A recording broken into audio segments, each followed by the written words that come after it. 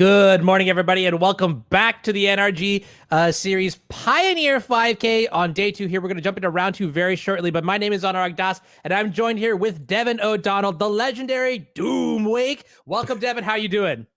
I'm doing great. I'm excited to watch some Pioneer content. I know Dominaria United has made a massive impact in the format, and I'm really excited to see what kind of sweet strategies we got cooked up for us Yeah. today.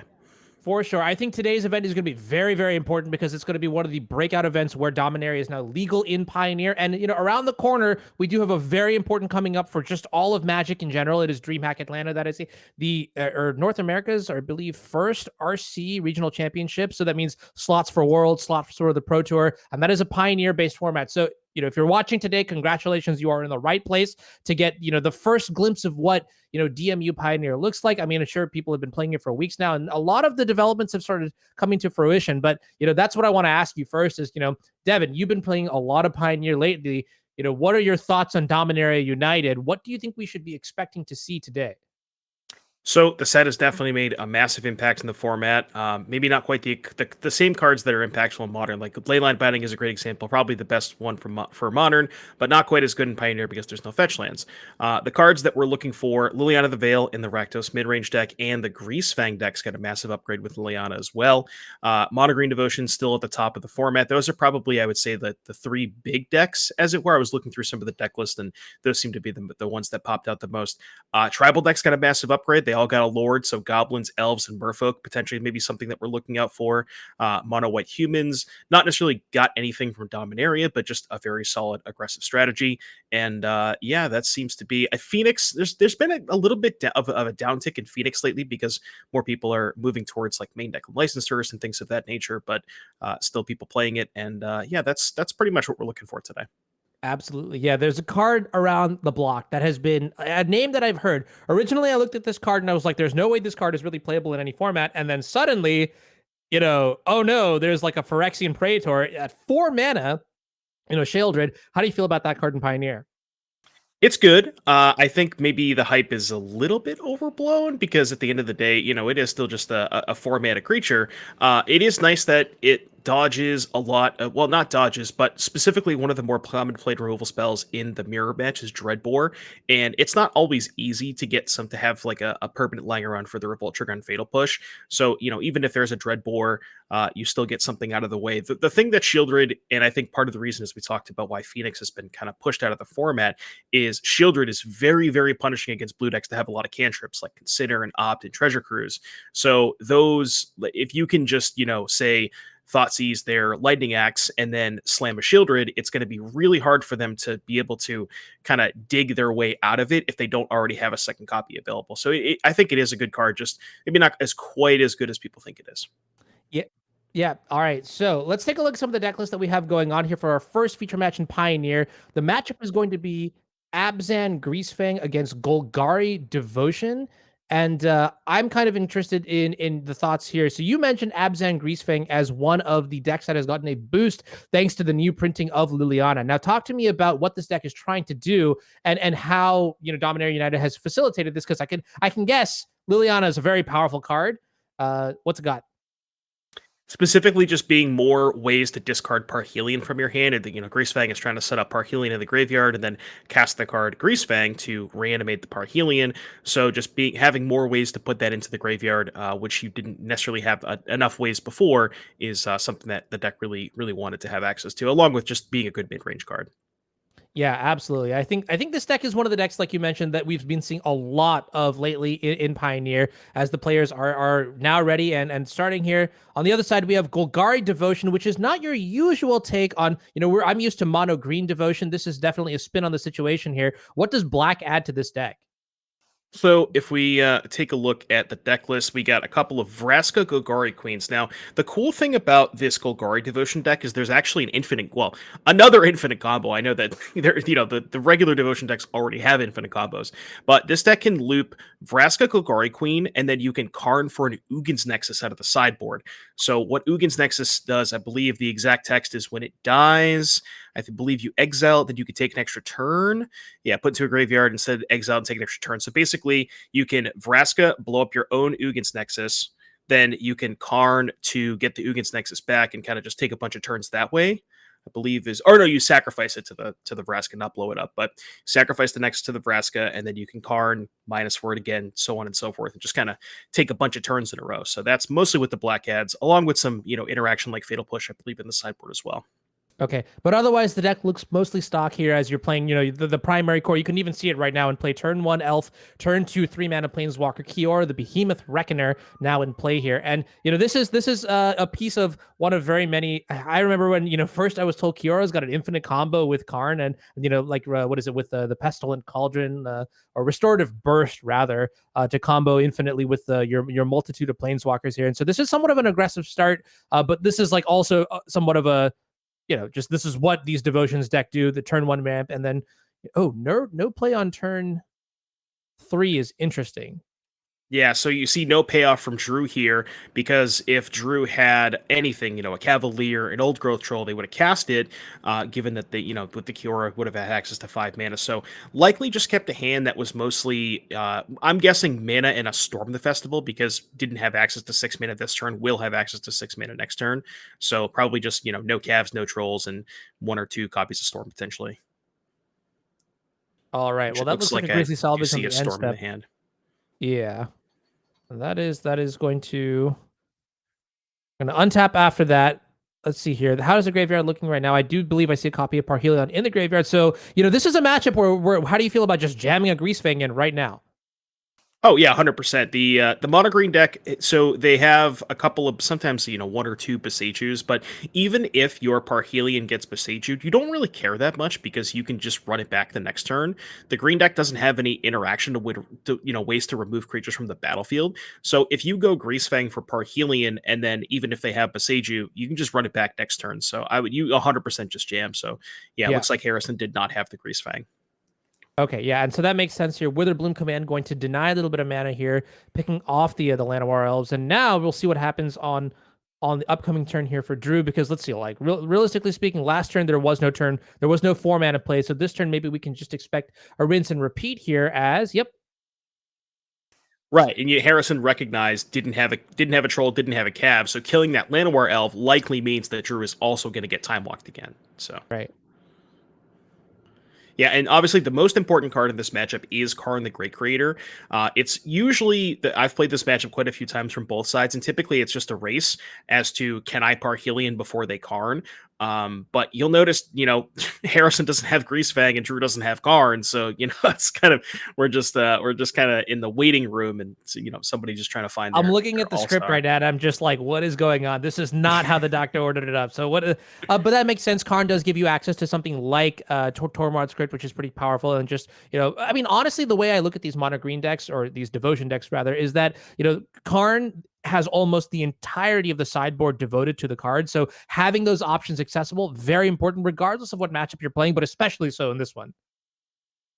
Yeah, and Karn also just shutting down the ability to crew vehicles. You could just Karn uptick, and they can never crew their Parhelion. So, and you see a Thoughtseize from Harrison last turn, taking that Storm the Festival, as we Agreed. alluded to. No other payoff. So, Drew's kind of all just really just in pure top deck mode at this point, just looking for a troll or a Cav to get the juices flowing, so that Nykthos can be untapped with the Cure, and then maybe flashback the Storm and go from there. So. Yeah, so let me ask you a question here. I want you to evaluate. Oh, and Satyr Wayfinder is the play here. There is one Greasefang being mulligan. Oh, and this is a new card, right? Can't Stay Away? I think that's from Innistrad Midnight Oh, Hunt. I'm I don't just think kidding. it's a I'm new sorry. card. Yeah, it's new to me. Ha, yeah. Yeah, but But it's yeah, that's powerful. right. Yeah, it's another way this deck has. So normally when you're milling the Greasefang over with Satyr Wayfinder and Grizzly Salvage, you don't really want that to happen with Wayfinder. But when you have something like Can't Stay Away, you can just put the Greasefang in the graveyard, get it back, and kind of do the whole shebang that way. So.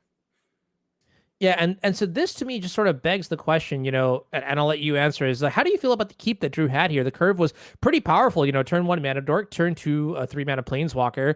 Is this the kind of hand that a deck like Devotion can keep? Like, for example, let's say like we're talking about Tron, right? You don't keep hands that don't have turn 3 Tron on 7. You mulligan. Would you have mulligan this start, gone for something else?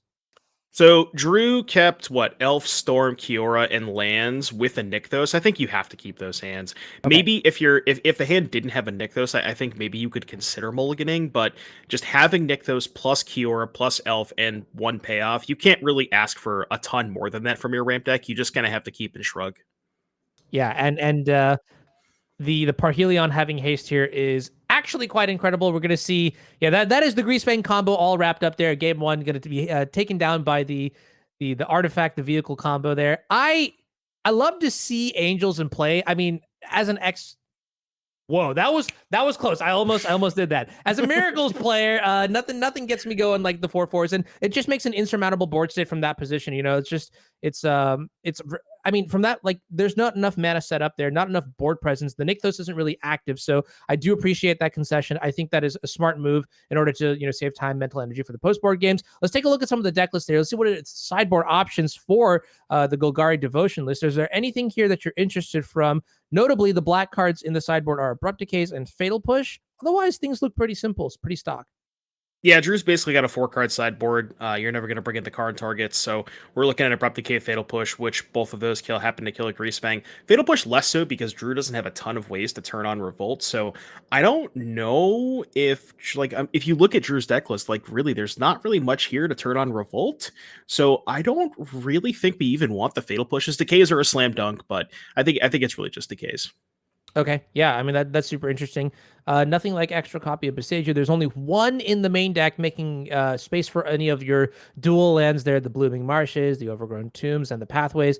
Okay, that's pretty exciting. What about the other side of the table here? What do we have from the Greasefang side? Anything interesting that you like?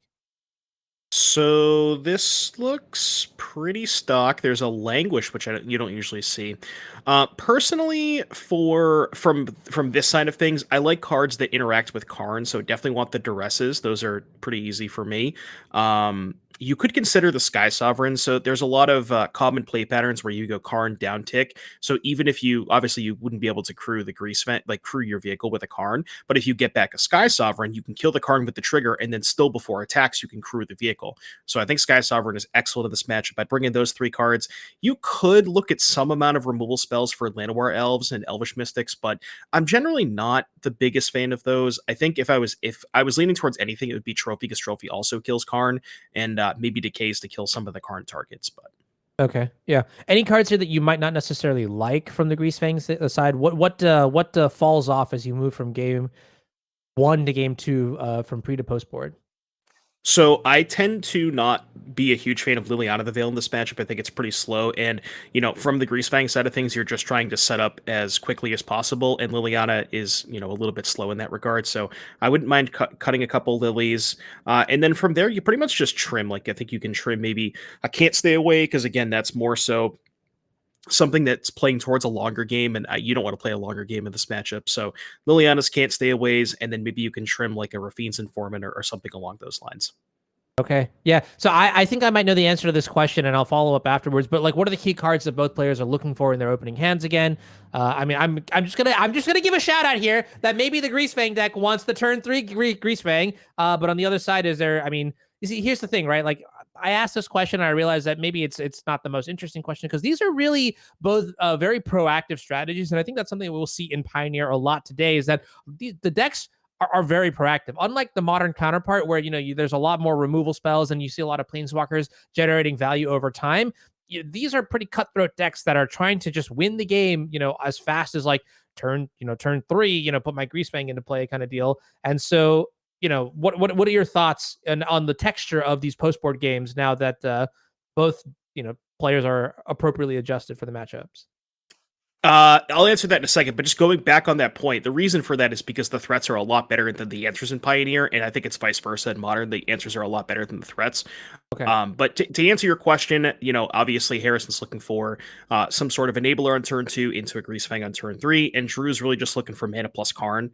Karn is the most important card. Now, that being said, I do agree with Drew's hand. This hand is pretty good, although once the Kiora most likely gets Thoughtseize, we don't have a ton of mana. We just kind of got some 4/4s, and the 4/4 plan is not very good against the turn 3 Greasefang. So Yeah. I think this keep is fine from Drew, but yeah, this Kiora is almost certainly going to get taken with the Thoughtseize here.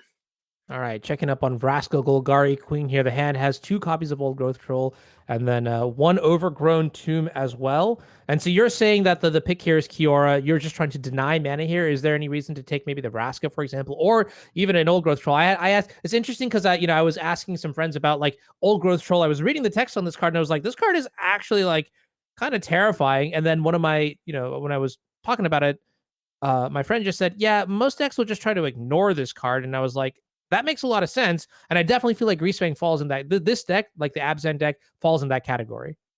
Yes, 100%. Now, yeah, and the more I think about it, I'm wondering if maybe Drew could have considered mulliganing on 7. But then you're getting into this situation where you mulliganing against a Thoughtseized deck, then it's more, kind of thing. So, but yeah, it's just like the Greasefang deck when it's working on all cylinders, it doesn't really care that much about a couple of 4/4s. Like it can easily outclass that with something like a Parhelion, and even something just like a Ezeka's Chariot can, you can like say Chariot, make a couple tokens, attack with the Chariot, make another token.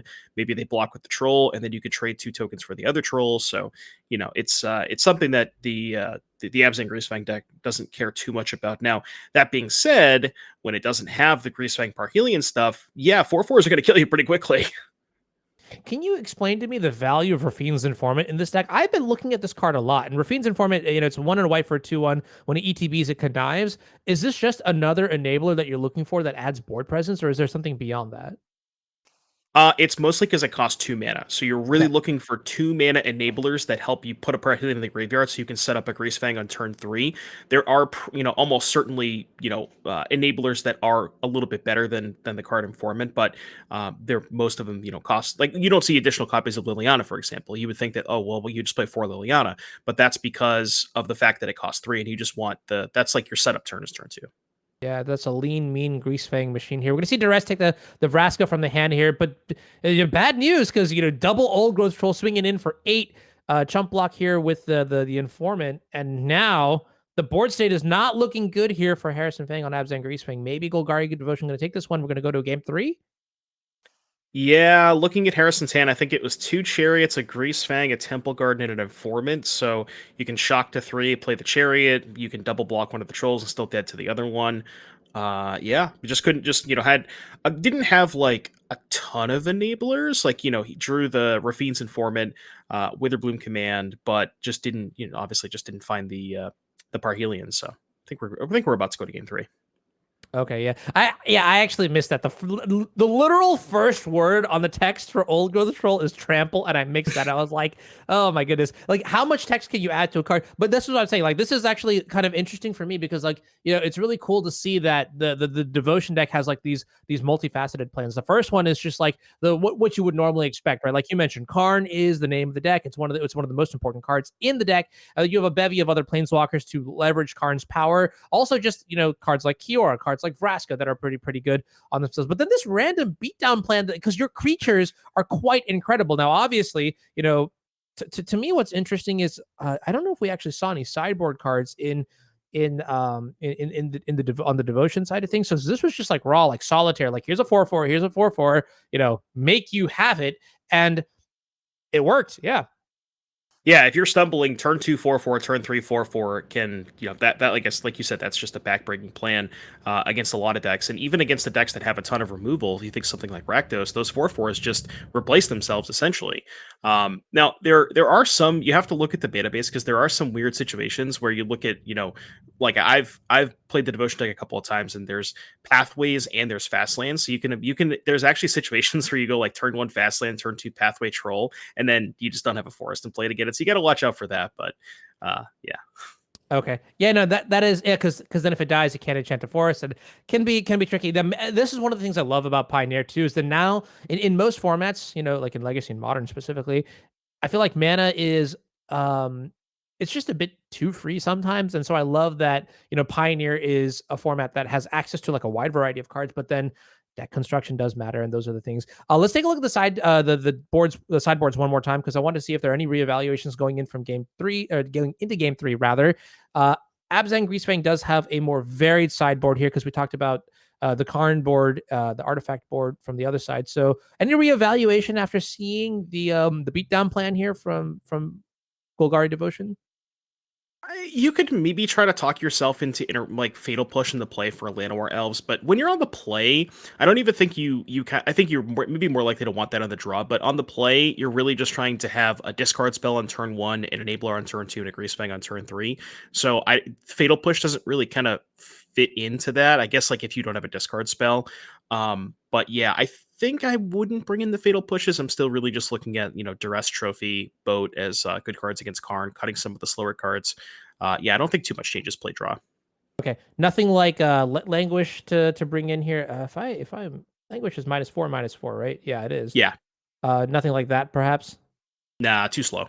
Too slow. Okay, cool. All right. So I like your approach to it, and I also like the smiley faces here. This might be a running recurring thing here. But yeah, that does make sense. This is sort of like two ships in the night kind of deal. There's maybe like one or two pieces of interaction, maybe max, but after that, there seems to be a lot of solitaring. So I'm curious to see test the consistency of Harrison's deck, because game one we had to play a lot of cards in order to get our combo online, and game two it just certainly wasn't fast enough. So see how the next game plays out. Just thinking here. Now, I think I see Greasefang Parhelion land 3 and a Thoughtseize. If I'm in Harrison's seat, I'm probably just Thoughtseizing myself here. Like, okay, maybe I didn't see the Parhelion, but I thought I saw Okay. Parhelion. That is a cool line though. And I really do love the put them to the test, make them have it sort of mentality here. Right, and the thing is, if you cast Salvage, now obviously hits the Parhelion, you risk not hitting the Parhelion, right? Whereas if you just have it rolled up, you know that the green deck doesn't have interaction.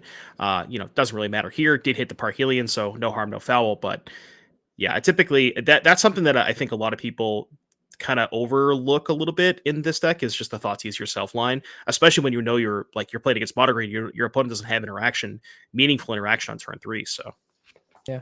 Looks like you were right on the Skyship Sovereign call, boarding that in here against the Devotion deck. So scoreboard +1 here with a Bloom Command going to take care of this Llanowar Elves, mill a couple more cards. Maybe we don't have the Greasefang setup, or maybe we want to wait until turn 4 to combo Thoughtseize and Greasefang together. yeah, I think we just don't have the Greasefang. I think I Okay, yeah, that might makes have more sense, I think, because it would be so good here. yeah. Yeah, I think I might have misjudged the hand there, but the command does buy us the turn for and the Thoughtseize too. So we're gonna be able to pick apart Drew's hand pretty well here. Gonna try and keep Drew off Karn, which doesn't even have, but looks like we got Carry to Kiora, Storm, couple lands. Probably just want to take the. Hmm. It's awkward because if you take the Kiora, then we go Carried, then land 4. Nykthos would be 4. We'd still have enough to Storm, so I think you maybe just have to take the Storm. But then if you take the Storm, then you could just go Kiora, Carried, untap the Nykthos, be 5 Devotion, -2 is 3, +5 is 8. Yeah, I think you're kind of in a rough spot either way. So maybe you just take the Kiora, and maybe And you can just hope to hope. draw the discard spell for the Storm. Yeah. Kind of close. Yeah, definitely. I would pause on this situation too, and I'm also really bad at counting, so this would take me a lot of time. But don't tell Joe I said that, because I know he's gonna remember and bring this up later. In fact, I think he's taking a nap, so I'm clear to be vulnerable. No, but yeah, that is definitely interesting. I mean, we saw what happened in game one too, where like when you took the when the Devotion deck didn't have pressure in play to really like attack the life total, or just like threaten to end the game. You know, that's when the Greasefang deck was like able to take a quick breath and relax and actually get more time to set up the combo. Now in game two, the exact opposite happened. It was just brutal. It was a beatdown. Here it's happening again. Harrison going down to 12 here. So I wonder if this is like the situation of, do you take the setup or do you take the payoff? And in this situation, it looks like Kiora is taken here, which is what you were saying earlier. Yeah, it does make a little bit of sense, because now you're going to see Drew the Oath, which is actually kind of huge, because now you can go Oath, play land, play Sylvan Carry did. And then you have 5 Devotion, which would be 2, 5. Yeah, so you have more than enough to cast a Storm next turn. So that was a pretty good pickup there for Drew. But I mean, honestly, we're really just a Greasefang away from just kind of just taking over the game here. Let's see if we can find it. Oh, that's the other half of the combo. Yeah. Not exactly. Again, the script, like I think okay, so I've figured it out. All right. The script is actually reversed. Harrison is sticking to the script, but Drew is not. This is like I don't know if you remember if you've ever watched like Community, but there's that one episode where like they roll the dice and they go into like a bunch of different dimensions. And I just remember like at the end, Donald Glover comes with a like a pizza box and the whole apartment is on fire. That's exactly where I envisioned this game going. Yeah, no, that sounds about right. All I right. was expecting the Greasefang to get milled off the Wayfinder because that's that's part of the script, I would assume. Yeah, right. Just like da da da da, like clown noises or whatever. All right. So things are now starting to get a little bit scary here. I mean, okay, at what point do you think finding Greasefang is like not good enough? Because if Karn comes into play, right, like Tornrod script in play, and Yeah. then that's just gonna be real bad. Like this next turn might just be the last turn. Maybe this was the turn where like you had to draw the Greasefang. I don't know. It's looking really tough. We'll have to see what comes off this Storm the Festival. Hypothetically, there could just be. I've certainly whiffed off Storm before, but yeah, it really all comes down to the Storm the Festival. If it's anything involving a Karn or something like that, then that is even with something like an Assassin's Trophy. It's you don't have the trophy in hand, so you have to like find the trophy, then find the Greasefang. If a Karn gets hit off this Storm, I think we're probably done.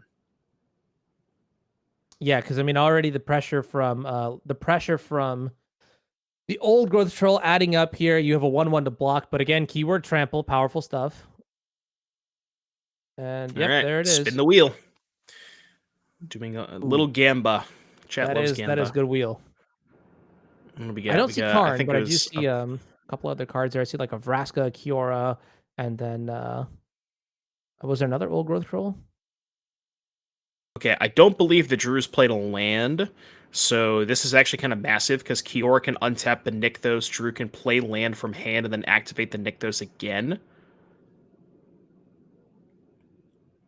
Right, so I was this gonna is say what three, if 4, 5, 6. We have 9 devotion. We're actually still short of flashing back the storms. We only have not, right, 1, 3, 4, 5. Yeah, only 9 devotions. So, oh, chat's saying okay. He did play the Nykthos. My bad. Okay, right, because he played the pathway last turn. So yeah, land has already been played. yeah. I think I saw a backup copy of Nykthos in the hand too. So next turn for sure we might be able to do everything. I mean, yeah, definitely next turn for sure we can do everything. So this is quite incredible. Next Now I'm turn, gonna ask the question: is Greasefang even enough here?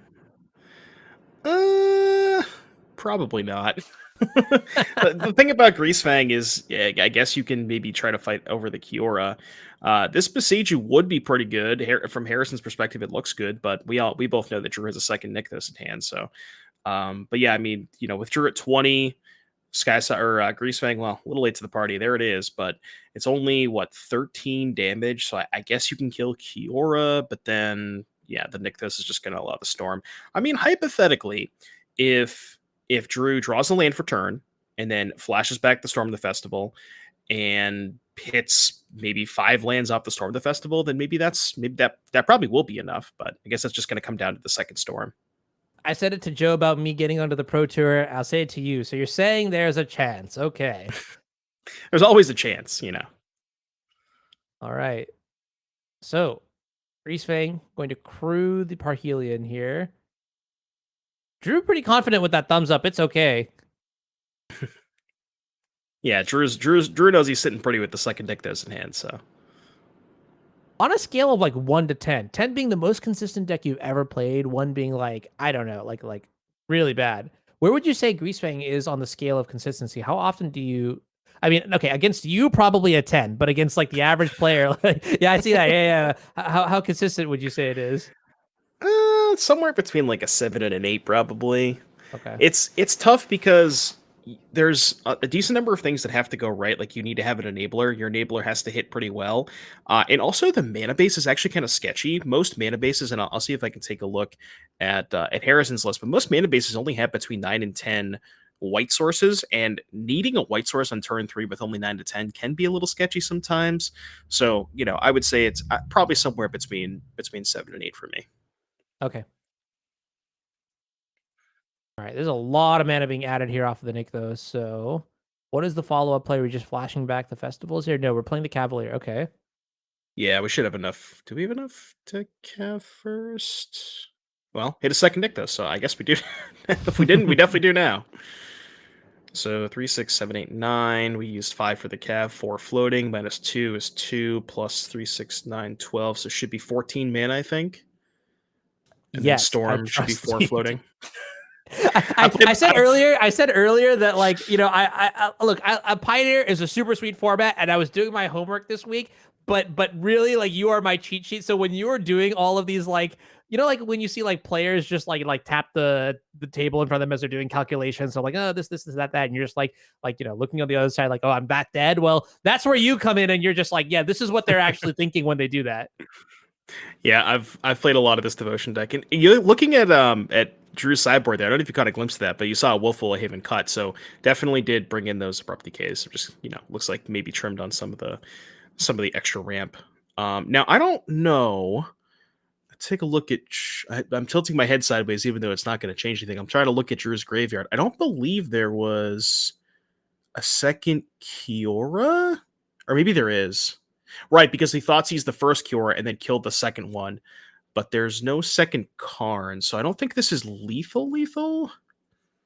Oh, this is the old bordered card. I was like, all right, what is this text that looks like this card that looks like it's from like 1993? It's This is the heinous looking Karn. Yeah, most definitely not from 1993. I'll tell you that. This card has caused me so much grief at like a certain phase of my life.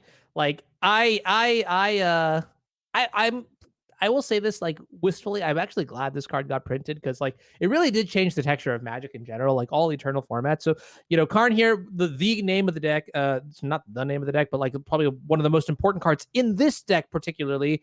And we're gonna see what happens here. I suppose Drew is trying to see if they can finish the game this turn. But otherwise, there's always the backup plan of just like, hey, get rid of the boat, get rid of the ship. Yeah, I'm going to look at Drew's sideboard real quick. I don't think we have a way towards lethal here. So Cauldron is not enough. So the way that it works is the Cauldron loop involves 2 Karns, 2 Kioras, and 14 Devotion, and you can loop that infinitely to gain infinite life, but there's no second Karn in this situation, so that doesn't work. We can get, looks like, a statue, a ship, Nexus, but we have no way to kill the Nexus. Chained Veil doesn't really do that much because, I mean, I guess you could Chain Veil and then use it again. So yeah, we're just going to go with Statue and try and do some, basically just like a little setup here, because he knows he can't kill him. All right. Attacks coming in now. But if Harrison does have a way to put Parhelion into the graveyard, that is a lethal attack, so. Oh no, because the card's in play. Never mind, the card's in play. Oh wait, though, we have the Sky Sovereign, so I wonder. If you don't block here, you go to 1, and then say you Greasefang back the Sky Sovereign, or we're trading with the Angels. Okay, so I guess the plan is Greasefang back the Sky Sovereign, kill the Karn, crew attack, kill a Llanowar Elf, maybe. Yeah, I'm gonna speed up the process there. I think I saw a copy of Abrupt Decay in Drew's hand. Oh, okay. Well, that's awkward. For sure. Before we're we at the go beginning to of combat, here's the pause. All right, there's the Abrupt Decay. I did not catch that last card. It's a good one. This is going to make it a lot harder. This is going to make that a lot harder. Yeah, there's also, as Ross points out, the Cav is also back to block. Like, you can kill the Karn with the Sky Sovereign trigger, but it's not attacking into the Cavaliers. So. This is one of those things where I'm gonna assume there's there's definitely a keyword. It's reach. Yes, this Cavalier definitely does have reach. So there's like, this is one of those games, and this is like an important like theory thing. It's like you're in a position where it's your game to lose, and so you just want to make sure that you have all your bases covered. And so I do like not going for an overly aggressive attack. Also, it may have been summoning sick. I don't know. This is where we're kind of in that point where there's so many permanents in play that I have personally lost track. And while it is my job to know it's on track, I told you I brought a cheat sheet, and that's Devin. So Devin doing a great job here. We're gonna see Mono Green Devotion take the first match here. I'll double check and see if we have a backup. But yeah, very, very powerful stuff here. I mean, 2 ships pseudo passing in the night here, and then games 2 and 3 we saw bits of interaction here and there. Honestly, that's why I asked you about consistency, because like we saw in game 2 where like Harrison wasn't really able to get anything really going, and a pair of old growth trolls really came in. Whereas game 1, even in game 1, it was kind of a struggle. It helped that The mono green hand didn't really have too much after the Thoughtseize took away the Storm of the Festival. In game 3, we just saw. So powerful stuff here. Powerful stuff here. Any thoughts? Yeah, I mean, like you said, game 1 was pretty much just the mono green player kept a hand that was one payoff, got a Thoughtseize, didn't really find a second payoff. And game 3, from the Greasefang side of things, found the Greasefang maybe just one turn too late. I think if that Greasefang came up the top of the deck one turn earlier, that probably would have been a win for Greasefang. So, yeah, just, a game of inches, as it were. Yeah, exactly. Yeah, just like we're on the same wavelength there. Just like one turn, one draw step. It was very close here. Good news, everyone. Though it looks like we do have. Would you say backup? Okay, the backup is ready, and okay, so Oh. as an update, we are going into game 2 for the backup match now, and there was unfortunately a game loss issue, just deck registration errors. It happens. We also have the season 2 leaderboard updated, so we're definitely going to take a look at that at some point as well, coming up soon, based on today's modern finale. But yeah, let's get into the backup match here. I do believe we have Ash Johnson playing Izzet Phoenix in game 2 against George Jabbour. Now, this is a name that I have heard, and if you've heard it too, probably because George Jabbour top 8'd the modern event yesterday with Narset of Narset Parter of Veils and Days Undoing. And I think if you know George Jabbour, I mean, I've caught wind on Twitter, but basically those are the pet cards. Narset in every format, Days Undoing in every format, Pioneer not the exception. So nice, we did it twice. Hey, I mean, that would be pretty sweet, right? Yeah, just like, stapling your name on there with this archetype. I think it's awesome. The first time I ever got to see this deck, the Azorius control deck, I put it in air quotes, but was like a variation in modern. I think this is what George was playing with, like chalices and the like. This is definitely not going to be the same deck because of different format. But talk to me about this matchup. Key cards in both players' decks in game 1. Well, George Jabbour is playing a deck that has 4 copies of Narset of the Veil, and Ashlyn Johnson is a deck that is playing 4 Treasure Cruise, 4 Opt, and 4 Consider. So Narset, definitely one of the most backbreaking cards, and I think it's there was a period of time, a couple of maybe like maybe a month or a month and a half ago, maybe a couple of months at this point, where Izzet control with Narset was like kind of the talk of the town, and it really just the addition of 4 Narsets kind of pushed Phoenix out of the metagame. But we haven't seen a lot of Narsets as of late. So, the Phoenix players think they're safe, and then they queue into George with 4 Narsets and, Yeah, kind of I was right. I some was gonna rook say, like, sledding. this is like the nightmare pairing, I guess. But turn 3 here. Maybe going to pass the turn. Okay, upkeep. We've got pieces. And Yeah, pieces is a cantrip that you're allowed to cast through Narset, so that is pretty good. So it looks like we're milling some stuff over here. That's a temporal trespass. So that is the time walk with Delve. We're not going to take that though. We're going to go for a chart and what was that? Another pieces, I think. Yeah, chart pieces. Okay.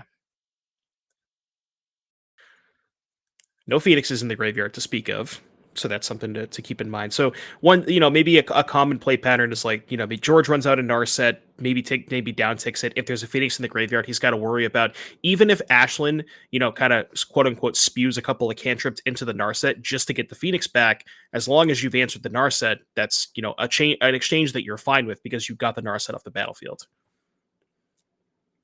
Right. Yeah, for sure. I think getting the Narset off the battlefield here is just the most important thing. And honestly, this turn 3 was kind of, I would call in this matchup, right, turn 3 as the critical turn. And the critical turn concept is just like what turn you need to really brace your interaction for. Like, let's say, like in the last match, a great example, right? Turn 3 against Greasefang is the critical turn because you want to make sure that you have an answer for the Greasefang before it gets played and before it brings back one of the vehicles, right? In this situation, I think the same thing sort of applies as well, where Narset is this deck's sort of Greasefang, that making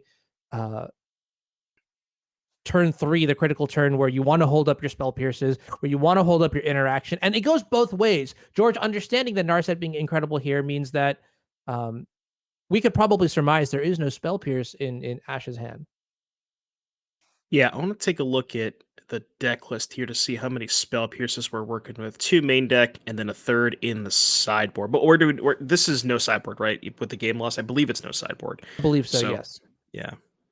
Yeah. So just 2 spell pierces, which is very unfortunate for Ashlyn because she didn't get to take out the all the fiery impulses and lightning axes. So kind of a rough spot to be in. Right, that one doesn't seem like a very those don't seem very good in this matchup, I'll be No, honest. not great. Yeah. Also One doesn't seem card. Go ahead. Go ahead. We both said go ahead. One card Jinx. from Dominaria United that that probably will make a huge impact, especially against the Narset, is Fires of Victory, I think it's called. I That's was the just 2 about to ask mana. you, yeah. So it's 2 mana. I believe it's kicker, 1 in a blue. So 1 in a red instant, kicker, 2 in a blue. If it's kick, draw a card, and then it deals damage to a creature or planeswalker equal to the number of cards in your hand. So just essentially a 2 mana way to answer Narset. Okay, so this looks like a Wandering Emperor coming into play on the end step. Okay, I saw it. Did we try to cast a lightning axe? What happened there? So I wouldn't be surprised if Wandering Emperor comes into play and is going to make a samurai, and maybe we're trying to get rid of Shortcut the a little bit. samurai. Yeah, that's likely what happened. Okay, we'll figure it out. The players will get cards into play very soon here, but this is pretty terrifying now. You know, I feel like George has maybe full control over the game. Just Narset in play, locking down all the cantrips and interaction, and then finally a threat, an instant speed threat. The Wandering Emperor coming out from Neon Dynasty. That this card has been very impressive, even sneaking its way into Legacy. Cough, cough. If you are a fan of the Wafo Tapa, you know. And I watched yeah, my fair share of Wafo streams. and yeah, this card been very impressive and is just all around like I mean, if it's playable in Legacy, then it must be really really good in Pioneer for sure. And you can see here it's slowly taking over the game, really just enabling that draw go strategy that this deck really wants. Right. And I mean, as we talked about with the Narset, you see how brutal this Narset is. If you look at Ashlyn's hand, it's just, I think, multiple treasure cruises, 3 or 4 cantrips, and there's just not a lot that she can really do in the face of this Narset. You can cast a Consider on your opponent's turn so that you can actually get the draw card, but it's really rough. This Narset is it's a tough one. Yeah, this is quite the snowball, honestly. Turn 3 Narset, turn 4 Wandering Emperor, turn 5 Teferi, Hero of Dominaria. Coming back from this is going to require a decent chunk of a miracle, nothing less. Yeah, I guess we finally found targets for these fire impulses, so we get to at least kill some tokens. Yeah, I mean, Plus honestly, side. like extending the game is your best bet here, but the sheer advantage that Teferi, Hero of Dominaria is going to provide over the next few turns is going to be insurmountable. We already know there's one copy at least of Dovin's Veto in George Jabbour's hands, so the writing probably on the wall. Ash Johnson, very talented, most notable for playing. Okay, look, if someone ever calls you the Queen of Yawgmoth, or any deck for that matter, that is a title that you hold with a lot of respect. And so, for sure, I think Ash will have the play skill capacity to come out of this situation. It's just a matter of whether the deck was willing to provide the cards. So we'll see. Narset being in play does make it a lot harder. Yeah, and I believe if you look at Ash's hand, I think she did pick up the copy of Fires of Victory. There's only one copy in the deck list, Okay. but she knows about the Dovin's veto, so you can't really resolve that through the veto, and that's your only answer to Narset, so. Yeah, that's a really good question too, right? I mean, Fires of Victory right now looks pretty good because I mean you haven't played any lands, you've played a couple spells here, you got a lot of cards in hand. What's your target? I mean, there are 3 really good targets here. Maybe Teferi slowly getting out of reach, but Teferi, Narset, and Wandering Emperor. Would you say that the one loyalty Narset is the go-to despite the other 2 threats in play? I would be willing to discard 4 cards in my hand to remove the one loyalty Narset from the battlefield. If that gives you, if that's your answer, it's just impossible to play through. Like Ash's hand is like all of Ash's good cards are Treasure Cruise, and she needs to set up multiple cantrips at a turn to find phoenixes, and none of that is possible with the Narset. Yeah, I was talking to Joe in I think the semifinals earlier today, and one concept that came up was just like how you design your deck and your mana base and things like that. And you'll notice here, I mean, this is something that we haven't also talked about, is that Ash just hasn't hit that 4th land for a long time. And I would almost say that one of the reasons why that's the case is because, that Narset has been turning off cantrips that normally would help you, find, your mana base, smooth out your curve, things like that. So this Narset really, really doing like quadruple duty almost. Yeah, you bring up a very good point. The Phoenix deck is typically really low on lands because it has access to so many cantrips. But, in those games where your cantrips are essentially shut off, it's really hard to hit those land drops. Like, you could imagine a situation where if Ashlyn just had, like, a hard cast Phoenix on turn 4 to kill the Narset, this game looks a lot different. But because she just missed her 4th land drop to cast the Phoenix, it was just, it's just all downhill from there, essentially. Yes. Absolutely, absolutely. So, I mean, we'll see what happens here. Let's talk about endgame conditions for George, though. I mean, at this point, like, what are you looking for George? Because you're definitely in a very strong situation. And if I were, ahead on board, ahead on cards, and ahead on mana, I want to close the game as fast as possible. What's the best way? Well, isn't the rule with Jace the Mind Sculptor you're always supposed to zero it even when your opponent has no cards in hand? Yeah, even if you have no cards in your deck, also yes. No, but seriously, yeah. I mean, George just has a couple of knights can do the job. George can kind of win the game at his leisure. Just clean up with some leftovers. The Teferi might eventually ultimate. Yeah, those are pretty much, I guess, the main win conditions is the 2/2s and the Teferi here of Dominaria ultimate. This is a sweet play. So we know that This the is. Dovin's Veto is face up, right? So casting the Fires of Victory into a known Dovin's Veto, not a great idea. But what if you Galvanic iterate the Fires of Victory first to create another copy of it, and instead George says, "Hey, have all these neither copy resolved," and now things are getting a little bit scary. Yes, well, Yeah. way scary because now you're one answer because there's a one of in the deck that's gone now. So what's the plan now? Right. Well, maybe hardcast. I thought there was a Phoenix in Ash's hand. I can't remember. I want to say. I mean, that's probably your only. You got to try something, right? I mean, I Yeah. guess you could try to maybe cast a Temporal Trespass, but that's really like, what are you doing with your extra turn at this point? So yeah, you kind of just have to cast the Phoenix. Maybe hope that it works out. Hope that you can try to get this Narset. And it looks like that angle is also covered. I see another copy of Wandering Emperor in the hand there for George Jabbour, but it looks like we're going to march the Arclight Phoenix straight into the exile zone, and that might just seal the deal. Actually, fully. No reason not to complete the game to every degree possible. Make him have it. Yeah, but I mean, this Narset that was played on turn 3. What turn is it now? Turn 12, and yeah, never left the battlefield. And it's just unfortunate because Ash just doesn't have a ton of answers to Narset, like we talked about. Only the one Fires of Victory, had Phoenix, but just never really did not have the 4th land drop to be able to cast it. So just unfortunate series of events for Ash there.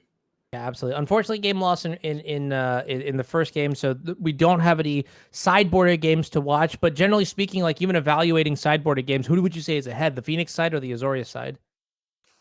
It's tough because the sideboard, like if we take a look at Ash's sideboard, the sideboard definitely does make it quite a bit better.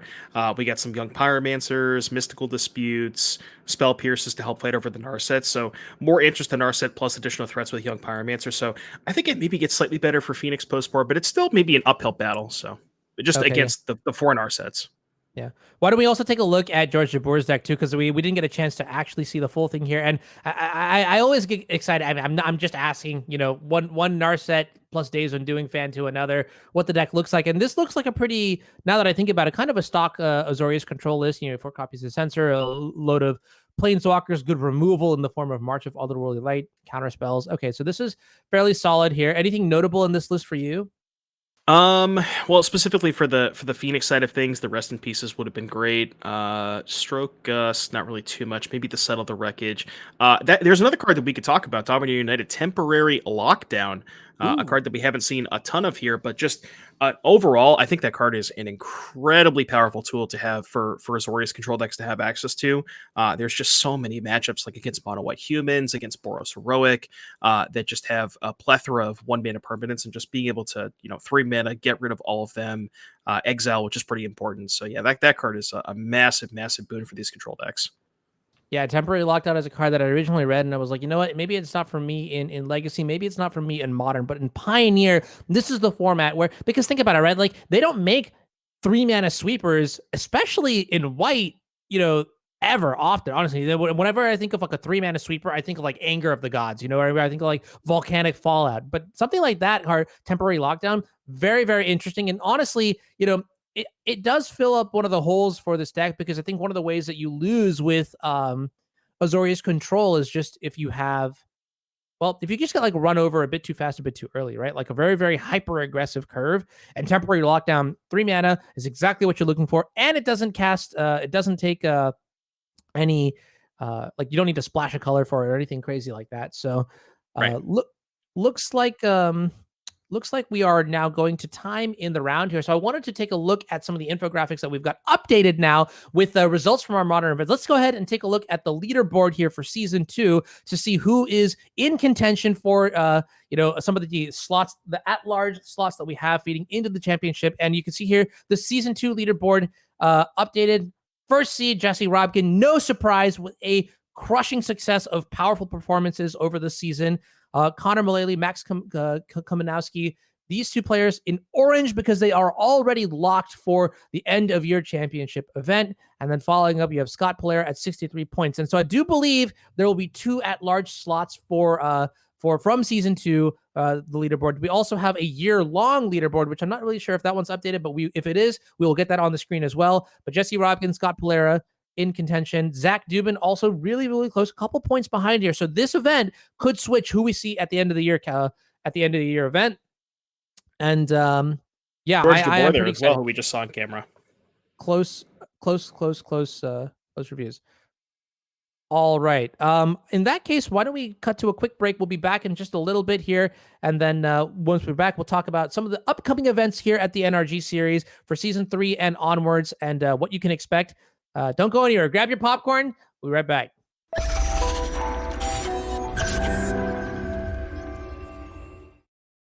Welcome back, everybody, to the NRG Series Trial here in Minneapolis. We're going into round 3 of the Pioneer 5K. My name is Rakdos. If you're just joining us, I'm here with Devin O'Donnell, a.k.a. Doomwake. If for any Pioneer fans, you already know.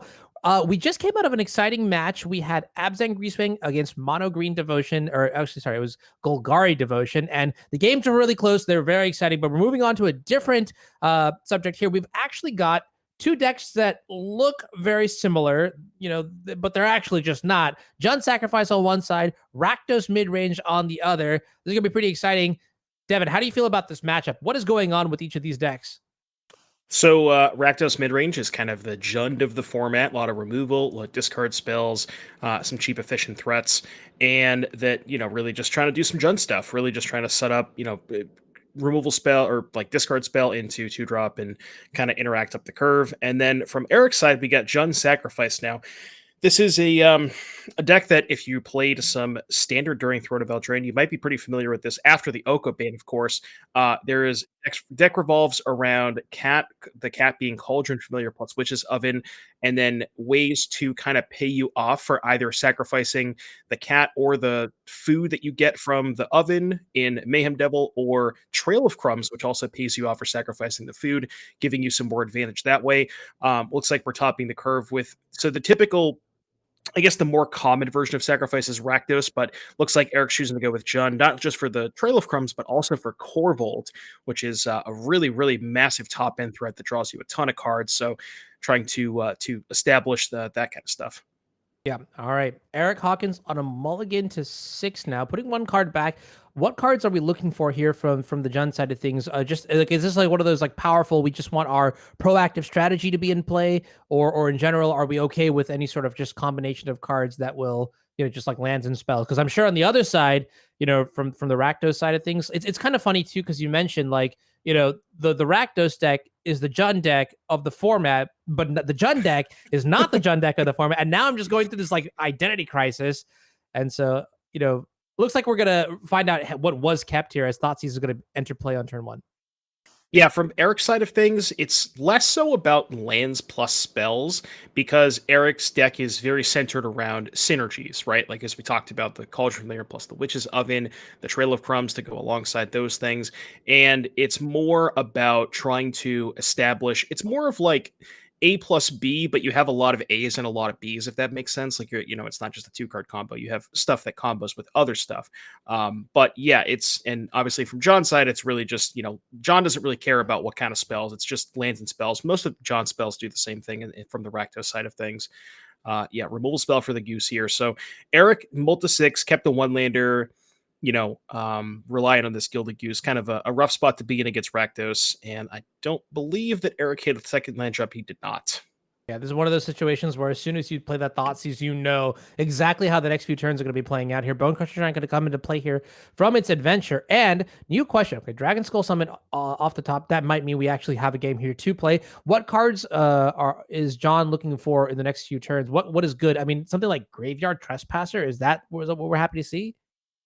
John's really looking for the heavy hitting 4-drop. So looking at John's deck list, we have 1 Shieldred, 1 Kalitas. Typically, you see 3 total 4-drops. So we've slimmed down a little bit on that.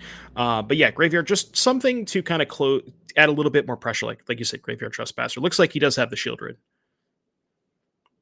Okay, yeah, that is sweet. Shieldred, the Apocalypse is a card that, from a lore perspective, I think is really cool. It's just like I still think of, Karn walking down to the Dominaria, and he's finding evidence of the Phyrexians and whatnot, and that this is what it means, right? And when I first saw this card, I think I horribly misjudged it. I looked at this card and I was just like, I don't know where this is really going to ever see play. You mentioned it's a little bit overhyped, but I think it's still pretty powerful.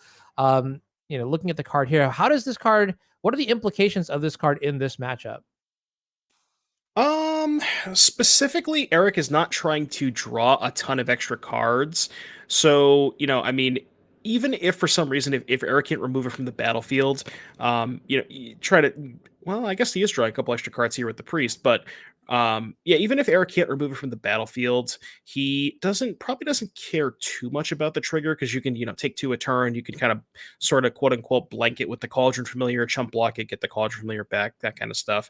So doesn't care too much about it. That like the big bodies that don't have evasion, like Flying or Trample, don't match up that well against Cauldron Familiar. So that's funny. Who's gonna win, the literal apocalypse or just one cat? Like that is Pioneer. Very funny. Okay, Children are gonna come into the red zone here, dealing 4 damage, and it looks like we have a Mayhem Devil on the other side.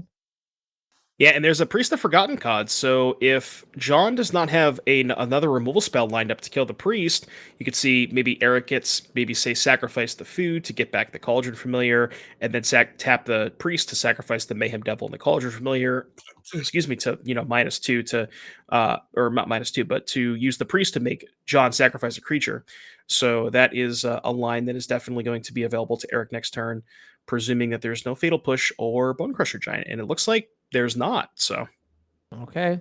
Powerful stuff here. It's surprising too, because it's a mulligan to 6. We didn't even have our second land drop, and now suddenly we might just be on the verge of being in control here. I mean, Cauldron Familiar coming back, combining these are the synergies that you're talking about, right? Like you just need a couple of them, and then suddenly you're leaping forward like massive steps and creating these like insurmountable board states. So that is sort of interesting, and that's something that I wish I'd asked you at the beginning. Is if you had to pick a pilot that you would like to see or you would expect to win, this is it, Devin Adali. Time for you to practice your caster curse. Who do you think would have won this game 1 matchup if you only had the information on the matchups? Typically I do tend to favor the sacrifice side of things. I think it's the Rakdos deck has a lot of the sacrifice deck is really good at grinding, right? Like as we talked about, Trail of Crumbs along with Cauldron Familiar and stuff like that, even Corvold especially. Typically I would say sacrifice is normally a slightly ahead of the mid-range deck, but obviously things can happen where Thoughtseize plus removal spell against the mulligan can be pretty backbreaking sometimes. And you saw there was a removal spell on the Priest. So very, very well timed by John, waiting until the Cauldron Familiar got activated to then cast the removal spell to basically bait Eric into, sacrificing that. Not that Eric had another choice, but. Yeah. And it's funny because it's a 1 of Heartless Act, but then again, this deck is full of, just all sorts of Jund value there, including a diverse suite of removal spells here. So we're going to go into game 2 here. John Wagner taking the first game with Rakdos mid-range. Now, we're going to take a look at sideboards. I believe we have deck lists up now that we can take a look at. And let's start with, yes, the Jund Sacrifice side. Is there anything in particular that you are pretty excited about? Well, I don't. I'm gonna have to pull up this card because it's been a while since I've seen it. But there is a card on the bottom. I believe that is the Dictate of Erebos. So let's see if we Yes. can get this up here. So that's 5 mana enchantment, has flash. Whenever a creature you control dies, each opponent sacrifices a creature. Um, I'm not quite sure if we want that in this matchup. I guess that there are a decent number of just random creatures that we can hit from the Rakdos side of things. Maybe that's something we want access to. The cards I definitely want are the Angrath. Is that what's that? Is that Massacre Girl? I don't think I want the Massacre Girl, but what Angrath, Tireless Tracker, Murderous Rider, and Clothis, I think are the four that I'm looking at. With the Dictate of Erebos being a potential, maybe. I'm not sure if we want that though. Okay. Excellent. All right. Any cards that you'd like to cut? Um, Looking over the deck list. It's a little tricky because, like you It's mentioned, this is a tough. synergy-based deck, right? So if you remove too many synergy-based elements, I feel like you might end up with a deck that doesn't really like mesh together. Yeah, I mean, you could maybe talk yourself into cutting Shield Rid because maybe not the matchup is not quite about that. Just having a 4 mana creature that doesn't get you immediate value, and there are a lot of removal spells for Shield Rid on Sure. the Rakdos side of things. So maybe you could cut that, maybe trim like a Liliana or two. Okay. Let's take a look at the Rakdos mid-range side of things. I want to know what sort of options we have here, and it looks like we've got a variety of cards. Anything here? My favorite card, I think, in maybe one of my favorite, not in all of Pioneer, but one of my favorite, the Reckoner Bankbuster. That one makes me happy.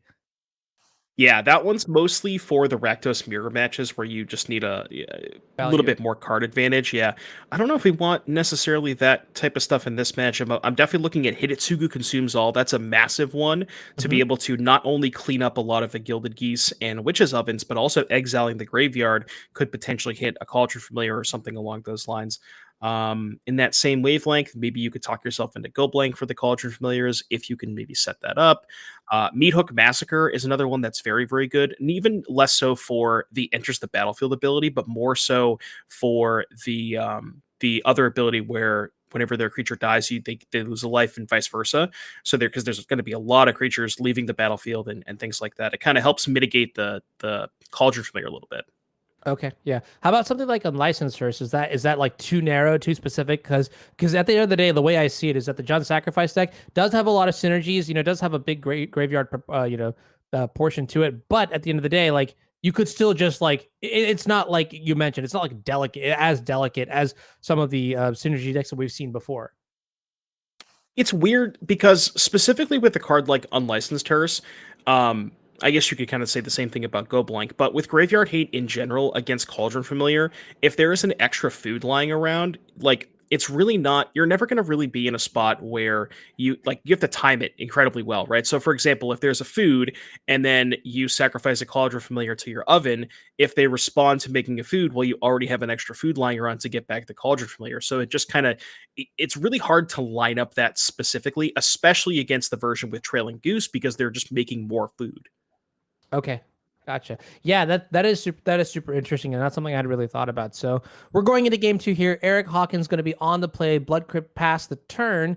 John Sacrifice versus Rakdos midrange. If you're joining us just now, hi, hello. My name is Rakdos. I'm here with Devin O'Donnell. Consider following the channel here. So show your support to the staff. Show your support. Norm has been going around. The NRG series is a lot. It takes a lot of time, a lot of effort, and we want to say thank you to the people that are putting on all of this great coverage, all these great opportunities to play Magic at the highest level possible.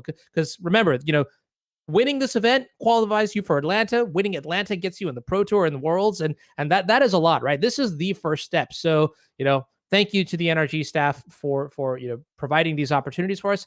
All you got to do, hit the follow button. It's free.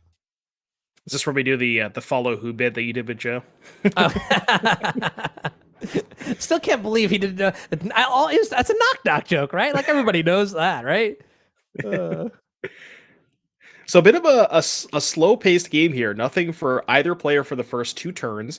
We saw basically a glorified Mind Rot on turn 3 for John Wagner, and Eric got a pretty good follow up here. Tireless Tracker into Fabled Passage, which is going to generate 2 permanents, so that even if the tracker leaves the battlefield, which it is going to, unsurprisingly, there's a lot left over. A couple of cards left over for Eric. So pretty good sequence for Eric there. yeah. I think again, here's what I actually suspect is that there's going to be a lot of like Jund elements. Okay, this is going to sound really dumb because like the Rakdos deck, you called it basically the Jund deck of the format. The Jund deck is quite literally a Jund deck. So when I say that there will be a lot of like Jund elements to this matchup, I know it sounds silly, but like you understand what I'm trying to say is that there's going to be a lot of back and forth in value proposition and things like that. Like we are trying to get as much of the extract as much value from each card as possible because this match might just go very very very long and every single extra card will matter. Right. And you see, Eric did keep in the shield rid, so I think it's possible that maybe post board, Eric's trying to position himself more towards that mid range side of things, and maybe, Right. maybe I was a little bit wrong there, and he actually trimmed on some of the more combo elements, expecting the graveyard hate to come in. So that's interesting to see the shield rid still in the deck, but it does make a little bit more sense here the more I think about it. What was your reaction when you first saw Liliana being printed into Pioneer? Oh boy, it was a delight. I knew that card was going to make a massive impact. It's probably even been more impactful than I initially thought it was going to be. It's Okay. probably the one. It's one of the more impactful card printings into Pioneer in quite some time. Yeah. But it's just like a massive boon to all of these mid-range decks. And then there's obviously some other decks that utilize the graveyard as like a small engine that just kind of play it to kind of shore up their mid-range plan B, as it were. Like this deck, for example, it's like this is a sacrifice deck, but it also just has a decent mid-range plan, and then Liliana's really good in those mid-range types of games. Yeah, this is now I'm seeing it. I'm seeing the that Spider-Man PNG where they're just like both Spider-Mans pointing at each other. Shieldred's on both sides of the table here. Also makes me remember the old legend rule, which is like you can't play a legend if there's another one on the exact copy on the other side of the table. And then Oh how the man. legend rule has like changed over time to me is kind of a funny thing too. But Shieldred is in play on the other side from the Rakdos mid-range side now. Fable at chapter 2, and looks like maybe now we are dialing up some of the heat. Yeah, we got a Mayhem Devil, but we don't have a clean answer to this Shieldred. I couldn't quite get a good glimpse of what Eric's leftovers are. I believe I saw a Dreadbore in John's hand. John basically, um, it seems like, see, this is kind of why I was a little bit skeptical of trying to be a mid range deck, because I feel like the Rakdos deck is just going to be better at being the mid range deck at almost every stage of the game, and I think your edge as far as sacrifice versus Rakdos is concerned is the fact that you have all these underlying synergies, Yeah. right? And it's those synergies don't necessarily get broken up by a lot of spot removal that the Rakdos deck has. But when you're transforming your deck into more of a mid-range deck, you're almost like playing their game, but it feels like you're just playing their game worse than they are. hmm Makes a lot of sense, right? Because imagine, there's going to be a lot of overlap between the two decks. Like, you both have X amount of removal spells, you both have Shieldred, you both have this. But then what happens when your opponent draws like a Bone Crusher Giant, or maybe like that's a good example. They draw a Bone Crusher Giant, and then you draw like a Witch's Oven, and suddenly, you are very behind on the mid range game because they have that extra relevant resource. So I really agree with that analysis, and I like that a lot. Yeah. Yeah, I think we have an Angrath to dial up, but Angrath can only go so far. There's, I think, too many permanents for that card. Now, I don't know if I can bring up Angrath. I'm pretty sure the minus is where you get to steal something. Let me pull it up real quick. Yeah, Angrath the Flame Chain. -3 is active treason. It gains haste until end of turn, and then you Oh, sacrifice it only if it's CMC 3 or less. none of that mattered. We are done. All Was not right. Well, enough. yeah. No, it's kind of interesting because you sort of alluded to Rakdos midrange being one of the best decks in the format alongside Abzan. Grease getting a major upgrade in the form of Liliana of the Veil here. And you sort of see here in this game where just, it was basically like a Jund v Jund matchup, except one Jund was an actual Jund deck and the other one was like a synergy Jund deck, which means that maybe there was only one Jund deck, but it's not the Jund deck. Oh god, my head is starting to hurt. There's just a lot of stuff going on here, but yeah, it looks like John Wagner going to take the game here. Rakdos mid-range winning 2-0 over Jund Sacrifice. And yeah, I'm glad to see that we could sort of see the impact of Shieldred because at some point I was thinking that it was I was thinking that it was going to be a very like profound, very, very impactful card. And then like judging how this match in particular played out, I am now of the impression that you are correct, that there might be only certain matchups where it's truly relevant. Uh yeah, what are you thinking about either that or just any of the other thoughts from the match? Specifically from the Rakdos side of things, before the printing of Shieldred, they usually had a couple of copies of Kalitas main deck, and Kalitas kind of has the same problem where it is pretty matchup specific, but I think Kalitas, when it's good, is a little bit better than when Shieldred is good. Like, if you can imagine a board where your deck is all removal, you untap with Shieldred, you kill two things and make two zombies, like, it's nearly impossible to come back from that. Best Right. case scenario with Shieldred is they lose two life and kill it, which is like, that's fine, and I think the body and shoulder is a little bit, it's obviously quite a bit better. But I just think the games where Kalitas is an all-star, it's just so much more backbreaking than when Shieldred is good, if that makes sense. Very interesting. Okay, but Liliana, you would agree, is just like insane for the day. Yes, Liliana is crazy. Okay, Liliana yeah. is just a massive printing. The kind of dynamic between the Rakdos versus Heroic matchup is something that has been discussed kind of ad nauseum, and Liliana kind of turns that matchup from close to I don't know how they ever beat this card. Okay. Well, it looks like we have John Wagner in the booth here for a post round interview. I am very curious to see what the thoughts are here. Just in general, like when you do new set is out and it's not completely solved, and I do want to sort of figure out where his headspace is for not only this deck but this event and things like that. So once we get into that, we'll fire away. But yeah, otherwise, I mean I'm kind of curious now. Like you said, Rakdos midrange was uh you know one of the three decks to look out for is if you had to play in this event. Okay, it looks like we're ready. So I'm gonna put a pin on this question. We're gonna come back to a little bit later because I haven't asked you yet, Devin, what you would be playing. So we'll come to that in a little bit. But first, John Wagner on Rakdos midrange just won. John, congratulations on the win. How are you doing? I'm doing pretty well, thank you. Here playing Pioneer after a long day of playing Modern yesterday. So Oh, okay. Nice, nice. Well, round three, you are 3-0 now. That is a very good start. Very impressed. Honestly, the matches they felt close. So the games they felt close until they weren't particularly close at all. Have you been playing Rakdos midrange for a while now? yes. So I own every Pioneer deck, so I play Oh, try to get a bit of everything. Uh, for my team, I test a lot of the red black mid range variants that are out there, as well as some other stuff. But yes, I've been playing Rakdos probably since Kamigawa came out. gotcha. How do you feel about Dominaria United in the face of Rakdos? I was talking to Devin over here. Devin was really hyping up a certain card. I thought Shielded was going to be that card, but it really wasn't. Shieldred's impressive. It's definitely better than Kalitas generally. Okay. Where Kalitas is very good against the green decks as well as like small creature decks. Uh, Shieldred is also good against those decks, but also good against pretty much anything else that draws cards. So very impressive. The 4 mana 4/5 body has been very good. Um, I wasn't sold on playing two today, so I went with a 1-1 split between Shieldred and Kalitas, but Liliana of the Veil has been Okay. a Yeah, standout. that's the card that I was kind of expecting and pretty happy to see. Yeah, I mean, talk to us about the match that you just played. How was that? Sure. So playing against Jund Food, um, classic deck for as far as Pioneer esque formats go. So it's not a bad matchup. It's about as even as a mirror match. If they can land something like a Trail of Crumbs, that can leave you quite bad in the long game. Which is why in game one I chose to Thoughtseize that and not say like Corvold or even some of the other threats in the hand because I know that if I have to play a long game, which I likely will, Trail of Crumbs is going to be what buries me.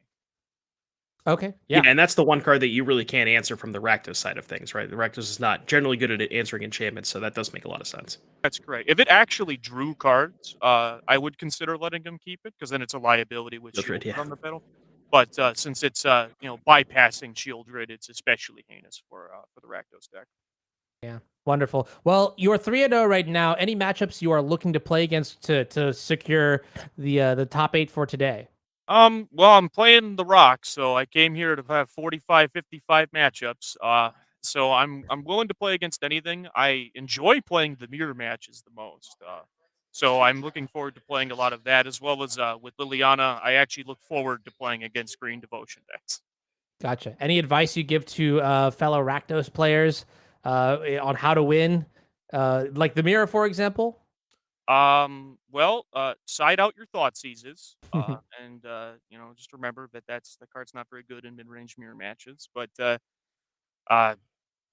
Keep your Fable of the Mirror Breakers in your opening hand. Yeah, that card has definitely been one of the best cards I've seen in recent.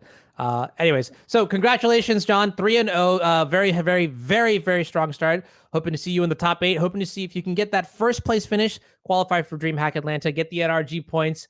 Yeah, thank you so much. Absolutely. Thank you. Yeah, that was pretty impressive, and I think it's kind of interesting, Devin, because his take on Shielder was a little bit different from yours, and so I think that to me is a little bit impressive just on like the kind of variety that you can have going in from just like play style, because I do think it's look like the two schools of thoughts. You can have like quote unquote the objectively correct play that gives you the highest percentage point of winning or the highest whatever of winning, but then I also do think that just like how you play your games of Magic, it does matter, right? And so Right. seeing the differing viewpoints to me is certainly something very fascinating. As someone who is also learning a lot about Pioneer, this is like something that I would definitely write down, a note that I would make myself. So yeah, I don't know. Yeah. Yeah, I think, like I said, both cards have their merits. I think it really depends on what you expect to face. I think the biggest thing about Shieldred is obviously the body, right? The being a 4/5, being able to blank stuff like Old Growth Troll and having Death Touch is pretty important. Being able to trade with some larger creatures, so that is definitely a factor. And also just being very very good against the Izzet decks that like to draw a lot of cards. So it definitely has its pluses and minuses. So. Yeah, for sure, for sure. All right, well, I'm gonna chime in, see if we have a backup match. Yeah, okay, looks like we do, and I'm pretty excited about that. The backup match that we're going to be looking at is Bant Humans against Mono Green Devotion. Mono Green Devotion at the hands of Andrew Ellenbogen Bant Humans by Matt Sickink Johnson.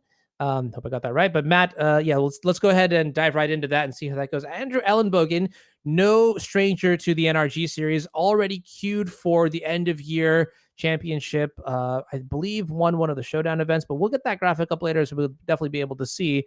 And it looks like 101 versus 2-0 going into round 3, game 1. 101. Yeah.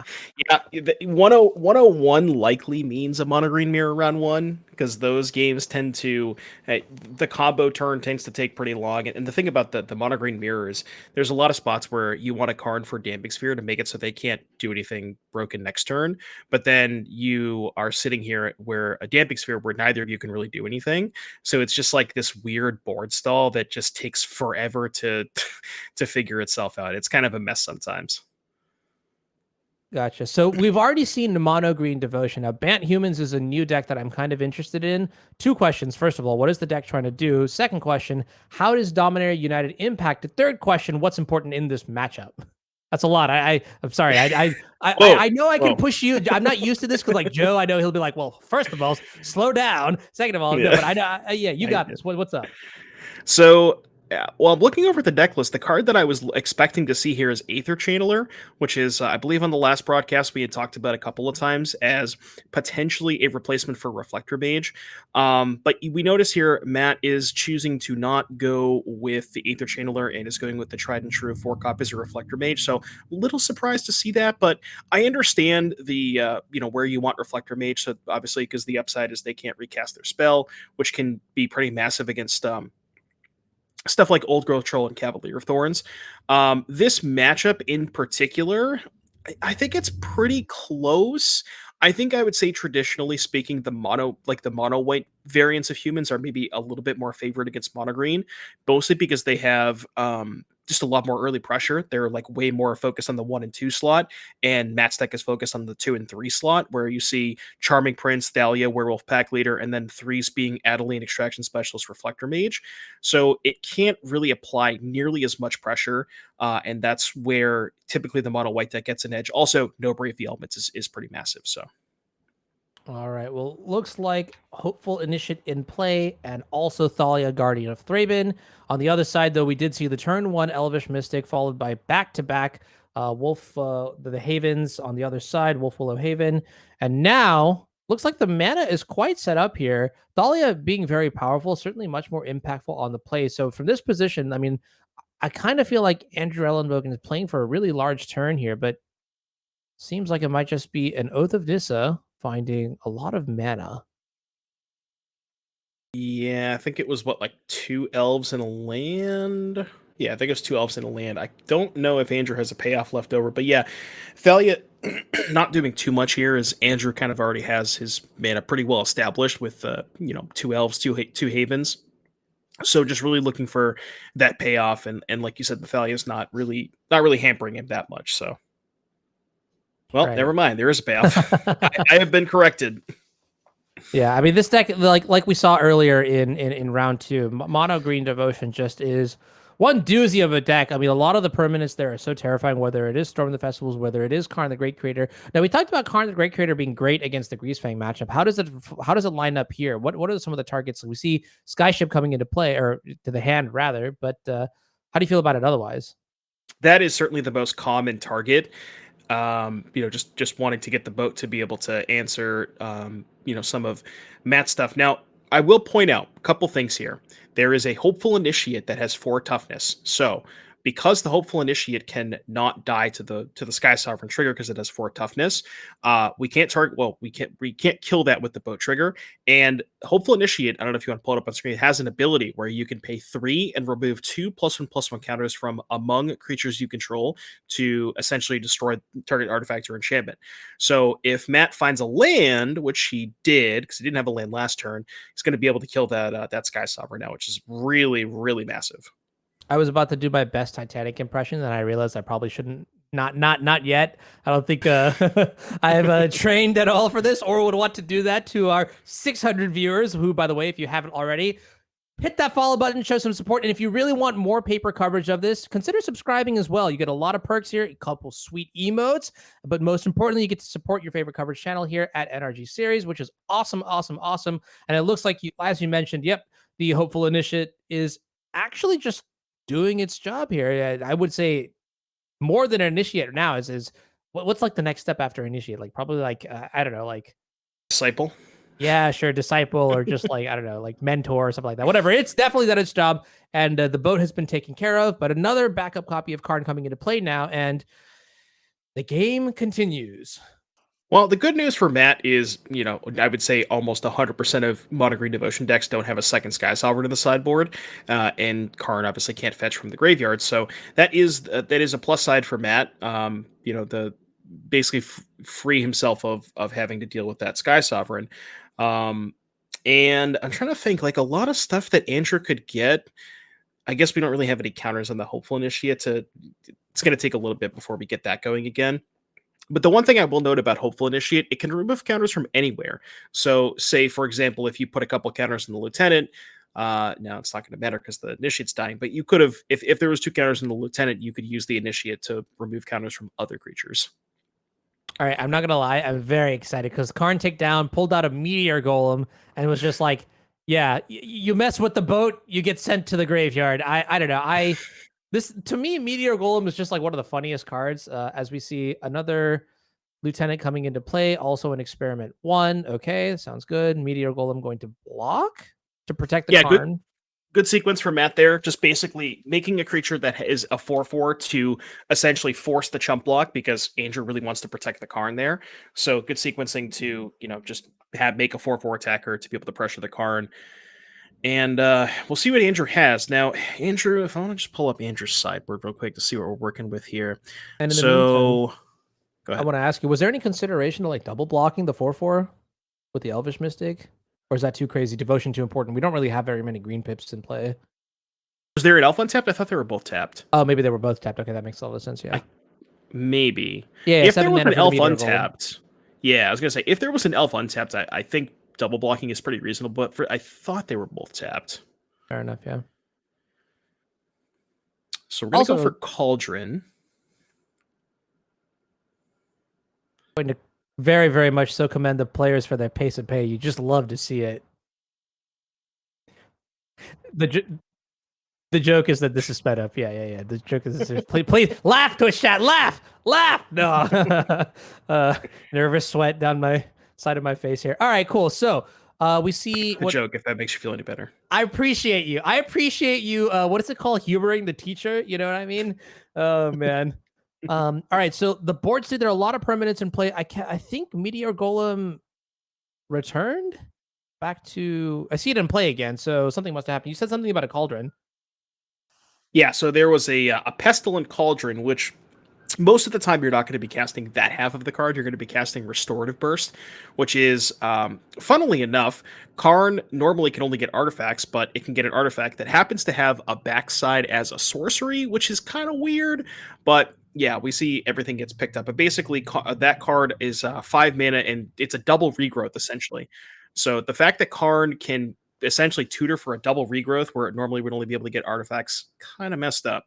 Yeah, and this is the card that is also just integral to the infinite combo that features Kiora, multiple copies of Kiora, multiple copies of Karn, and also Nykthos to generate lots of mana. It also requires a lot of devotion. Let's see if we have sideboard graphics. If we do, we'll take a look at that really quickly. But I want to take a look at the Bant human size, because I feel like this is a deck that we really haven't touched on, really haven't talked about.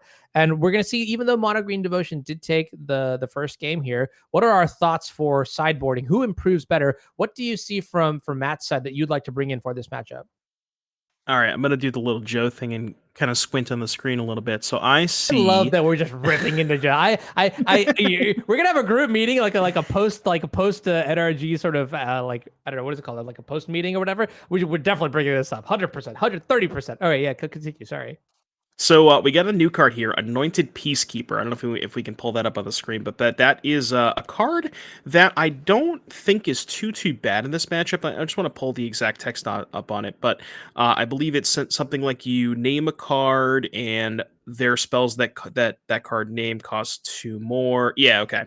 So I don't hate that card because you can kind of maybe try to strand them with Storm the Festival in their hands. So I think I like that. And then we also have a couple of copies of Thalia Heretic Athar, which is really important because it makes the blockers come into play tapped. So something like Old Growth Troll and Cavalier can't block the turn they come into play, which can be pretty massive, giving you the turn to be able to attack. So I like those cards. Maybe Portable Hole for Llanowar Elves. Not sure if we have enough stuff to cut though. Yeah, that's a really good question too. Let's take a look at the other side, Mono Green Devotion. I mean, this will be a little bit less of an interesting deck because, again, Karn the Great Creator really does take up a lot of the sideboard slots. Is there anything that you see interesting? And by that I mean, like, what is the one card on the screen that we are probably going to look at board again? We like to call this No Changes. Okay, very good. Just submit. All right, cool. No. If I have to bet, Andrew Ellenbogen, PT champion, probably like took 15 cards, mashed them into this deck, and then just pulled out the exact same 15 cards. Just what it is. But that is super interesting. I mean, no changes is definitely like a tactical decision here, because that just means that in this matchup, you don't consider this a matchup worth really devoting time or sideboard space to. And I have to wonder whether that is something that could be costly in terms of just like overall spread. But that just means that in post board games, one deck has significantly improved, the other no changes, right? So how do we expect the post board games to go? Well, actually, chat brings up a good point. There's a Sky Sovereign to the main along with the sideboard. I wonder if there's any chance, now that I actually think about this, I said no changes. I wonder if there's a chance you want to move the Sky Sovereign to the board so you can have a second one to Karn for in case your first one gets Hopeful initiated. That might be a little too deep, but something to think about. I still think that after sideboard, as we talked about, with the humans deck increasing pretty significantly, I like the humans deck in the post board games. I think, especially in the play. All right, well, let's check it out. Let's get into the first post board game here. Andrew Ellenbogen up a game here, Mono Green Devotion, recurring a couple Meteor Golems. That was pretty sweet, leveraging the power of Nykthos and Karn the Great Creator. But Matt on Bant Human is definitely going to have something to say about that. And I have no idea what land that is. I'm going to look at my cheat sheet. Devin, what is that land? Secluded Courtyard. That's the new unclaimed territory, but it can also activate rather than just cast spells. Going to retcon my earlier statement. It's secluded territory. And we do see the portable holes coming in. I wasn't sure if we had enough stuff to cut. I'm curious as to see what Matt decided to cut for those in this matchup, but there it is. 2 sideboard cards. Okay. Powerful stuff. Yeah. So Peacekeeper, this is the card that we were talking about. So basically, you get to look at the hand, you get to name a card, spells of that card and activated abilities of that card cost 2 more to activate. Now, one thing that's really important, if you name Karn the Great Creator, not only does it cost 6 to play, but you have to spend 2 mana to use the loyalty ability. So that card specifically against Karn is pretty massive. Now, he decides to name Troll, which does also make sense because if you don't name the Troll, then there's a pretty clear blocker for the Peacekeeper, but that also signifies to Andrew that there's no Reflector Mage. So, if there was a Reflector Mage, you almost certainly would name Karn there. But That's or we just have another another one thing to name too. Karn. Yeah. In the second turn from Andrew. Wow. These draws. That's crazy. Oh, all right. This is gonna be so funny if this is just like Elite Spellbinder Beatdown, or I don't know. For me, for some reason, I just think of more of like Curse of Silence when I think of Anointed Peacekeeper, and less so, the PV promo card. But not promo card, but you know what I mean. Like, but this is a turn of events, like a plot twist, if you will, right? So, I guess we do see the Old Growth Troll come down here with thanks from Kiora. I can't tell if the second one named Cavalier. And now that I think about it, I think actually naming Cavalier was right. Because what's the worst case scenario? If Andrew plays the Karn, you can just attack the Karn anyways. There's nothing to be able to block. So I believe the second Peacekeeper actually did name Cavalier, which I think does make a little bit of sense. Okay, yeah, that is a good thing to be aware of. And honestly, which this also means is that Matt realizing, and this is something that I've also learned over time is, I mean, I only play control decks in most of the formats that I play in, and so like Collected Company going to find double of the pack leaders. But yeah, what I realized is that Karn is especially good against me because I never have board presence. That is the one thing that Karn is actually kind of just not so great against. And so you're right, naming the Cavalier there, kind of smart. Right, yeah. If you play Karn on an empty board, especially facing down 2/3/3s, then Matt can pretty easily just clean up the Planeswalkers. So Andrew's kind of path to victory, or his number one thing that he wants to try to set up, is try to get something into play before deploying the Karn, which it looks like was able to establish this turn. But now there's 2 more 3/3s. So if you were, say, play Karn, maybe downtick for a boat, it's it's pretty trivial for Matt to just get the Karn off the battlefield. Doesn't really have to try that hard. So All right, Growth Troll number 2 going to come into play now. That does cost 5 mana. Kiora going to draw a card for playing the troll here, and a Elvish Mystic is now in play as well. Sorry, Land of War Elves. Yep. And that's just another chump blocker for the Peacekeepers. The pack leaders can potentially get trample. I'm just going to fire off another Coco. Really looking for Reflector Mage, which he did find. Ooh. There's a Reflector Mage and a Lieutenant, which I think are probably going to be the grab. Yep. So we can go Reflector Mage, bounce one of the trolls. Lieutenant counter. I wonder if you just say, just go upstairs. Like the troll's gonna, the troll would be able to trade with the Peacekeeper that's naming Cav, but I don't even know that that's that bad for you, because even if you trade for that Peacekeeper, then assuming the Land Elf doesn't block, you're still taking 12 damage, putting Andrew to 8. I think I actually kind of like that. Yeah, I honestly am also kind of a fan of just going face here, because you have so many potent threats next turn anyways that'll just like keep asking the question. And speaking of asking the question, it's like, how is Andrew even supposed to get out of the situation? Yeah, and Matt got to draw 2 cards off the pack leader because there was 2 triggers and a portable hole for the Land Elves. So that was quite a turn. Right, very, very insane. Okay, looks like Kiora is going to be taken off the table here. So Matt might have a different plan in mind. Now, keep in mind that the anointed Peacekeeper is still naming Troll. So the one that was bounced to the hand might be harder to cast, but it looks like we're going to go for the Cavalier instead. And now, is the board yet stabilized? Probably not, right? Well, with Andrew at 12, I believe this is just lethal. Right, you just send everything at face, block a 4, take. Yeah, this is just lethal on board. So, okay, making the best play. Now it's extra lethal. Big fan of extra lethal. So game 2 going to go to the hands of Bant Humans. Matt taking it down with, honestly, back-to-back Collected Company was really powerful, finding a lot of key just interactive elements. And I will say, though, on the other hand, that like if it was maybe play draw dependent, like if it was the other way around, if Andrew was on the play, maybe those Old Growth Trolls would have come into play first. Anointed Peacekeeper looked really good for multiple reasons too, right? I think that card looked pretty impressive. Yeah, that card looked phenomenal that game, especially on the play where, because Matt had a second one, he even got to kind of sculpt out the game where you name the troll in the first one and then the cav in the second one. And basically, those peacekeepers were probably worth about 2 or 3 time walks respectively. And it's just once you have that much time, it's pretty easy to set up a board where as you saw, just Coco into Coco, and from there it's pretty trivial. Yeah, for sure. Any changes? Let's talk about sideboarding real quick. If you want to visit Matt Human's sideboard one more time, any changes that you would like to or consider making? Just given you kind of expect this match to like you mentioned, likely no changes from the mono green side going into this last game. So, are there any adjustments? Because the only thing that's really changing then would be the play draw situation, right? So, walk me through what your thoughts are. So we saw portable holes in Matt's deck for game 2. If all 4 portable holes were not in, it is a card I think I think it's like 100% necessary to have all 4 on the draw. That's, on the draw, you're more likely to be able, just being able to kill an elf or a wolf will hit on the draw is much more important. So if maybe for some reason Matt only brought a couple copies in, you definitely want full 4 on the draw. Cards like Adeline and Extraction Specialist, I think, get a little bit worse. Adeline specifically doesn't line up that well against Troll and Cavalier. So you're looking for your creatures that have more interaction, like your Thalias and your Peacekeepers and stuff like that. So pretty much the same stuff, just 4 portable holes definitely on the draw. Okay, all right. Let's see if we can get into the final game of this match. Andrew Ellenbogen playing Mono Green Devotion 1 game 1, but Matt Johnson on Bat Humans coming back with a vicious game 2 victory. And looks like Matt's going to be on a mulligan to at least 6 here. Yep, you get. Oh, okay. Wait, plot twist. That was not a dork. I thought it would be like turn 1 mana dork, but instead it's Oath of Nissa.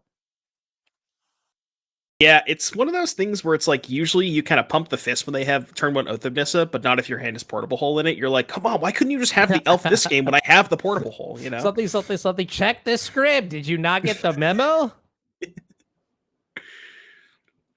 And now it's really awkward because I believe Matt's hand has a 2-drop and a portable hole. But now it's because Andrew is forcing Matt to play off curve. Do you play the hole or do you play the 2-drop?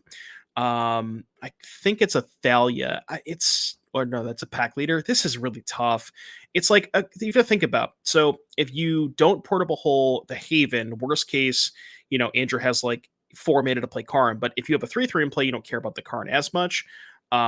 Whereas like this line, if Andrew has a forest, you're still allowing him to play Old Growth Troll, which is kind of awkward. So not sure. It's kind of close. Yeah, and I also so it looks like going to the next turn here, we have another Oath of Nissa that is being played, and there's also Nykthos as well. Finding a Llanowar Elves off the Oath of Nissa, deploying it, developing mana. Okay, so this is a little bit terrifying because the next turn might mean fireworks, and so I think Matt's gonna have to prepare for that with just on his side. So portable hole got to take care of the freshly played Llanowar Elves. So I think things might be slowly lining up. An interesting choice. But do we have another 2-drop that we could have played? Maybe not. Never mind. Straightforward choice.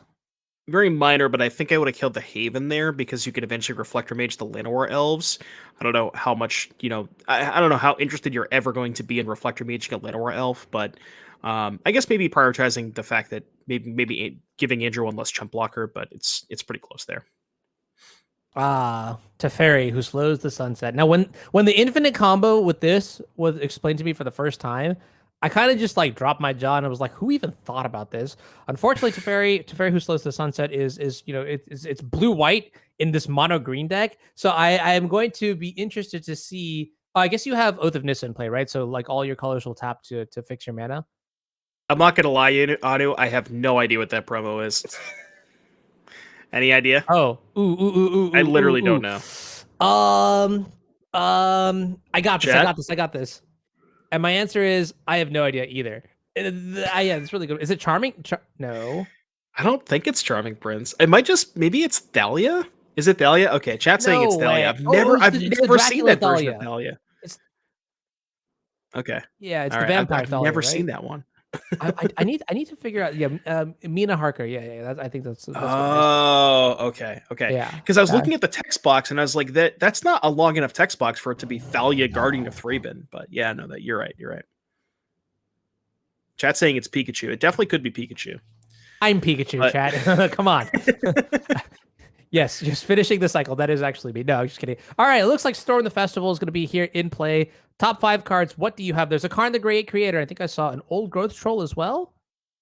Yeah, I know we spent a lot of time talking about Pikachus and whatnot, but this game has gone pretty well for Matt. There was a Cavalier played, and I believe a Reflector Mage, plus a huge attack to take out that. Matt has done a very, very good job at mixing pressure plus being able to put pressure plus stunting Andrew's growth with all the portable holes and whatnot. So very, very well played by Matt here. And with Andrew at 10, I think trying to see if there's a Coco. Ooh, that's a good draw. Not Okay. the best Coco. Oh, it was a good draw. Oh no. Man. Classic collected company. In your time of dire need, when you need it the most, what do you get? A pair of 1/1s. Perfect. As they say, you live by the Coco and you die by the Coco. True. I wonder if we're just gonna rename this deck to like Bant Scam or something. That would be the funniest thing in the world. No, but this is a really good collected company for Andrew Ellenbogen, because now I think we're coming closer to stabilizing. Old Growth Troll and Cavalier of Thorns in play means that the attacks, the pressure just gets stopped. So, rewinding back, I mean, this is like how even is Matt going to get the last 10 points of damage into play? Because oh man, there's still a Storm the Festival in the graveyard, Teferi now in play, and the game is starting to definitely slip away if it's not already just completely been pulled out from under the rug. Yeah, and Andrew's got more than enough mana to flashback the Storm. I believe that if Andrew hits, depending on how much mana is floating, because the Thalia does mess this up a little bit, I think Karn is just lethal. Oh, he just has the Karn in his hand. Okay, well that works too. Okay. I was also going to say, like, Question earlier... does he have enough mana? True. Oh, he's got lands untapped. Okay, so this should be enough. Yeah, this should be infinite. So yeah, the way that it works for those of you who don't know, is Chain Veil activates. Teferi untaps the Chain Veil and the Nykthos to then make more mana to then activate the Chain Veil again, which then Teferi untaps the Chain Veil and the Nykthos. You rinse, repeat this ad nauseum. You gain 2 life for each iteration of Teferi, so you gain infinite life, make infinite mana, and you have infinite Karn activation, so you can basically plus Karn 100 times, minus it for every card in your sideboard. But you really just get the Pestilent Cauldron and then mill your opponent out, and that's lethal. I swear this deck... Have you ever played Resident Evil 4?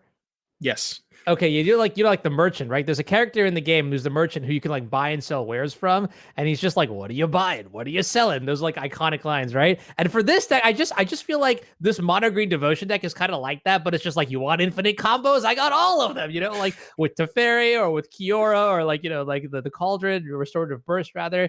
Either way, Andrew Ellenbogen going to take this match down in 3, so advancing to 2-0-1 now, so still very live for top 8 contention here. And Andrew Ellenbogen is actually locked for the event, so probably doesn't even need to win here, since at the end of the year, Andrew Ellenbogen will be playing in the showdown. Speaking of which, why don't we take a look at that graphic just to understand where we are with, just like the full year's length of activities and how these events actually, like, why do they matter, right? So you can see here already, we have today's with the updates and points and whatnot. Jesse Robkin, the newest addition to this roster, confirmed of winning the season 2 at large.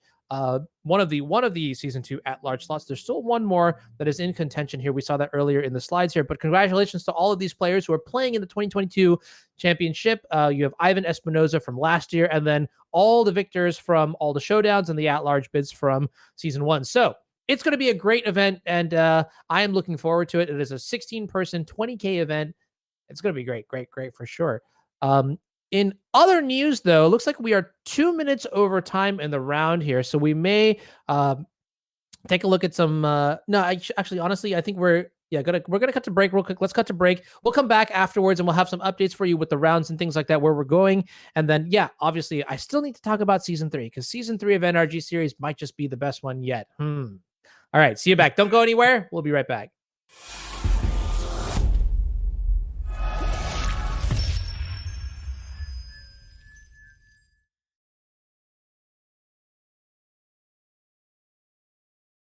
Welcome back, everybody, to round 4 of the Pioneer 5K here at the NRG Series in Minneapolis. My name is Rakdos, and I'm here with Devin O'Donnell. We're going into what I would call a spicy match. On one side, for our round 5 primary feature, we have Azorius Control, and on the other side, we have, correct me if I'm wrong, but am I reading 4 Fires of Invention?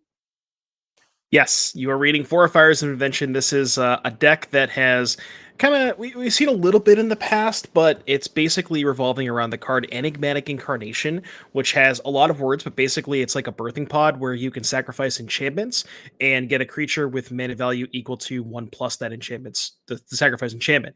So there's a lot of 2 mana enchantments that cantrip, and you're kind of converting those into 3-drops that more card advantage. There's a lot going on this deck, ton of 1-ofs, lots of tutor targets and stuff. But yeah, that's what the matchup is. It's gonna be a lot of fun. I am honestly going to be very, very. It's funny that this is happening because I literally tweeted like a week ago, like, all right, Enigmatic Incarnation and Leyline Binding. Somebody smarter than me figure it out. Someone has taken the challenge, has taken the mantle, and I am super excited to see how this deck plays out because it's got a lot of spice in it. I'm talking like 1, 2, 3, 4, 5, 6. Over 10 one-ofs, unique one-ofs, even more, actually. Yeah, this is actually kind of incredible. And then the rest of the deck is a bunch of 4-ofs. So this is going to be pretty sweet. But on the other side, we have Azorius Control. The kicker is that 2 Sky Noodles are entering the battlefield, and only one will really walk out victorious. You can see companions revealed here. Chris Smith on the left on 5 Colored Fires. Daniel Weiser on Azorius Control. Let's go. I would say that just from pre-game effects, I would say that Daniel's a slight favorite because he has a better Yorion. What do you think? I don't understand. It's shiny. That's the worst one. Yeah, but it's full art, so it makes up for it. I'm gonna be very honest with you. I play like the OG art, like Japanese text, no foiling allowed. So I gotta go with the 5 color, the other Yorion. This is literally like you're gonna see like a month from now, like production for like NRG series Civil Wars like underway or something like that. It's just like foil versus not foil or something like that. These jokes are horrible. I can't believe people. No, I'm kidding. Pay for my quality here. No, just kidding. Let's go into this. Turn 1 tap land. Turn 2 tap land. And fireworks are off. Yeah, and so basically, for those of you who are not familiar with Chris's deck, there's a lot of setup here. Chris is trying to just cantrip a bunch. We have 4 Nihilious Presence, 4 Omen of the Sea, and Fable the Mirror Breaker as well. So basically, there's going to be a lot of setup in the first couple of turns. And then ideally, Chris is trying to establish, a turn 4. Either you can go Fires of Invention plus Enigmatic Incarnation for free, or just pay 4 mana for the Incarnation.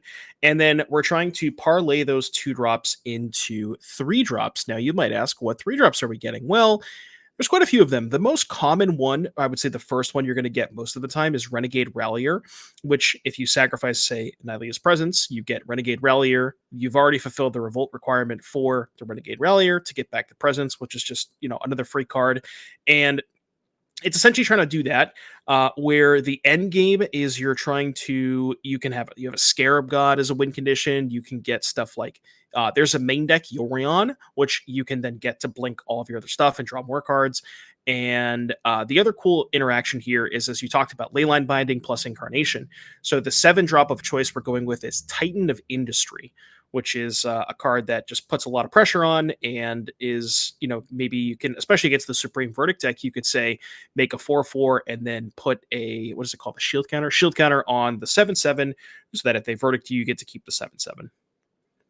I am just now looking at the artwork for Titan of Industry, and holy moly, it is just a giant like building just attacking. You can see like it's like a Megazord almost, which means the artwork for the suite 10 out of 10, and I think we can both agree on that. Yeah, this card seems really good as like the top end because I wasn't really sure in Pioneer what the best ones were going to be. So seeing Titan of Industry is honestly kind of refreshing. I didn't even know that this was like a card, and I think it's pretty new. Streets of New Capenna, right? So let's see if it actually does come into play here, as land mana is going to be developed here. Omen of the Sea on one side being flashed, and a turn 4 EOT Wandering Emperor. Yeah, the Wandering Emperor is such a good card. Because you get into these spots as the control deck where you obviously you want to hold up mana for your counter spells, and a lot of time, well, what if my opponent just doesn't play into my counter spells and they just do nothing? Well, previously before the Emperor, you didn't have like a good threat to play it at instant speed. Maybe something like a Shark Typhoon, but the Emperor is just puts this like massive, even if they answer the Emperor, you still get a token out of it, and it's just such a huge boon for this deck.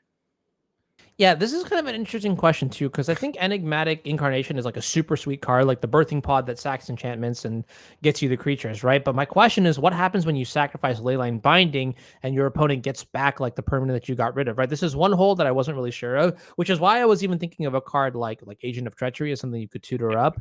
But in this case, Titan of Industry, definitely something worthwhile to think about. Makes me also wonder maybe if sometimes, I mean, here's the other thing too, is right, is like we don't only have to get rid of the Leyline Binding. We have so many options with the way this deck is constructed that I'm honestly just excited to see it happen once on anything. Doesn't really matter what it is. We're gonna see Changer of the Rocks take care of the Samurai token, and the game continues 18-20. Yeah, I played a little bit of this 5-color incarnation fires deck on my stream. I think it was last weekend at this point, and the 7 drops that I actually had 2 7 drops in my deck because I didn't think one 7 drop isn't enough. Let's just play 2, and I think I had an Agent of Treachery and a Dragon Lord Atarka. So Ooh. those 2 are specifically, as you talked about, the scenario where what happens with if Binding dies. Well, you can either, like, for example, if we had a Treachery, you could just sack the Binding, give the Emperor back, and then Treachery the Emperor, which is kind of a massive blowout. And then same thing, Atarka is the same idea where it's whatever you give them back, you can just kill with the Atarka and have this just massive 8/8 flyer on the battlefield. Yeah, yeah, I think that's certainly there's like a deck design question here to be asked. But we'll see how it actually plays out, because I want to first know proof of concept. Like, is this how does this actually rank? We're gonna see Shark Typhoon cycle, make a 3/3 shark. It enters the red zone. Omen of the Sea going to sacrifice to scry 2 before the untap here. And what's the sequence here? It looks like it's gonna be bottom. Looking for something very specific, perhaps an answer to the Typhoon, the shark. Yeah, so he does find a Chain of the Rocks. I mean, Chris is really just looking for action at this point. A lot of Chris's deck is answers. Like if you look at, we have 4 Chain of the Rocks, 4 Leyline Binding, 4 Trial of Ambition. So a lot of answers, but really looking for either an Incarnation or potentially something like a Fable to get the juices flowing. And there's even some of Chris's one ofs would be pretty good here. Something like a Sarah Paragon not only would block the Shark Typhoon, but would allow him to just recast the Omen over and over again. Yorion to be a pretty good draw. Scarab God, Titan of Industry. Just really looking for some gas. Have you watched any of the new Lord of the Rings show? I have not, no.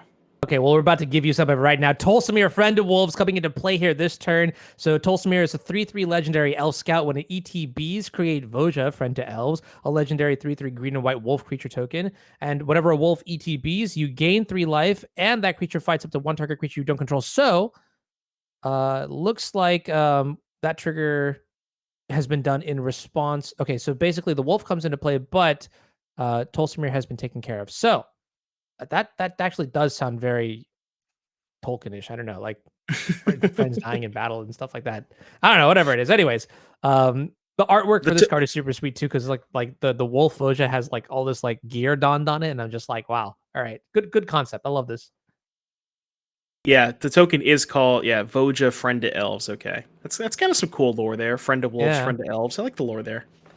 yeah, for sure. Okay, so shark, the 3 mana, the 3/3 shark is gone. Teferi coming into play now.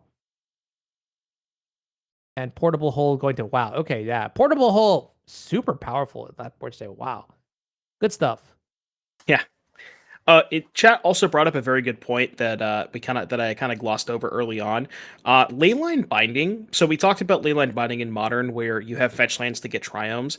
Obviously, a little bit more difficult in Pioneer, but you don't have Leyline Binding. The cool thing is Nylea's Presence makes your land all land types. So Nylea's Presence, even if you have, like, let's say you have 4 forests in play in a Presence, you can still play the Binding for 1 mana, which is kind of cool. You know what they call that, right? A cop. Combo. Yeah, Combo. exactly. Oh man, okay, that's pretty sweet here. But what's really intimidating though is that Teferi now is in play, and I think this turn we've ticked up the Teferi to draw a card, just get some loyalty counters on it. But the next turn, or at some point, Teferi could even just tick down and remove the Leyline Binding in play, and then suddenly Wandering Emperor comes back in. We see Renegade Rallier come into play now. Now, correct me if I'm wrong, but did we get a revolt trigger? What did I miss? I think we sacked a token, the Clue token, or some the token Clue was sacked. token. Okay, because we get a Clue token from Faithful Absence. Yeah, so sack Clue token, rally your back to the Omen. That's a cool sequence. I like that. Yeah. And to specify, Revolt doesn't need something to go to the graveyard. It just needs a permanent to leave the battlefield. So that does satisfy the condition. And now nothing happens because it just gets counterspelled. Okay.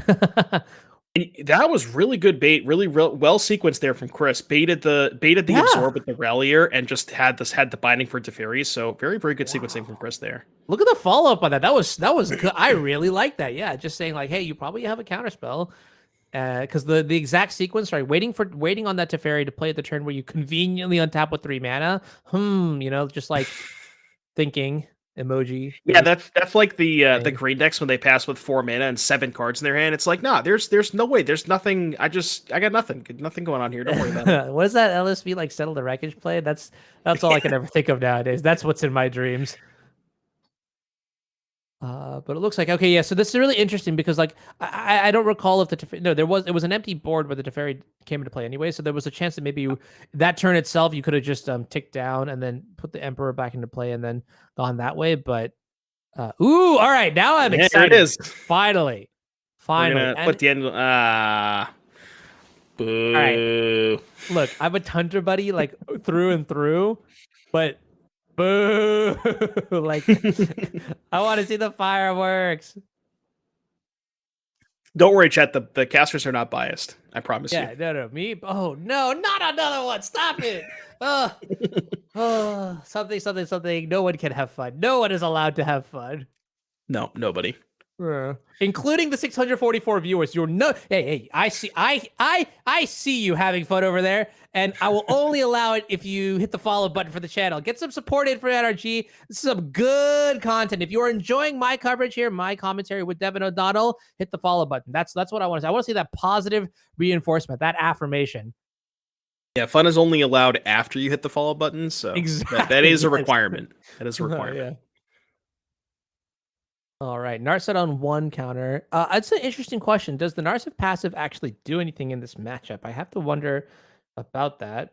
It's not like confirming there are no Days Undoings in this Azorius control list, so there's not like some sort of like wombo combo. But otherwise, interesting. Well, it kind of does, right? There's a lot of cantrips, the Omen of the Seas and the Nightliest Presences. So, like a really big sequence, for example, the last card in Chris's hand is the Yorion that he picked up on, turn 3 or whatever. And one of the big sequences for Chris would be, say, play Yorion, blink like a Presence and an Omen. But the Narset kind of shuts that down, right? It just makes the Yorion just not really do that much. Gotcha. Yeah, I guess one thing that you could do, and this is like you could flicker a Leyline Binding and then put it on top of the Narset, maybe stack the triggers in a way that would allow you to draw. But that seems like a lot for not much. And oh my goodness, loyalty counters and synergy with the Walking Emperor. Oh my goodness. Yeah, Yorion plus Wandering Emperor is so sweet. You get to like activate the Emperor, blink it with Yorion, and then activate it again. There's some cool stuff going on there. I was super excited for like Wandering Emperor and Displacer Kitten. I got even more excited for Displacer Kitten and Minskin Boo, but this is also kind of cool in Pioneer. Honestly, before we even get into the sideboards, I just want to say, like, looking at this incarnation list, because that's the first one that I want to definitely check in. There's one card in particular that I wrote a little piece of poetry for you, because it's really confusing. So let's take a look at the sideboard, and in the meantime, I will do my performance. It is Sarah Paragon. Judge, what is the ruling for Sarah Paragon, a haiku by Rakdos? Because that is an interesting card. There is one copy in the deck one copy in the list here. Okay, we'll take a look at the Azorius control list first. Talk to me about sideboarding here real quick, because then we're going to get into the spice, and we're going to spend some more time on the spice, cooking in the kitchen. All right, so from Daniel's side, we're looking at Aether Gust, which is pretty important because it hits Fires and Incarnation, so very, very massive, along with Dovin's Veto. What is the card below Dovin's Veto? I have to look at the deck list. Do you have an idea? Fateful Absence?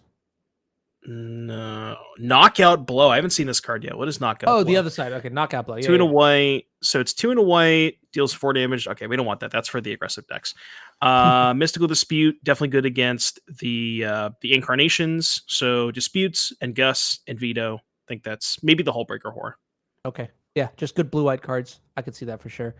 Let's take a look at the other side. The enigmatic card, the Fires of Invention / enigmatic incarnation deck here. Now this one is a doozy, and in fact, it's so much of a doozy that the cards are just spilling out of the screen here. There's a lot of spice here. So walk me through like some of the highlights in the sideboard and any one-ofs in particular that excite you. So as as you can imagine, there's a lot of one-ups in the sideboard specifically because the way that Incarnation works, it allows you to just tutor your deck. The one thing I will say, Destiny Spinner is a powerful one of, but it's a 2-mana card. The only 1-mana enchantment that you can sacrifice to get Spinner is Chain to the Rocks, which we're cutting against control anyways. So kind of awkward, but Spinner is a very powerful card, makes all your enchantments uncounterable. Like that card a lot. Spellbinder to help take, you can curve like a 2-drop into Spellbinder to hit a counter spell in the follow-up turn. So that's good. I think I would swap the Titan for the Agent because there's a lot of Planeswalkers in the blue control deck, and I think that's more likely to come up unless you wanted 2 7-drops, in which case you probably just want both of them.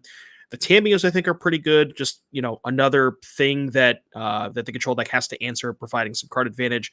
Dovin's Veto Dispute, obviously great. So tons and tons of cards, but as we talked about, Chris has a lot of removal. So Chain of the Rocks bad, Trial of Ambition bad, get it all out of here. Those 8 can easily come out for the cards that we suggested. So Yeah. How do you feel about something like Coma, the Cosmos Serpent? I think that it's probably worse than Titan of Industry, and I don't know that I want a third 7-drop. I think that might be a little bit too much. Titan being able to blow up enchantments and artifacts is pretty massive against like the because I believe, if I remember correctly, I want to say the control deck had, or maybe it didn't have binding. Let me see if I can pull up the control deck. I don't think I saw it in there. No. So just Portable Hole. Yeah. Okay. Maybe it's not. Maybe it's a little bit better than Titan because there's really not that much to hit besides Portable Hole. So I could see a toss up there, but I do think Agent is probably the best of the 3. Okay, cool. Yeah, those are some pretty good cards. Yeah, I think I would just board in the Destiny Spinner anyways, because like that can't be counter clause is like really, really powerful in these kind of matchups. And then there's also like other stuff, I think Sin Collector, that's a card that has certainly done work against me way back in the day when I actually played oh my goodness. Wow. I guess that was standard legal when I used to play standard. So I guess okay, that's cool for me. We're diving in here into game 2 here. Daniel Weiser up a game, Azorius Control, playing against what I think is such a cool deck, 5-color fires. Props to Chris Smith for working on it. But it looks like Chris is going to take a mulligan down here. We're looking for something maybe a bit more proactive. Companions are revealed. And talk to me, Devin, who do you think is going to be ahead here in this game 2? So you'll notice how when we talked about the sideboarding, we saw there was a ton of cards that Chris wants to bring in, and that's because the way that Chris's deck is constructed is very bad for this matchup game 1. We have 4 Chain of the Rocks, 4 Trial of Ambition that are essentially just, for the lack of a better term, they're just blanks, right? So getting to upgrade all of those, I think Chris maybe gains more than Daniel does in the post-board games, but I still think it might be kind of tough sledding, just trying to fight, like you're trying to resolve 4-mana cards against a deck that has a plethora of good 2-mana, and sometimes even 1-mana interaction in the form of Mystical Dispute. So I think at the end of the day, it's still going to be slightly an uphill battle for Chris, but Destiny Spinner is, I know it's only a one of, but that's the card that we're really looking for here to fight through those counterspells. Oh, yeah, for sure. All right, looks like we are going to keep this hand. Going to put 1 card on the bottom. I predict land go. I can see the future. You're a genius. You're an absolute genius. They should pay you more. Ooh, now you're speaking my language. All right, looks like a turn 2. We might see Nylea's presence. If I can. Okay. Putting it on Mana Confluence, that is what we call #value. That is sweet, isn't it now, right? So you just correct me, right? Nylea's presence works the same way as like Dryad of the Elysian Grove, right? So now you don't ever have to. Okay, yeah, that's very good. Critical turn here. Maybe there's a 3-mana play that we can make. Really wants a Fable. Fable is something that it's definitely Chris's there's a triumph. Definitely Chris's best turn 3 play. To basically like just not only just the mana advantage that the token gives you, the card filtering. It's just Fable is such a massive card in this deck. Okay, well, not Chris, but Daniel is going to tap out here. So Yeah. if we see something like a the turn where maybe Chris goes fires plus incarnation, sack the Nihilius presence, could be pretty good for him. Yeah, that is super interesting. Now we definitely don't want the Fable because now Narset doing a good job at shutting that down. But if you do, like you mentioned, any of those Haymakers, did I see a Skyclave apparition? Yep. Yeah, okay. Which does make sense. Good at killing the Narsets and the Wandering Emperor. So I do like that. And a good tutor to target for, words. Okay, good target to tutor for as well. So some stuff here. Yeah. Good stuff. Unfortunate for Chris, I took a peek at his hand. I think he has like 2 or 3 4-drops in his hand, but has 2 triumphs. So I see. Live by the triumph, die by the triumph, as they say. Yeah. As they say, live by the checks notes, collect the company, the triomes, the list, the Rakdos scam, like everything, right? Yeah, for sure. Drago here for Daniel Weiser, and the game continues. Yeah, and obviously now that we can't really, there's no chance you resolve a 4-mana card here, so you might actually see Chris just kind of do nothing here. Might see him just, play a tap land, pick up Yorion or something, because probably doesn't want to walk into the counter spells, especially when he does bring in Mystical Disputes. So if you can get to 5 mana, you can maybe say play a 4-drop, back it up with Dispute. So yeah, I would imagine, unless you have enough threats that you're just like, you just say, okay, I'm just going to jam a threat every turn. They'll eventually run out of counter spells. You know what I mean? Yeah. But that's going to be hard because you're on the play, you're down a card from the mulligan, and they're up a card from their just being, on the draw kind of deal. So I do agree. It's going to be a challenge to see how you want to push through here, for sure.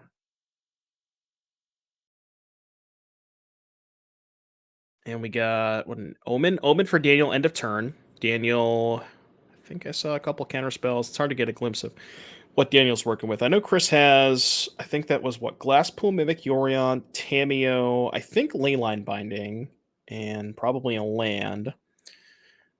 And then I think we're looking at, I think I saw Absorb, Aether Gust, there's a Shark Typhoon. Yeah, definitely Absorb, Shark Typhoon. Wow, that is terrifying to think about. I mean, in this matchup too, I mean, it's slow paced enough where Daniel's going to get enough time to sort of just stabilize, sculpt the hand, have a lot of the perfect answers for the perfect scenarios. And so something is going to have to happen soon. Otherwise, we may be in a little bit of trouble here. At some point, you can't just sit back and let the control deck do control things, because at the end of the game, they will draw enough counter spells to sort of shut you down. And your spells in general are the spells that matter. Here's something that's really important, right? Your spells that matter are more expensive than the counter spells that the control deck plays. So at some point, if you let the game go on towards infinity, that mana advantage, that mana disparity will start to matter a lot more. And then what spells you play and how you play them and sequence them and all. It'll be tricky here. Tameo on the stack. Yeah, and as we talked about earlier, the Fable of the Mirror Breaker is just the most important card to have on turn 3 in this matchup, specifically because of the fact that it gives you a treasure every turn, which allows you to eventually set up these double spell turns, and that's where Chris really needs to get to. Maybe Daniel feels like he's safe, or I'll just leave up one counter spell or something.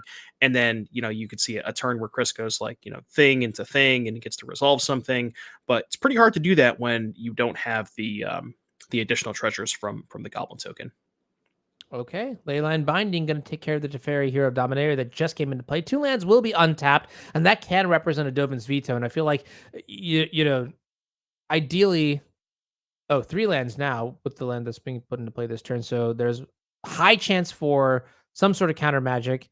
And if you are in Chris's position, Devin, do you just try to cross your fingers and hope?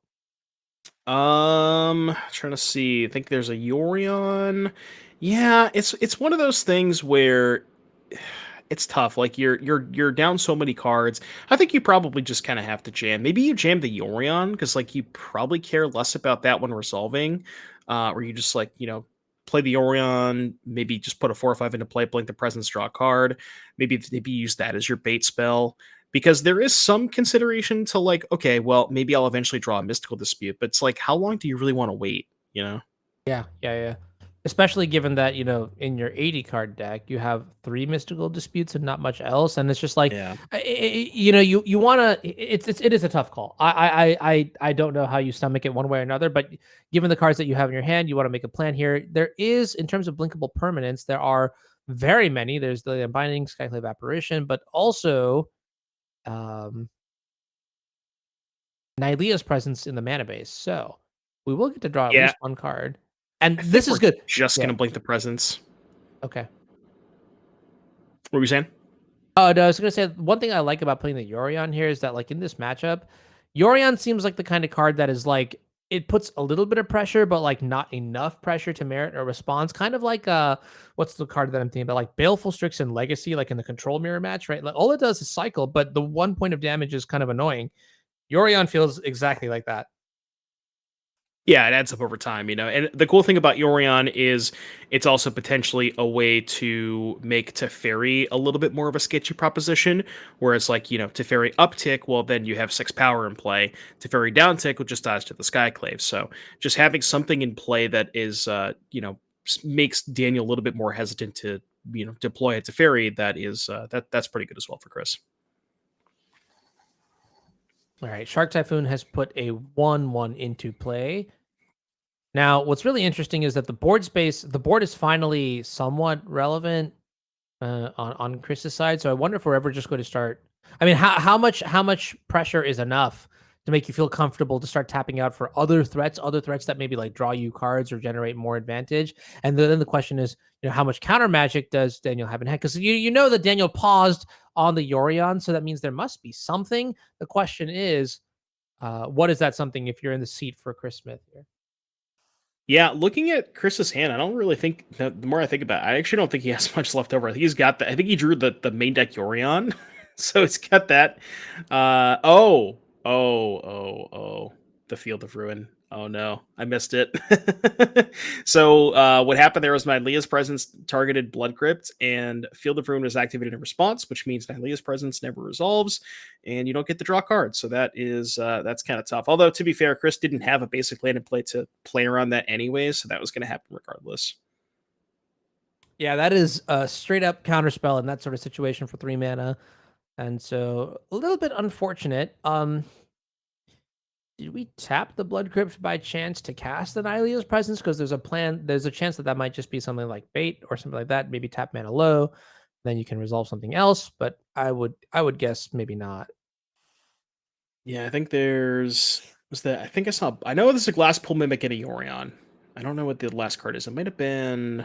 I could have sort of saw like an Otawara. Am I going crazy? Maybe.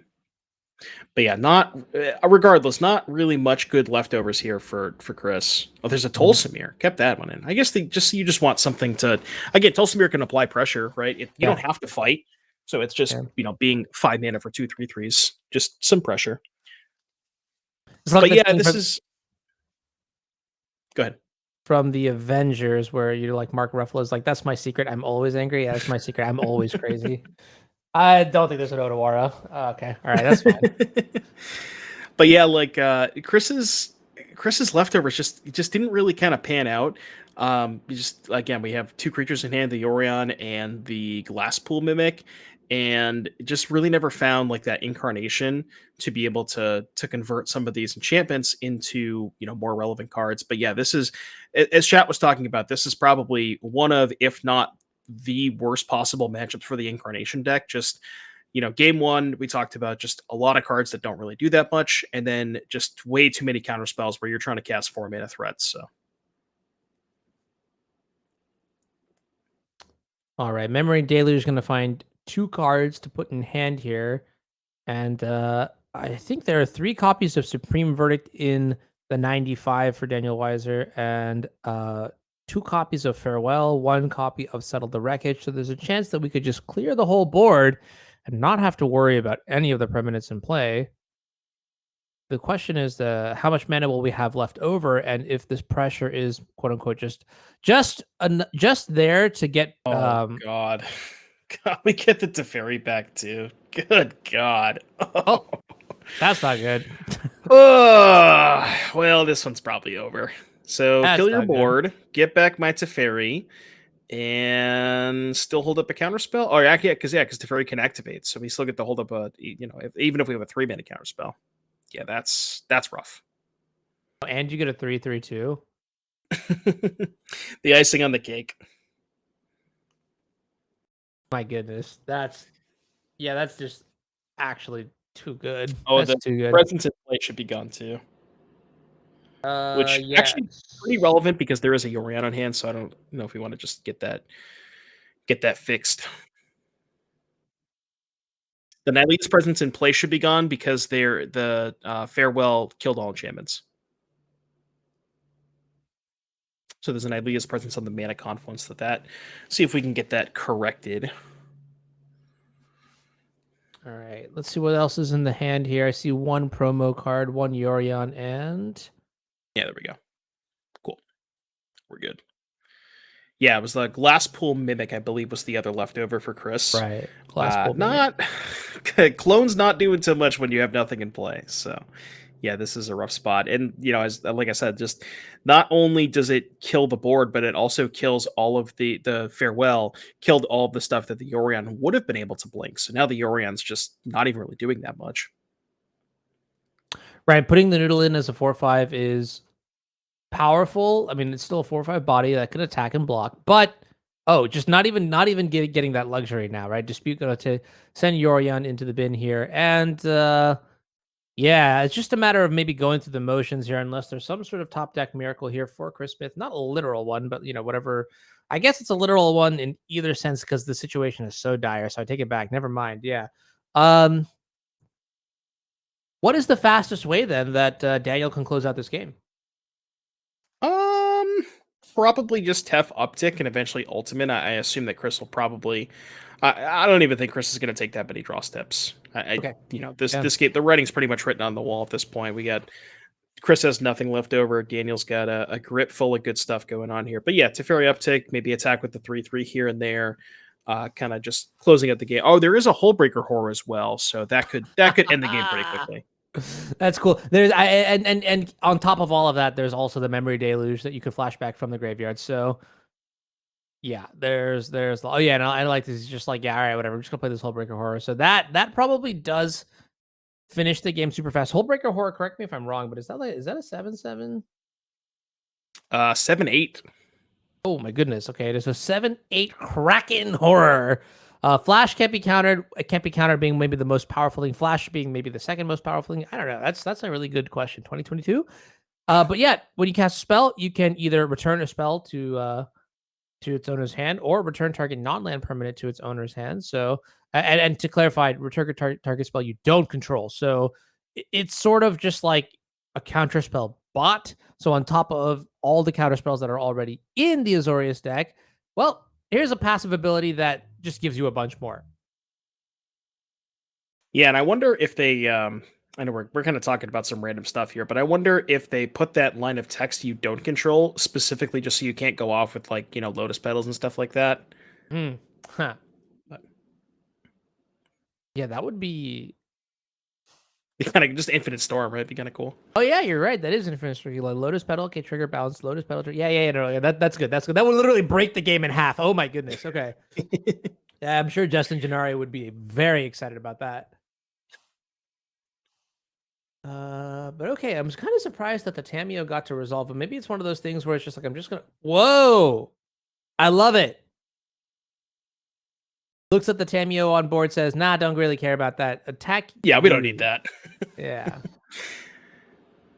You want a dirtle? Be my guest. That is a obvious. That is a sign of strength, as it were.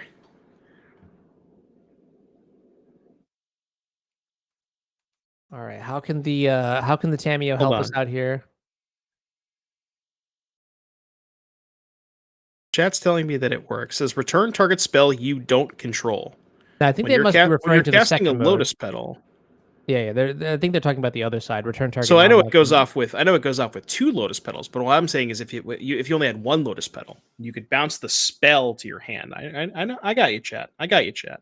Well, if you don't got it, then there's two of us that look real dumb. So it's okay. I'm with you on this one. But it's okay. It's fine. We'll figure it out eventually, or probably not at all because it's not even relevant to this format. It's literally like a vintage True. thing, and we're gonna see the handshake come over And here the as handshake.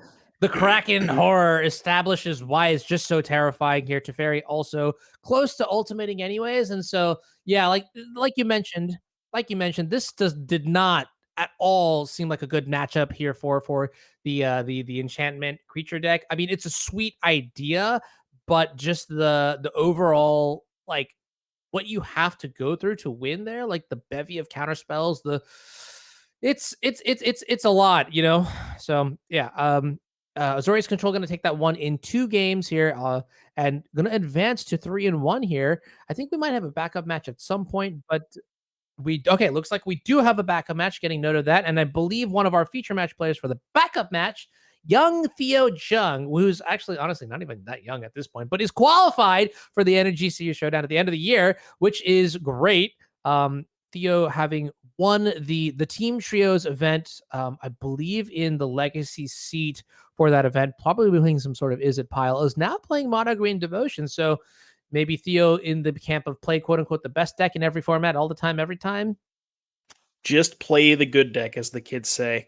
The one thing I will say about playing the good deck in this particular spot, this is one of the matchups that Mono Green does not want to see. And I think that the Mono Blue Spirits deck really rose in popularity as specifically an answer to the Mono Green deck.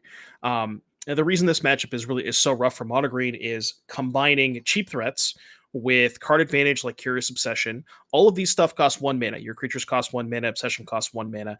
So combining all of that with cheap counter spells, because like Geistlight Snare costs 1 if you have a Spirit and enchantment, and you have other cheap counter spells like that. So pressure plus cheap counter magic, good recipe against Mono Green.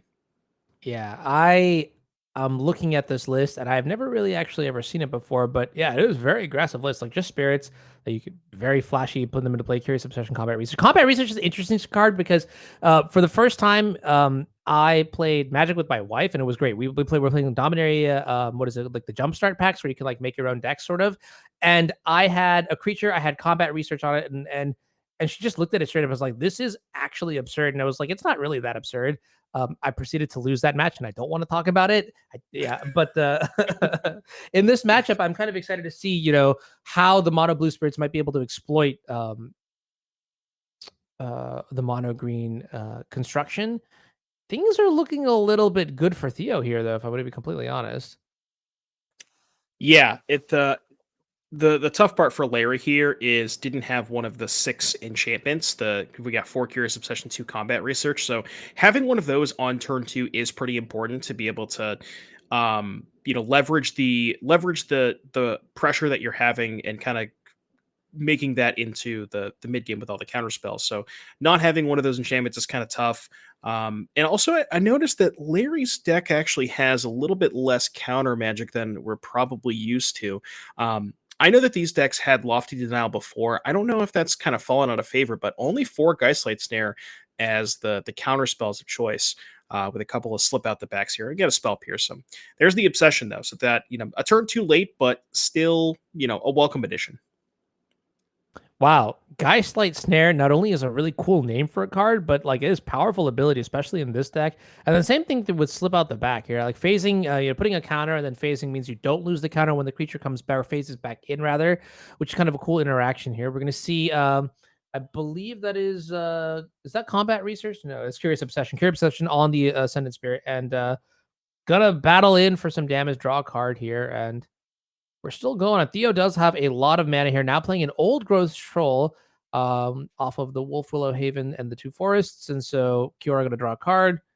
Game continues. Yeah, and that's the thing about the counter spells in this matchup. Larry's only counter spell is unless you pay 3 mana, and Theo has quite a bit more than than that amount of mana to be able to pay for those Geistlight Snares. So we're kind of past the point where those are actually even relevant cards.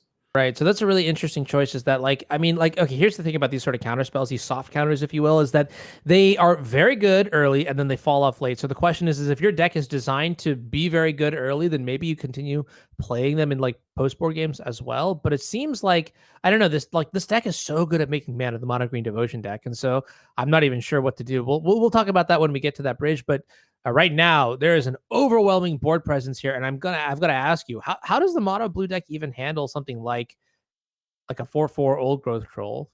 What is the play? Larry does have a little bit of interaction. So we talked about the slip out the back, which can be maybe a 1 turn reprieve for that kind of stuff. But the card that he's really looking for is Shacklegeist.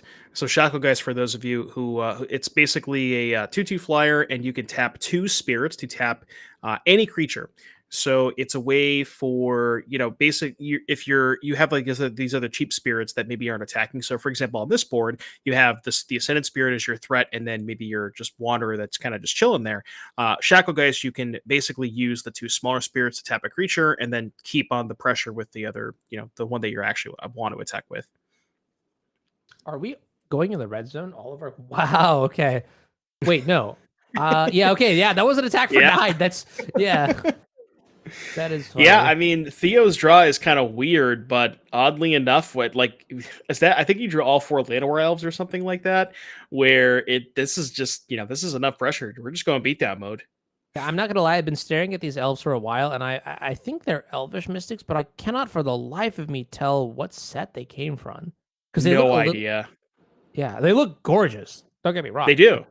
Yeah, it's just Gotta be funny. some Like kind of promo. probably, yeah. So I think from like Larry's side, you could tell that slip out the back targeting the spirit. Okay, from Larry's side of the battlefield, you could tell that Theo's just out of gas here. But that attack for 9 is kind of intimidating. I mean, you think of these mana dorks, and generally, like, what are they supposed to do? They're supposed to get you to those like busted end games where you have like planeswalkers and you cast large spells. But when you have so many of these in play, that this is actually kind of like a terrifying force to actually deal with overall. So I don't know where this game is going, but one way or the other will be excited. Well, it's definitely a damage race. Now we have to count how much power Larry has. So the Ascended Spirit is on, I guess we'll call it Chapter 2. It's not really a chapter, but so it's a 4/4 base stat with +1/+1 from the Obsession, +1/+1 from a counter. So that's 6. And then we have 7, 8, 9. This should be exactly lethal if I did my math correctly. So you said it was on. So is it a 4/4 right now, or is it? So 4/4 base stats from the second ability. Okay. 1 counter from the slip out, 1 from the Obsession, that's 5. That's 6. +1 from the Lord is 7. The 1 from the Wanderer is 8. Pump from the Lord, and then the additional trigger. So Okay. Makes sense. Yeah. Petition.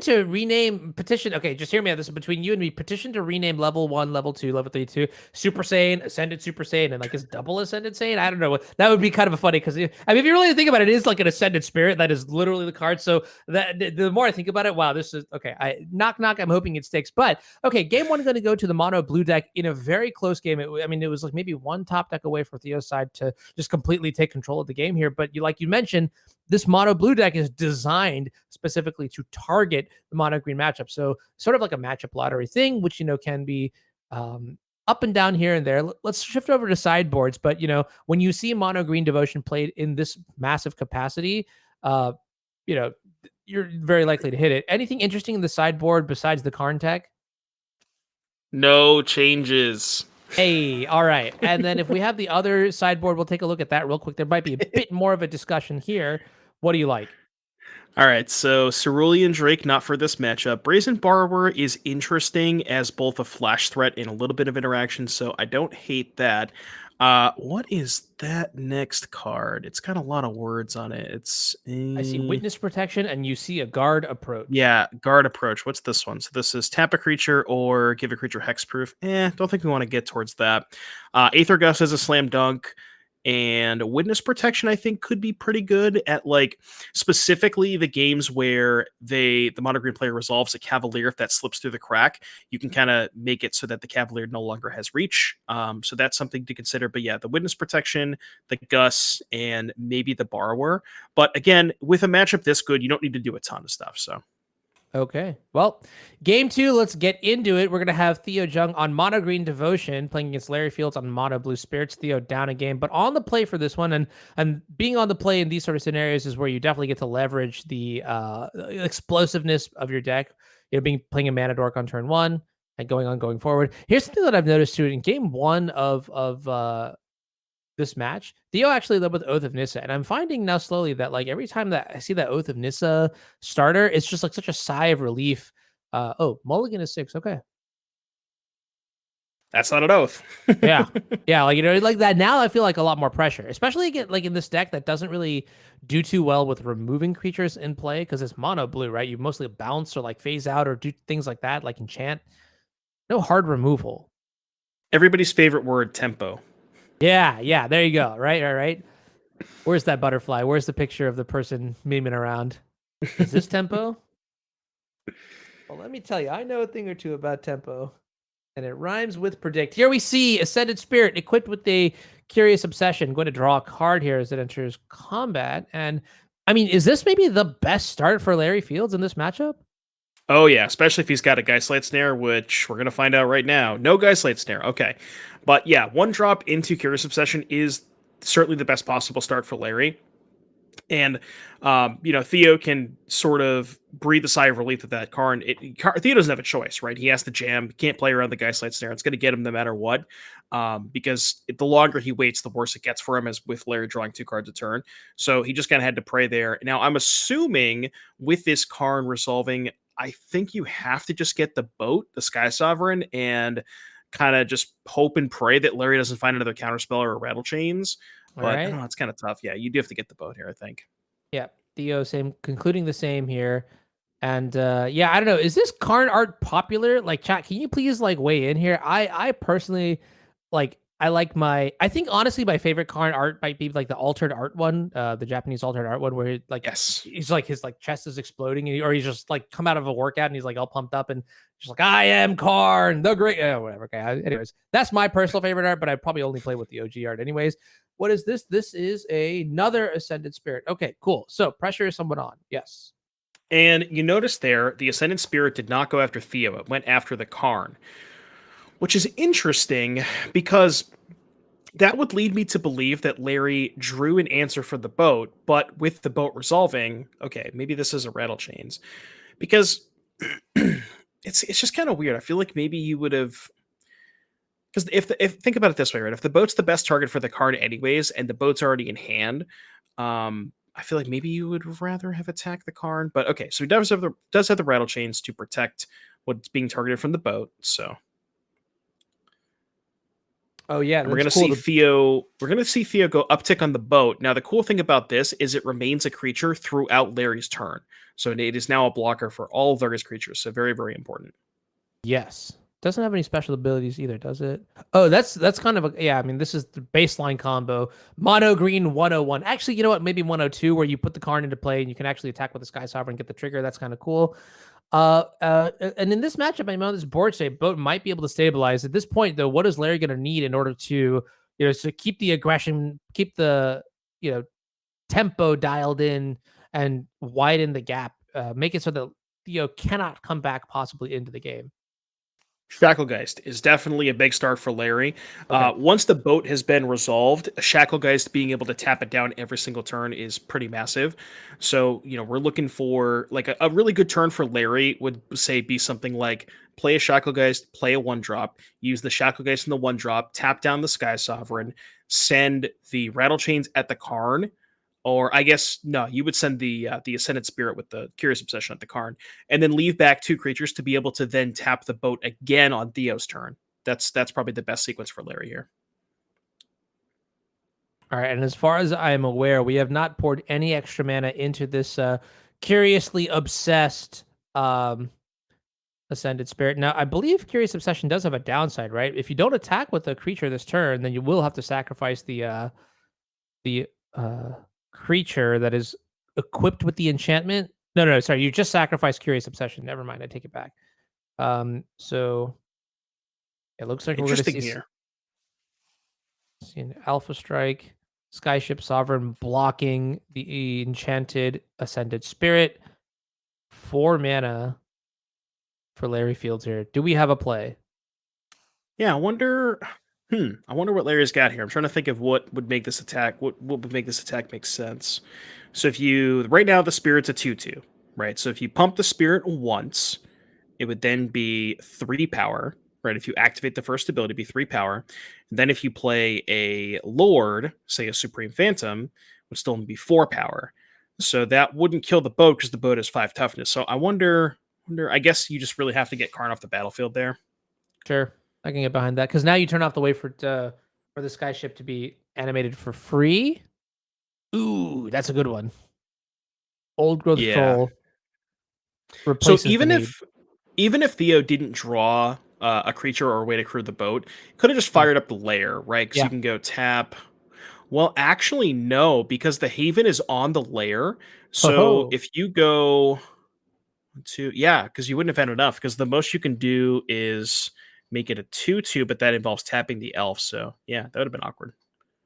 And I don't think you have enough devotion either, right? You're like, yeah, devotion right now is like net neutral. Now, I mean, if you didn't have the old growth troll, so old growth troll was kind of a sick draw here, but maybe there's a way to pull All right, through here. so yeah, boat attacked, targeted the rattle chains. Response, double Supreme Phantom because the rattle chains was going to die anyway, so just wanted to get those out of the hand. And now we have what a 3/3 2/2/4s. We can pump the 3/3 twice to make it. I'm not good at math. That would make it what 6/6? Pretty big. Yeah, I think 6/6 with flying too, right? Yep. That's cool. Yep. So we're Yeah. gonna do that.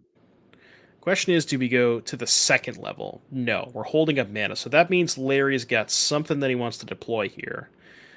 Another spirit, which is not too bad because that's a 3/3 base. And if the boat attacks and targets the spirit, then you can just pump in response to make it a 4 toughness. So that would still survive the boat hit. This is actually kind of crazy. I am so surprised to see this mono blue spirits at work because this is not what I was expecting. I'm very very content with the way this is actually playing out here. The pressure is actually quite there. I mean, end step you're going to make this into a what a 4/5 anyways. All right, so it looks like Theo's going to float 7 off Nykthos, cast Storm, 1 floating. So let's see what Theo can find here. Theo's definitely looking for ideally like a planeswalker, something like a Karn, and a way to untap the Nykthos. So like Karn plus Kiora is probably his best hit or something like that. May obviously just more threats to something to be able to like crew the boat and then attack with that and the troll to try and make a 2-turn clock or something like that. So. All right. So this is not a very overwhelming. This is an underwhelming storm, right? Just Llanowar Elves and another old growth troll. So Yeah, not the best. But again, that does kind of allow Theo to attack with the troll and the boat this turn. So you can crew with the new troll, fire up the boat, attack with both, target the spirit. Larry pumps, but Larry can just take 10. Okay, just attack with troll. Okay, recognizes that he has to leave the boat back on defense. But this should still be lethal. You just attack with everything, whichever spirit. Oh no, because they don't have flying until you activate the ability. Okay, so Larry would need a land to be able to activate both spirits. Right, they'd both be 6/6s. Right? Yeah, I 4/4. okay, yeah. And now Yep, they should this have is good. flying, right? Yes. Yep. So you block a 6/6 and take exactly 10. Assuming we have Yeah. life totals right. 1, 2, 3, 4, and then 5, 6, and then the 4/4. Oh, maybe not. Players are playing Did I miss something? Okay, down so to the 1. Ascended Spirit. Hold on. Okay, Ascended Spirit is second level, 4/4 plus 2 is 6, and then the 2 Phantoms were 2 each. So we must have just had life totals wrong, maybe. Chat will yell at Right. me if I'm missing something obvious. Yeah. I will, and I will read chat yelling at you, and then I will yell at you, like pretending as if I knew this anyways, on my own. So it's just free value. You see, I have learned from the best of the best. Yeah. And yeah. Theo's not gonna find Nothing the mattered. answer that Exactly, right? Even with the flashback. All right. Well, congratulations for Larry Fields winning with Mono Blue Spirits. It's a pretty exciting one to see in Pioneer. We are going to probably cut to break here as the round 5 pairings are up. I think that's going to be it for me. You know, Devin, we never actually ever got to talk about season 3, so I leave it in Joe's capable hands to handle that. But that's going to wrap up my portion here today for the NRG series. I hope you all enjoyed the modern coverage. I hope you all enjoy the Pioneer coverage, and I hope you all continue to enjoy the ongoing rounds that we have here for round 5, 6, 7, and then the rest of the top 8. That's going to be it for me. Talk to you guys later. We're going to cut to break.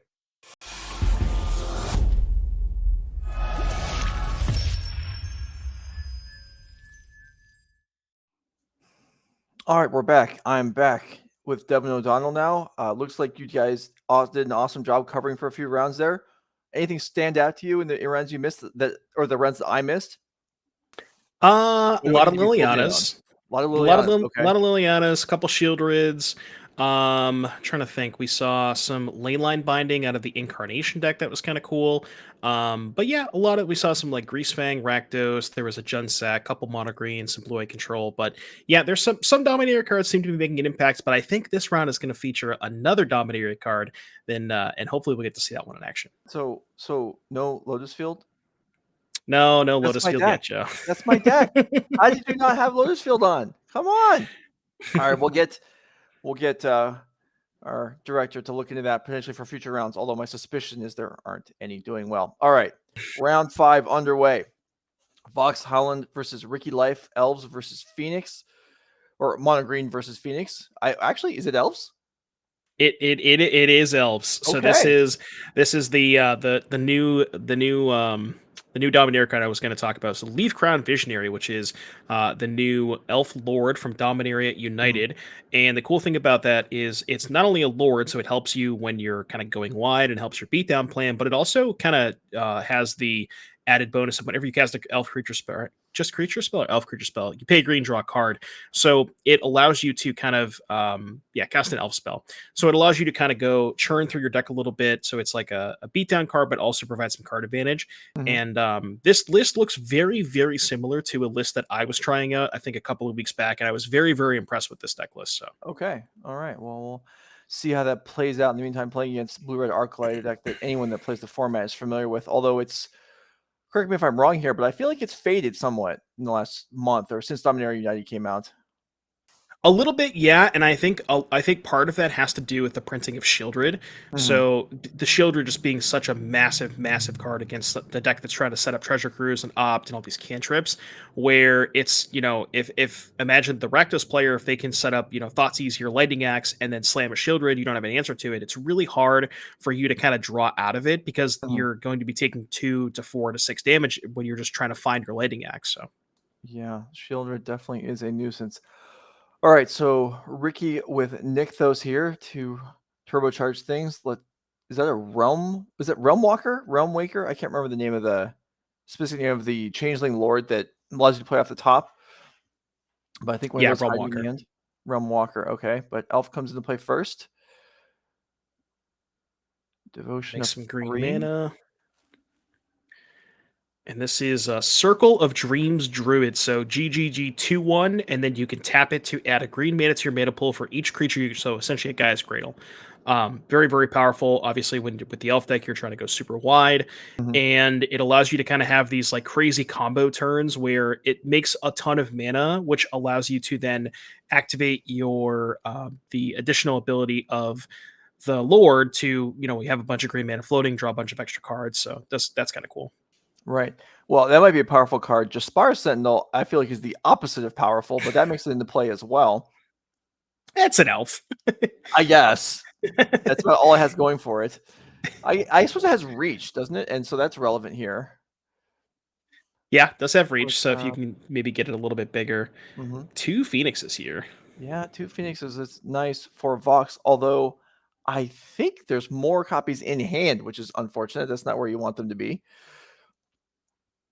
Yeah, it looks like Vox Okay, there is a Fable, so that is another way to maybe discard these Phoenixes next turn. Okay. But yeah, I see Vox prioritizing the removal spell and the Druid. Just want to get a little bit of pressure into play this turn to at least put those Phoenixes into play, and then can maybe find a way to dump the other Phoenix next turn. All right. The Steel Leaf, I believe that's the 5/4, can't be difficult to block. And then here's the Realm Walker, and this is the one I'm excited about. So playing off the top, if it resolves, I think. Yeah, and especially with all this mana from Dictos floating, Yeah. where you tap the 3 elves to play the champion, and then you went 3, 4, 5, 8, so we had 6 floating, and that's we're gonna see some fireworks here. Yeah, that's a nice one. Okay, so if there's a spell on top for Ricky, we still have a ton of mana floating, so we can cast that spell and draw a card off the Visionary. So, and there is that's a Dwynen's Elite, so that'll generate a token. Check the top card. Yeah, that's nice. You can check the top card while the spell's in the stack before deciding if you want to pay to draw. Yeah, and I think that would have exhausted all of our mana because we tapped the 3 elves to play the champion.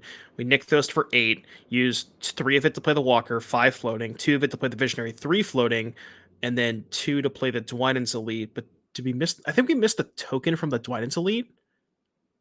Maybe, yeah. Okay, no, we're just waiting on a token. Okay. Yeah, just waiting to get the correct one. So there we go. So 2 Arclights.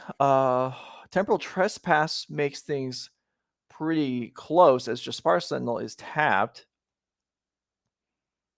But with an actual red source in play for Vox, that means she'll have a little bit harder time casting Trespass here.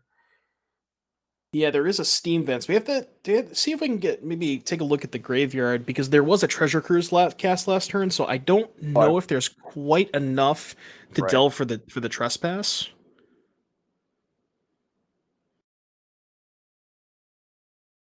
I think there's maybe 5 or 6 cards. Oh, there's 6 now, but with the red source, actually that's 1 extra, so it would be enough anyway. But not in the works.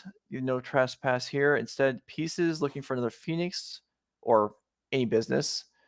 Hard to miss business in Pieces of the puzzle. If you blank on Pieces in this deck, that's a little unfortunate. Yeah, it's kind of rough. But yeah, Pieces more fuel for the Trespass if we eventually find that. Now, did you say that Vox had a Trespass in hand already? I can't remember. No, I was just speculating on if there was one, what it would mean. But Vox probably not in a position to be attacking here without a Trespass, as these elves are sizable and ready to rumble, I think.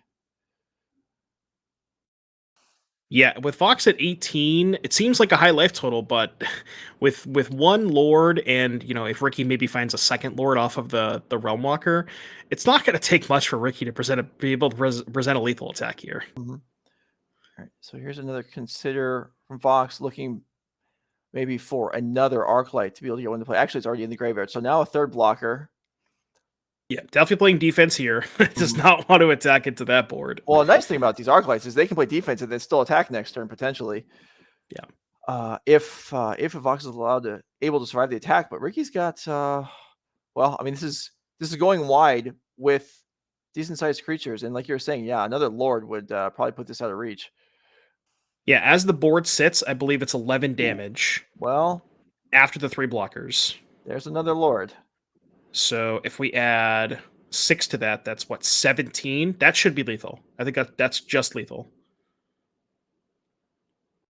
Because you see how Ricky kind of put 3 creatures off to the side, assuming that those were the biggest creatures that are going to get blocked. The rest of this is still lethal.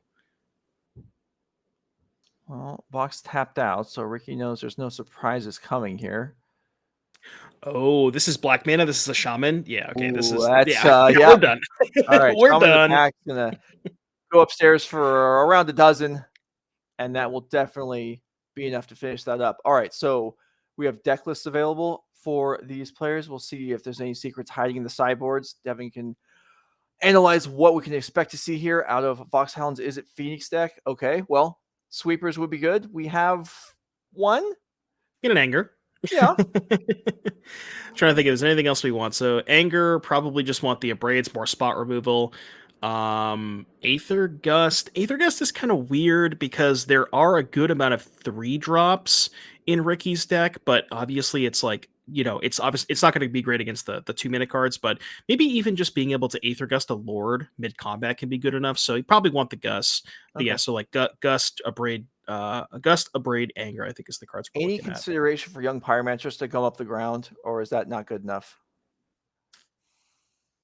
I don't know. Like, you have Thing in the Ice, which I think is just a better version of that card, Mhm. because it kind of just, it basically just almost like a Wrath of God of sorts as Yeah. far as Thing in the Ice is concerned. So I don't know if you want more 2-drops. Maybe you have enough stuff to cut, like the Fable, the Drake are probably too slow. We can get the main Expel Pierce out of here. So if you have enough stuff to cut, I guess I could see them being them good, but Okay. All right. And let's take a look at the Elves. Ricky Life's Golgari Elves deck. yeah, so Ricky's actually got a ton of stuff here. So we could go towards the Ley Lines, which obviously are good against Arclight Phoenix and Treasure Cruise and Temporal Trespass. We could go towards Shaper Sanctuary, which is a card that is exceptional against all of the red spot removal. Right. Past that, you could even talk yourself into Fatal Push against Thing in the Ice, but I think that's probably overboarding. So Leyline and Shaper Sanctuary, I think, are the cards that you're looking for the most. But it's tough because with a deck like Elves, that's very focused around all this synergy-based stuff, it's really hard to figure out what to cut, Mm-hmm. No, I totally get that. You're diluting yourself, whatever it is you're doing, whether you're taking out a play set of something or just trimming here and there. But these ley lines, I mean, if Ricky brought a set of ley lines, you're obviously planning on using them somewhere. This has got to be the place. I mean, this and Greasefang yeah. really are kind of the decks that you're targeting with Ley on the Void. Is there another like mainstream deck that we're thinking about with planning for Ley on the Voids, or is that it? It's weird because I've seen people bring this card in against Mono Green before. I don't think it's very good, but you Leyland could the Void kind of is good. try to talk yourself into it because Storm the Festival has flashback. Sure. So it hits that, and it also prevents Troll from coming back, and it also prevents Cavaliers from the Cavalier die trigger. So you could maybe talk yourself into it. I personally don't like it, but Yeah, I've seen people do it before. that seems like a stretch, but okay. I mean, I would believe that it's happened and believe that sometimes it was effective. All right, players are presenting for game 2. Let's go back to the table. See if Vox and the Arclights can do a little bit better against Ricky this game. But yeah, as you talked about, this is definitely the matchup you signed up for Leyline for. Mm-hmm. Okay, Vox looking at quite a few land there, and no shredders in this list, so not as much filtering. I guess there are some copies of Fable, but you're suggesting that maybe that got boarded out, and Vox is going to ship it back. Yeah, I feel like Fable's a little bit too slow from Vox's side of things. I think what Vox is trying to do is just set up a just cantrip, maybe kill a cantrip on 1, cantrip plus removal spell on 2, try to set up a Phoenix, maybe like a Pieces on 3, and then turn 4, that's like the kind of the turn where the word that I'm looking for escapes me, but like the big turn where you're like, okay, now I'm gonna kill your guy, cast a cantrip, maybe Treasure Cruise, and then here's some pressure, right? Stuff like that. So we'll see how things go up here. So with a lack of removal in the Elves deck, we're really looking at this is a matchup where Thing in the Ice has a chance to shine, especially wow. So Shaper Sanctuary right off the bat for Ricky Life. Let's pop that up. As some people may not know what it is, even though you did describe it. It's where when your creatures get targeted, you get to draw cards, and that's not a bad spot to be in against red removal. Very, very powerful effect. Vox's deck has a ton of spread spot removal, Fiery Impulse, Flame Blessed Bolt, things like that. And every single time you fire off one of those against an elf, just being able to draw a card. Now, there was the one Anger of the Gods, and if that's in Vox's hand, that could be kind of devastating. Just get the clean 2 for 1, not even worry about the Shaper Sanctuary. But, we know that Vox doesn't have a ton of that Anger kind of stuff. Now, Ricky doesn't necessarily know that, but... Right.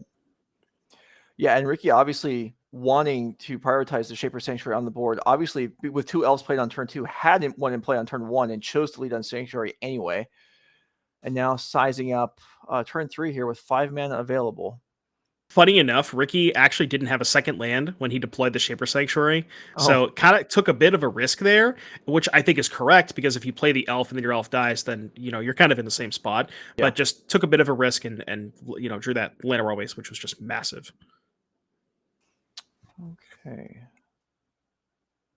And worth noting, Ricky kept the 7-card hand without Leyline. So, Leyline is a powerful card.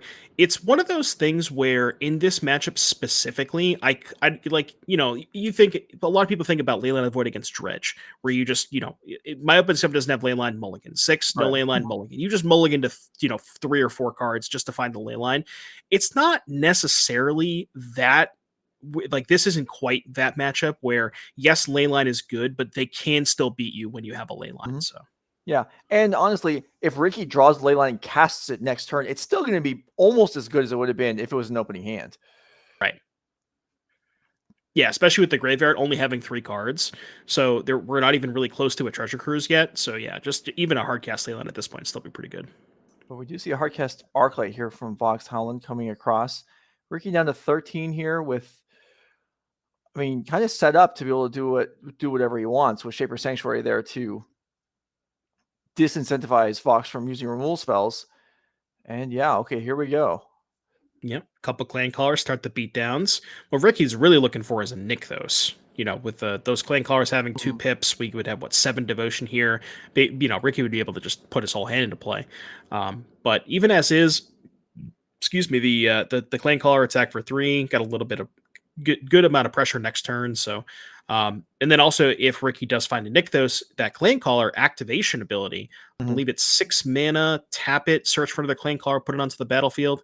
So we could see something like that as well.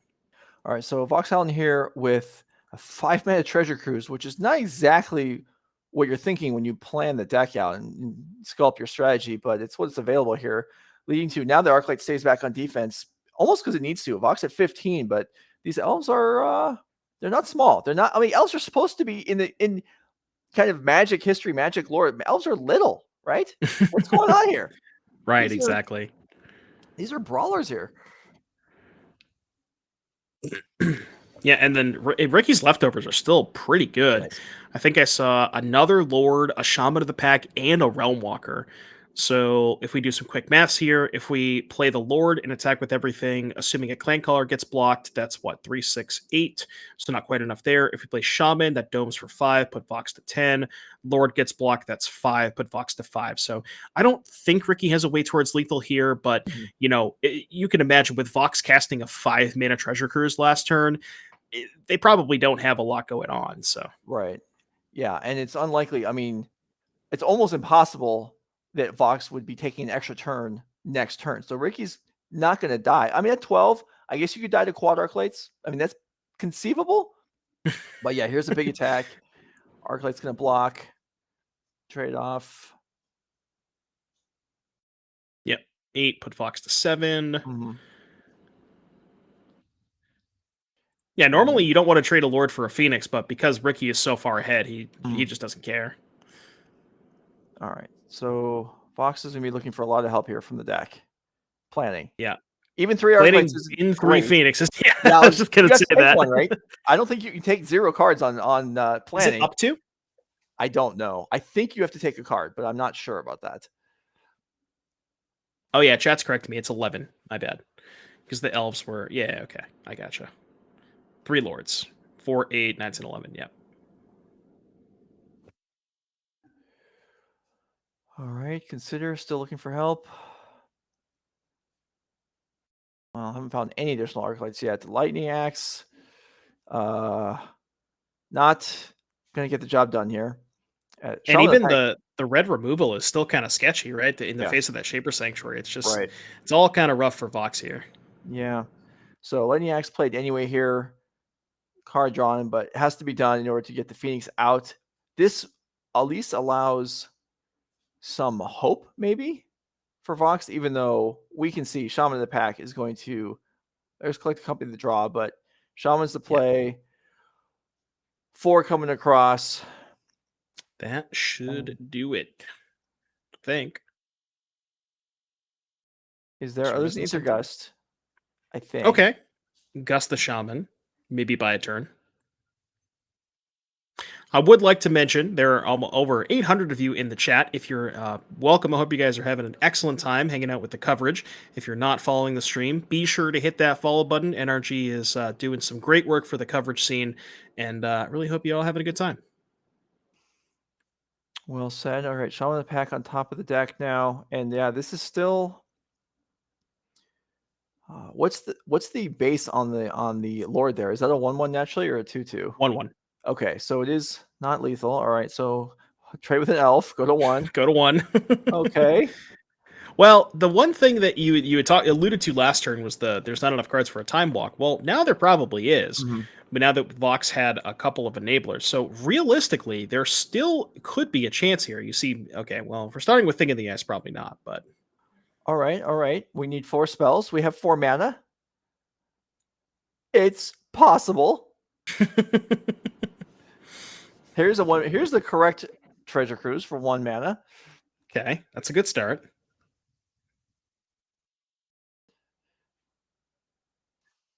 Can never go wrong with starting with Ancestral Recall. Yeah. Well, maybe this The time. leftovers are just 2 more cruises, though. Yeah, that's kind of rough. Okay. Ricky Life will pick up this match and advance to 5-0. So, all right, Phoenix.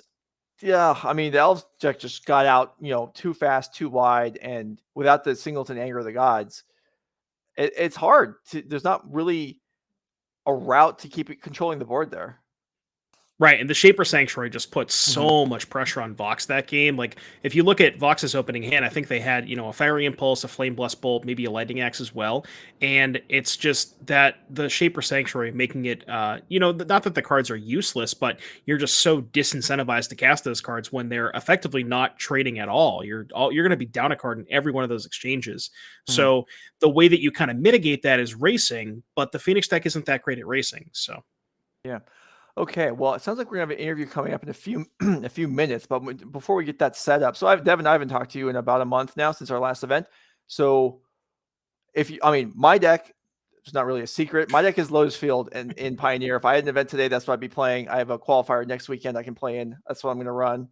What are you rolling? I know you really play the breadth of the format on your stream to cover the field. What is your chosen deck now? So I think of the 7 Pioneer RCQs, I think I played 6 different decks. So Wow. I've been playing a lot of different stuff, Yeah. just kind of trying to get a feel, and it's really just trying to pick the right deck for the weekend. I think the deck that I played in the last RCQ yesterday was Rakdos Midrange, which I still think is one of the best decks in the format, and also a deck that rewards like knowledge of the matchups, knowledge of the format, picking the right sideboard cards for the weekend. It's one of those decks that can, you can get very small edges just by 1 or 2 cards. So I think I'm leaning towards the Rakdos mid-range deck, but yeah, that and I think Greasefang are probably my top 2 choices. Yeah, I mean those are very good decks. I mean there's probably how many decks are in tier 1 of Pioneer right now? We could say those 2 maybe. We could say I don't think right, we say green obviously might actually be the top deck. I see in looking at the results online, blue white consistently puts up numbers. It's not a deck I would be wild about playing with. I did try. I played a couple leagues with it. I wasn't enthusiastic, although I liked some of the cards. But yeah, I think it's kind of just those few, right? And then we have a number of different tribal decks. Humans, elves, apparently, maybe goblins. I played a few times. So I like the format. Is sure there's a top tier, but there's a lot of viable decks in this format. Oh yeah. This format's awesome. Dominator United has been such a huge boon for it. So yeah, love this format. Okay, Ricky is ready to go. So let's bring him in and let's talk about these elves. So you're 5-0 with elves. What's coming in? I mean, this is not the tier 1 deck of the format as we were just discussing. But working, you can't hear us. Okay, well, see if we can get that straightened out. Trying to get some sound. Okay. Hello? Yeah, can you hear us? Hey, what's up? Okay. There we All right, go. how you doing? So, elves. Not exactly a tier 1 deck in the format. You showed up today. You're 5-0. Like, tell us, what went into the decision to play the deck? Well, I'm a tier 1 player, first off. No, I'm just kidding. I haven't played Magic since that RCQ like 2 months ago, and I was modern, and I had no idea what I wanted to play, and then I chose to do like a proactive dope deck. Sorry, I'm trying not to swear. Well, sounds like it's working out so far. What impact? Well, so you said you haven't even been playing. So the Dominator United cards, the new Lord, has obviously amped the power level of the deck. What stands out to you? What's consistently pushing your matches over the edge? What are you winning because of? Is it Shaman of the Pack? Is it the Lords? Is it Collecting Company? So the redundancy of the deck is wild. So if and like the floor of this deck is just straight up just gas, like kill you. It's awesome. And that's really all it is. So all the Lords are like really good. You know what has been really good is Sea Leaf Champion. There's so many like 2-power, like crappy little creatures in the format, and like it might as well say unblockable. That thing is wild. Yeah, I had I played quite a bit with the elf deck a couple of weeks back on stream, and I really noticed that, as you said, just the ability to have like the ability to go wide with 8 copies of Lords, but it also just has a ton of built-in card advantage with Collected Company, the new Lord drawing cards, Realm Walker. So it just has like it kind of has everything that you could ask for in an aggressive deck, and I'm super impressed with it, and not surprised to see you being 5-0 at this event. So yeah, man, like. Company is such a wild card. I thought when Pioneer came out, like Company decks are gonna be all over the place. Turns out it's like I don't know, like creatures aren't that good. But it turns out if you have a bunch of crappy ones, you put them together, and then they like, make each other happy, and then it's great and it's beautiful and it works out. So. Shaman of the Pack's wild too. That card's wild. So you're 5-0. What is there something that are you something you're hoping to face, or something you're a deck in the format you're kind of afraid of with your deck? Like, what's your feeling? What are you hoping to get paired against? Dude, I have no idea. Okay, so I think I'm good against mono green. Again, I don't know. I don't know. I'm just killing people. Yeah, okay. Well, I mean, you're 5-0. I mean, potentially able to double draw into top 8. So maybe we'll see you tonight. But oh yeah, awesome effort so far, man. It sounds like you're enjoying the deck.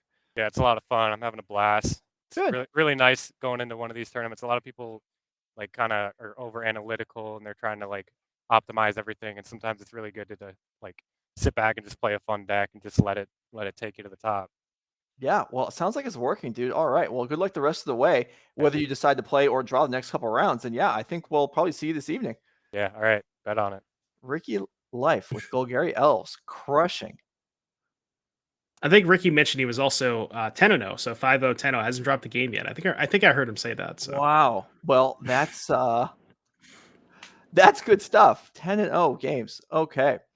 Devin O'Donnell, if there was going to be a 10-0 in games deck today, would you have predicted it to be Elves? No, but that was like so I was going through the deck list this morning before the event started, and that was one thing that it's a deck that I think is pretty slept on right now. I do think it's a really good deck because I think it boasts a pretty decent matchup against mono green. You can kind of effectively race them, and then as we talked about, the Rakdos matchup is like you would normally think that Rakdos mid-range versus a tribal deck is not great for you, but with all the card advantage, you have Coco, you have Visionary drawing cards, Realm Walker, and then the Shaper Sanctuary post board is a massive problem for them, even more so than Phoenix. So I think if you can like find a deck that's good against both of the top 2 decks, which I think Elves potentially is, then you're in a good spot. Yeah. Okay, we've got the backup match ready to go. That timed out well, so let's go ahead and roll it. Round 5, match number 2. Matthew Wruck versus Joseph Pio. Mono black combo. Well, I see Godless Shrine there, so what do you think? Is this Greasefang? Mono black combo. I think I don't maybe. know. I don't know about this. Okay. We probably just have them swapped. Yeah, we have them swapped. Oh, okay. Yeah. Right. I was only looking at the right side of the board. Yeah. Okay. So this is definitely Greasefang on the right. Yeah, Greasefang on the right. So mono black combo. Now, what does combo entail, you might ask? Well, I have the deck list up here. Wow. So it is mono black devotion. Now, there's cool stuff going on here. I don't know if you want to spoil it for chat, or maybe we can let the games play out. Well, they can see. Oh, they're going to see a lot of it right now. On this collective brutality. So you can see here. Yeah, there's Grey Merchant and Shieldred and Murder Strider. That all makes sense if you're playing devotion. And there's Peer to the Abyss, which is maybe a bit of an outlier. So now we've got that exposed, Devin, why don't you explain what the actual combo is here for the chat? So the idea, obviously, is you're trying to set up some devotion. So you can do that with Liliana, Gifted Aetherborn, Murderous Rider. We have a card in this deck called Underworld Dreams, which is a card from way back in the day that got reprinted. I can't remember what set it got reprinted in, but it's whenever an opponent draws a card, they lose a life. I think that's the exact text on it. But the important part about Underworld Dreams is it's also triple black. So as you're trying to set up a bunch of devotion, and you're trying to set up Shieldred plus Peer into the Abyss. Now, Shieldred says when your opponent draws a card, they lose 2 life. Peer into the Abyss says target player draws half of their deck and loses half of their life. So you can imagine if you make your opponent draw 30 cards with Peer into the Abyss, they're probably going to lose the game to that Shieldred. Yeah, Shieldred or Underworld Dreams, either way. Peer of the Abyss combos with both cards. And yeah, I don't know that that's necessarily mana efficient, but it's working here at 3-1 facing down Greasefang, which is another combo-ish deck that's a little cheaper to assemble. However, it is vulnerable to some removal. You see Murderous Rider here and Evolved Sleeper on the board. The new Figure of Destiny type card that's actually, I think, fairly impressive. Yeah, I like it quite a bit in this deck too, because you tend to have spots where your deck is a little slow at the gates, and a lot of these permanents like Underworld Dreams, yeah, it adds a lot of devotion, but it doesn't do anything unless you're setting up the combo. And Sleeper is a way to kind of put a little bit of devotion into play. It's also a way to pressure planeswalkers, which can be pretty important. And also, it's just a good mana sink. If you have a lot of extra of a mana and nothing, no threat, then there you go, just draw a couple cards. All right. Well, now we're probably done. Yeah. So someone in the chat pointing out that with just Parhelion in the graveyard, perhaps that Murderous Rider was played a little too early, and the Parhelion should have been bounced to hand before attacking. That's actually possible. If that's the only vehicle in the graveyard, yeah, that might have saved Joseph some trouble here. Okay, well, there was the Rafine's informant, so maybe it didn't matter. Yeah, that's true. Because Matt would have still had a way to put it into the graveyard. But I think All it still would have prevented him from doing it this turn, right? Because if you let the Parhelion trigger go in the stack, or the Greasefang trigger go in the stack, kill the Greasefang, Parhelion goes to hand, and then you can go 2 mana. Yeah, because you go 2 mana Rafine's informant, but then you don't have mana to play the Greasefang that turn. So right. Okay, so maybe that could have been navigated a little more cleanly, but still, the Greasefang deck is fast and powerful, and I've seen over time the number of discard spells in these decks have been growing. I'm interested to see how many are here with the deck list ready to go. But it started out, I feel like, a month ago or whenever, like 4, and now I've seen 6. I've seen main deck Duresses go alongside the Thoughtseize, which, I mean, is kind of brutal. So kind of cutting some of maybe the less effective fringe cards and just focusing on what matters. Yeah, Liliana too is, we talked, me and Anu talked about just a massive printing for this deck. Not only as another discard outlet for Parhelion, but also this deck has the ability to play that kind of mid-range type of game, and it's really good in that type of game as well. All right, so here is the mono black combo devotion deck in all its glory. Murderous Riders, Gifted Aetherborns, like you said, Evolved Sleepers, Shieldred, Grey Merchant, all kinds of pips all over the place. Is there, aside from the Sleeper, which only costs 1, nothing in here doesn't have 2 devotion or more? Oh, I guess Warlock class. Yeah, The Warlock class, which is another card you don't see too often, but Right. I like that card quite a bit, just like a way to hit land drops and stuff. As far as sideboard cards go in this matchup, there is a lot here for Joseph. We have 4 Leyline of the Void, 3 Go Blank. Those are all slam dunks. And then you could also talk yourself into Noxious Grasp as a way to kill Greasefang. So there is a lot to like here for Joseph. Now, that being said, I don't really know how much of the combo he wants to keep in his deck. That's more for the longer kind of dragged out games where you might not be doing that as much here. So maybe he wants to trim on some of that stuff. Also, Liliana is kind of not that great against an opposing deck that has Parhelion that they want to discard anyway. So might want to cut those. But yeah, a lot of stuff to like here for Joseph. Okay, let's go ahead and switch over to the other deck list. Matthew, Ruck's, Abzan, Greasefang. So we can see here, no Stitcher Suppliers. Those have kind of been trimmed out of these decks, which I'm happy to see because that felt like a kind of a ineffectual card. And we see a mix of vehicles here. We've got actually 9. That's another change, I believe, compared to earlier in the format where I feel like we saw a lot of 6 vehicle Greasefang decks. And now we're seeing 9, and that's just going to add to the consistency and really the overall power. Right, and the other thing I want to point out here from Matthew's deck, no Lilianas. So choosing to go with 4 copies of Collective Brutality, that's usually the slot where Liliana has kind of occupied in the newer list.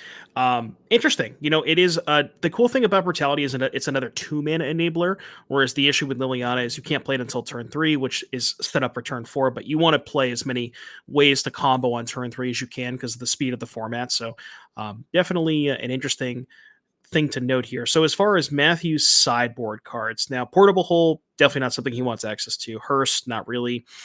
The one thing I will note, there's not a lot of answers to Leyline of the Void. Usually we see, well, I guess, typically we see sometimes like Assassin's Trophy, but there's one Besiju with one in the main, and that's pretty much it. We might be going towards like Graveyard Trespass or Pelucranos for additional threats. But yeah, not a lot of anti-Liliana or Leyline cards. Okay, well, let's roll game 2 and see if that ends up punishing Matthew here. Does Joseph have a Leyline? And Leyline is so great. I mean, sure, it's Graveyard Hate, and it also counts as Devotion. It just does a lot of what you want for Joseph here. Chat did bring up a good point. There was a Rotting Regisaur in, I believe that Matthew had game 1, but it wasn't on the deck list. So I know this is a time shifted match, so I don't really think there's a lot we can do with that regard, but maybe it was just, I'm not sure exactly with that. Okay, well, I do remember seeing the Rotting Regisaur. I don't know that I would put that together, but you're correct about that. So, well, maybe that can be looked at later on. I'm sure the director can pass that along to the judge staff and see that sorted out. In the meantime, Thoughtseize does take Collective Brutality here to open up game number 2 for Joseph. Matthew down a card, but not facing a Leyline. He'll probably take that exchange. Yeah, not the best hand to see when you cast Thoughtseize. 2 lands, 2 Brutalities, 2 Greasefangs. It's like, yeah, I don't take whatever you want. I don't care. But Joseph should have some time here, and really time is what his deck's going to need just to assemble Devotion on the board, his various cards. There's a Go Blank drawn. That's nice. And another Thoughtseize. Please don't ask me what that land is. I have no idea. It's a promo. I know that. For Matthew, yeah, dude. I would never. I'm not going to put somebody on the spot for identifying weird artworks. For one thing, I would never. Well, it came into play tapped. Yeah. So at least we can infer that. Chat'll probably get us. Go Blank to take half of the remainder of Matthew's hand here. I imagine one Greasefang is going to go. Oh, it's the slow land. Okay, that's why I came into play tapped. That makes sense. Matthew reading Warlock class. Why don't we bring that up on the screen? This is actually, I don't know if we can do that in a time shifted match. But Warlock class, chapter 2 is a strategic planning. Oh, there we go. So chapter 2 is a strategic planning. And then level 2, level 3 is kind of a very expensive taxing effect for the long game. You can see there, beginning of your end step, they lose life equal to how much life they lost this turn. So that includes combat damage. So all your stuff basically has double damage if it goes to the player. But I think that's kind of just there's a bonus. It's there for the anticipate effect, right? Well, yes, but also we did call this mono black combo, and if you have a Warlock class on chapter 3 and you target your opponent, it's lethal damage no matter what their life total's at. Mm-hmm. So it's probably mostly flavor text, but the fact that is kind of another combo piece is pretty sweet here. Yeah. Okay, Raffine's Informant here for Matthew to at least get something positive going. And all right, there it is. Yep, there it is. Now, here, unlike a lot of matchups, I suppose life gain actually could matter if Matthew gets things going. Actually, if Joseph is able to survive an extra hit from a Parpelion or something like that. But Raffine's Informants, there's not a ton of card drawing in Matthew's deck, but there's some. Right. Yeah. Raffine's Informant is one, and that's the card that Matthew's casting here. The one thing that is, as you talked about, just like being able to kind of gain a little bit of life to maybe try to survive a Parhelion hit, because Parhelion is kind of capped at how much damage it can really deal with the attacks. I think I saw we got another Warlock class. Can't really see what else we got. The Murderous Rider was the other card. Yeah. Okay. So Warlock class, maybe activate, try to find Try to find some more action here. That's what we're gonna do. All right, so this Nykthos is going to tap for 4. 4. We get to activate both classes. That's kind of cool. Good turn. Yeah. Did we miss out a little bit here? If we attack with Shieldred, if there's a double block, we have Murderous Rider. If it's not, just gets through. It's certainly possible. I guess I don't really know whether Joseph wants to be trading damage here or not. Well, the awkward part about using the Murderous Rider, well, I guess that's the awkward part either way if you're going to tap out. But like, it's tough. With the Chariot in the graveyard, it's like you almost would want to maybe try to just hold up the Murderous Rider there. I would have agreed with you, except that if the plan was to play the Warlock class and activate, then clearly that wasn't something on Joseph's mind anyway. Here's an attack. Oh, yeah. Well, so the problem with that is if you attack first and the double block happens, you don't have enough devotion post combat to activate both classes. Right. Yeah. Because you lose the devotion. Mm-hmm.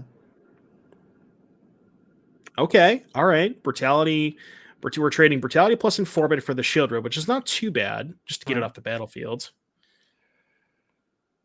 And notably, that cuts the devotion off for the Nykthos, so it kind of limits what Joseph can really do with this turn. Yeah, that Nykthos is now just a colorless land. Meathook Massacre in hand. And there it is. Yeah, Meathook for 2. So this will clean up the Informant, get a little bit more devotion for Joseph for next turn. Get a little trigger there. Yeah. And there is still that Chariot in the graveyard, so if Matthew does find a Greasefang, there is something to kind of hop in the car there. Looks like salvage, but that's so salvage. Do you play it now? Do you wait till the end step? Decision is to play it now for Matthew. There's that Regisaur again. Yeah. I mean, it doesn't look too bad here. I think it's just a fine card. It's pretty big. Yes, indeed it is. We are, let's see. So 1, 2, 3, 4. I guess we're actually close to level 3 on these Warlock classes. Yeah, correct me if I'm wrong, because it's a card type that I haven't played a ton with. So with the classes, if you level up the Chapter 2, you don't get the Chapter 1 effects anymore, right? I think that's how that works. No, I think you get... Do you still get it all? Okay, it's a card type that I really haven't played that much with. I think on these, I think it's well, I'm not sure. I was thinking it was a static effect, but that may not be correct. Okay, chat's saying you get it all. Okay. Yeah, it's like Urza Saga. You still can tap for mana on the later chapters. Yeah. Right. Okay. So there is Underworld Dreams. So every time Matthew draws a card, he will take a point. He's still looking for a Greasefang, which appears to not be showing up here. No, but yeah, Underworld Dreams, probably a card that a lot of people in chat have not seen before. So there it is on your screen. So yeah, and it's gonna be difficult to find I think we lost 2 Greasefangs already in the early game discard stuff. So it may be difficult for Matthew to get this going. Yeah, and if Joseph has a Pier, then we're done. That's it. That's true. Yeah, devotion is now substantial. Oh, there's a lot of mana. There it is. Oh, there's the combo. Matthew's like, what? Excuse me?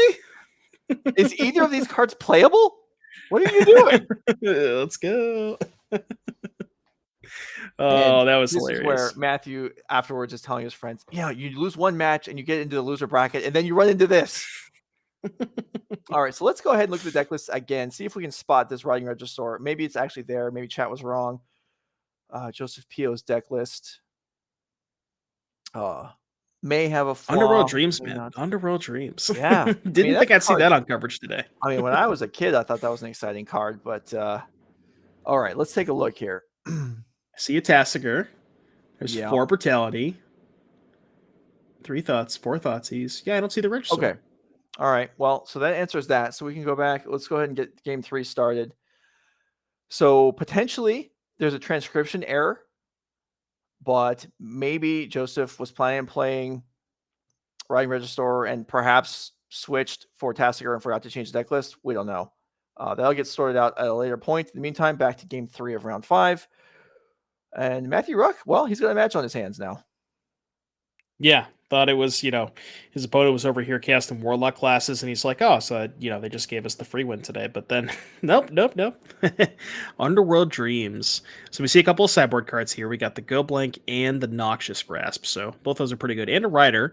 So we got quite a few answers to an early Greasefang. The issue is we don't have a ton of lands, and we don't have a Nykthos yet. But we have the Warlock class to potentially hit land drops, which I assume is, what we're going to go towards here.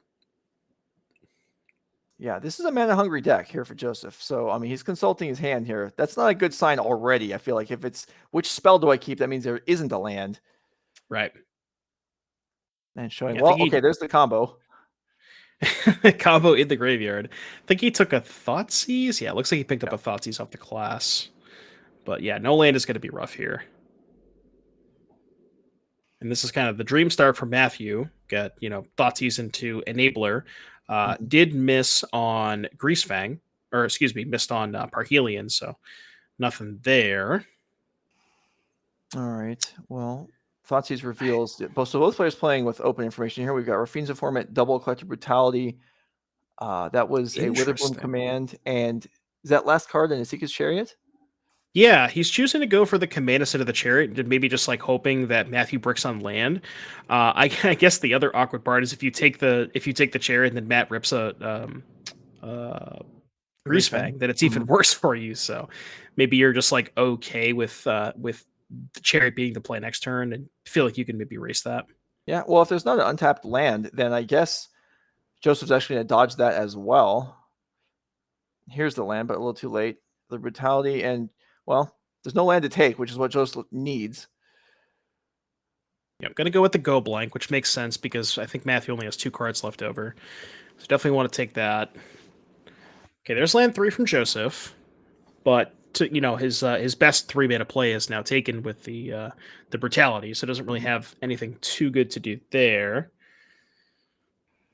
I'm going to level up, looking for some more lands here. So one drawback of the Warlock class as your card filtering is that it is something you have to main phase. You can't hold up your Murderous Rider mana and then go towards the end step. That has to be committed here. So he's going to be vulnerable. Right, yeah. That's Sorcery Speed being super, super awkward, especially, in a matchup like this where you're just trying to hold up the stuff. But, knowing the contents of Matthew's hand, it's you take a little bit of risk there. So there's the Chariot that we suspected was going to be cast. Good for some tokens. But, yeah, I mean, it's going to be tough for Joseph. On 3 lands, doesn't really have a clean answer to the Chariot right now. I mean, the card he's looking for is most likely... Meathook Massacre, but we're not only we're a mana and a massacre away from actually having the Meathook Massacre. So yeah, all right, ley line drawn there. That's not going to do any good right now. There is, I believe, the Murderous Rider in hand, so Chariot can be picked off. Well, never mind that. Oh no, I guess that's true. You can't take Murderous Rider here, can you? So no, it has to be the Grasp. Yeah. So you do still get to Rider the Chariot. I wonder if Matt just says, "Yeah, I'm not going to crew. I'm just going to attack you with all my creatures." Probably will. I wondered about that too. So this is an attack for 7, which is half of Joseph's life total. Nope. Okay, there's the crewing. Draws out the Rider. So this does cost Matthew a turn off the clock. Yeah, I kind of like just the attack with everything. Yeah. And then what's Joseph going to do? Just take 7? You can't really afford to take 7. And now the Murderous Rider can just be dropped into play, and we know Joseph doesn't have much else to do, and that's an effective blocker here. It looks like he passed again. That should, the Greasefang should probably do it. Take the Greasefang, get back the Chariot. Chariot has haste. And Joseph's sitting there with 2 ley lines. Not really where you want those to be. With Joseph passing here, I assume there's some kind of interaction he's got. Murderous Rider only costs 3 to cast, I believe. Yeah, it's 3. Yeah. So let's see. I mean, maybe Joseph trying to just represent having something else, but no. Okay, that's it. Matthew Wruck is able to take down the mono black combo deck in the hands of Joseph Pio. So that's, I mean, it's too bad. I mean, obviously unbiased here on who wins, but it's nice to see kind of the more fringy decks win once in a while. Joseph Pio falls at 2-3 and 2. Matthew advances 2. At least we got to see the combo that one round. Yeah, that one no, game. that was satisfying. That was cool. I'm sure Matthew Wruck wasn't as thrilled as we were, but we did see it fire off there. All right, so round 5 out of 7 in the books. When we come back, we'll go over the season 2 leaderboard, updated after yesterday's event, to see who's actually in the running for these 2 slots.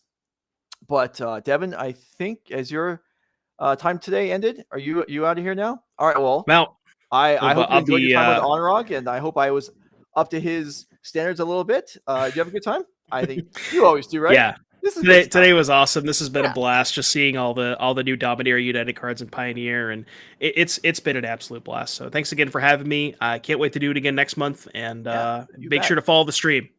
Definitely, yeah. And at Doomwake, you see it on below his name there. Well, I was talking about follow this stream. I know, If you want to go to my I stream, know you you can. are, but no, they absolutely should follow your stream too. So we've got season 2 DreamHack qualifiers starting next week. Is that something you're still going to be heading out for those?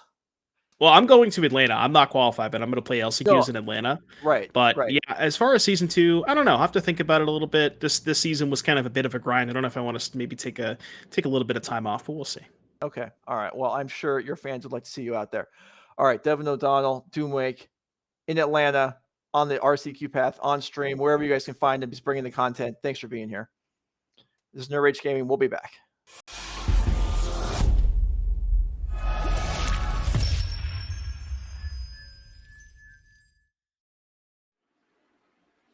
All right, we're back for round 6. Devin O'Donnell did a great job. Becky Bell, you're in for the evening coverage again, just like yesterday. How are you doing? Aside from, well, your little mishap that we kind of saw in the preview window. Yeah, I managed to spill my coffee all over my desk and iPad, and now my dog is also coming in to lick up what is left on the floor. So, all is well. At least I'm here. I'm getting to commentate some Magic now. So there's the silver lining at the end of this, but the last 10 minutes getting on here were more hectic than I intended. Well, that's coffee's a vile liquid. You should want no part of it. And shame on Apollo for trying to lick it up too. I mean, he should know better. It's because there was milk in it, which actually is the vile liquid. Well, we'll have our differences of opinion on that one. Anyway, we got Pioneer coming up. We're moving into round 6 here. We've got an actual race for the second spot in the leaderboard for season 2 standings, which locks up today. But if the players are ready, we're gonna go ahead and watch the beginning of the match here, and then we'll get to that at the end of the round, maybe. Or if there's an extensive break. Also, a note for the chat, the judges did investigate the Riding Regisaur that didn't appear to be in the deck list. The player actually went to the judges after, because some of his friends texted them, were like, hey, there's an issue. He did go to the judges and say, this deck list got messed up. He was allowed to correct the deck list and will receive a game loss. So game 1 of round 6, he will start down. But his deck list is now corrected for what he chose it to be the rest of the day. Right now, we've got Sam Duchow against Matthew Hoey. Mono White Aggro versus Azorius Control. Okay, round 6. Matthew Hoey has been really a dominant force on the Nerd Rage series for years. Not quite, this year, not living quite up to his standards. So we'll see if a top 8 today may turn that around a little bit. He's going to watch this back, hear you say that, and have some fighting words for you later, Joe. Maybe he will, but if he does, that's okay. Sam Duchow starting down a card here, which it's always nice to see. So the players don't know what they're playing. We're in closed deck list at this point in the tournament. Mono White Aggro, going to be trying to put the pressure on the Azorius Control before the sweepers and the counter start acting up. And really the primary way to do that is to have Thalia Garden the Thraben on turn 2. We just had a little bit of a scry bug. We put back a Hopeful Initiate, and then we put back on top, or we pulled off the top of our deck a Hopeful Initiate. So that's too bad for Sam Duchow, because that's not going to do a ton right here. And it's only a 3 of in the deck as opposed to so many 4 ofs. But I'm sure he won't mind too much if he's got to land in a Thalia here, or maybe a Thalia's Lieutenant, but Thalia Garden the Thraben is really what you want before the full counter suite comes online.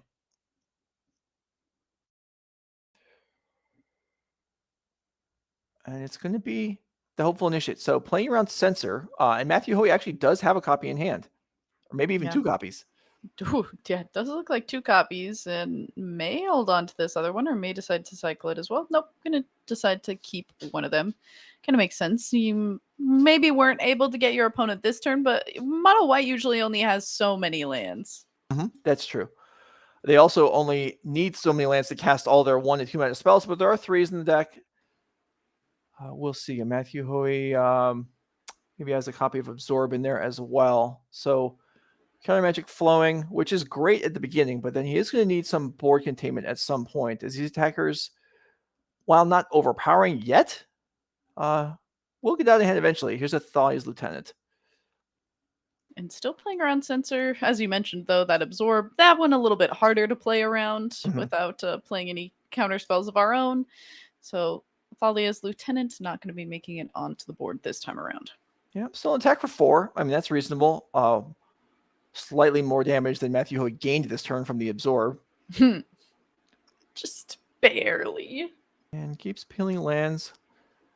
Hall of Storm Giants in hand here. I think we're going to see, a Doomscar being foretold, I believe is the name of the mechanic. So setting up for the future. And so we're seeing, we do see in the last month or so, these blue-white decks are now running a variety of foretell cards, and I assume that is in large part due to the printing of Liliana, or the reprinting of Liliana. Yeah, this is kind of an interesting slew of foretell cards too. It's playing the one of Doomscar, Saw It Coming, Behold the Multiverse. So we are playing like at least enough low amount of foretell spells that we're not totally giving it away, but most of the time it's pretty safe to say that if a card enters the foretell zone, especially in a deck like this, that you are looking at one of those 3 cards. All right, Thalia's Lieutenant coming back into play here from Extraction Specialist, still getting around the Censor. This is a pretty nice card to bring back, pumping the creatures in play. And now, this is a pretty good attack. Oh, yeah. No, Extraction Specialist, a pretty sweet card from it's one so of the strong. newer sets. And yeah, it's so cool. Loving that we're getting to see it played in a Pioneer as well. And is going to prompt finally that second Censor to be taken out of the hand. But, thankfully that card does cycle as well. So Matt Hoey not looking too upset about having that in the deck either. No, and this is going to be backbreaking. Doomscar. The one of... Sam's like, well, I've got Brave the Elements in my hand. Does that save my guys? No. If only. All right, so you can see there, Doomscar, 5 mana, destroy all creatures. Foretell cost is 3. Sam's like, well, this Lieutenant stays in play. Matthew always like, no, it doesn't. Just because it can't attack doesn't mean it's not in play. And it also can't block, and it also can't stay in play. All right, well, I guess there's at least a Mutavault. So Sam can continue the pressure. Yeah. But attacking for 2 is a lot less impressive than what he had going on before. And Matt did foretell another card there. I didn't see what that one was. But like you were saying, I believe we're on singletons, right? Yeah, okay. Yeah. Behold the Multiverse. There's 1 copy of Doomscar, 1 copy of Behold the Multiverse, 2 copies of Saw It Coming. So we're playing a little bit more foretell than the average deck. Most of them are kind of just doing a bunch of 1-ups, but this time we got at least 2 Saw It Comings. Yeah, and they do provide cover for each other. Not wanting to give away for your opponent what you have. Picks up an Absorb, and I didn't see the other card, but maybe it's a Supreme Verdict. Either way, Matthew looking quite good here. Hall of Storm Giants hits the board, and well, Sam Duchow, this isn't exactly a deck that's built to recover from Supreme Verdict. Absolutely not. Hard enough to recover from the Doomscar from earlier, having something else as backup. And normally you'd be like, okay, at least I have this Mutavault. This Mutavault can certainly be able to do some damage. But now that there's that Hall of the Storm Giants in play, eventually that is going to be able to do some blocking against this little 2/2. Yeah, or if you just start attacking, it'll win the race. Exactly. Very true. All right. Kithian. Yeah. Ooh. That's something. But Matthew's like, well, it's something. It may not be much, but never going to flip, though. Yeah, it's still enough to earn my Absorb. On the off chance that we draw another Mutavault and that's going to be the way that you get to flip the Kithian, it's worth just, saying, I'm not going to worry about the thing that could possibly end up being my downfall. All right. Matt Howland found untapped costing 2 life in order to enable the Hall of Storm Giants. So yeah, that will prevent the Mutavault from doing too much here. Although at the cost of leaving all the mana untapped, I don't know if Matthew really cares about that too much. Brave the Elements to hand out. Brave the Elements gives all your, is it all your white creatures protection from the chosen color? Brave the Elements Is it all your reads, choose a color, white creatures gain Yeah. protection from the So chosen it color. doesn't even work with Mutavault. Nope. So that's Poor little Mutavault. yeah.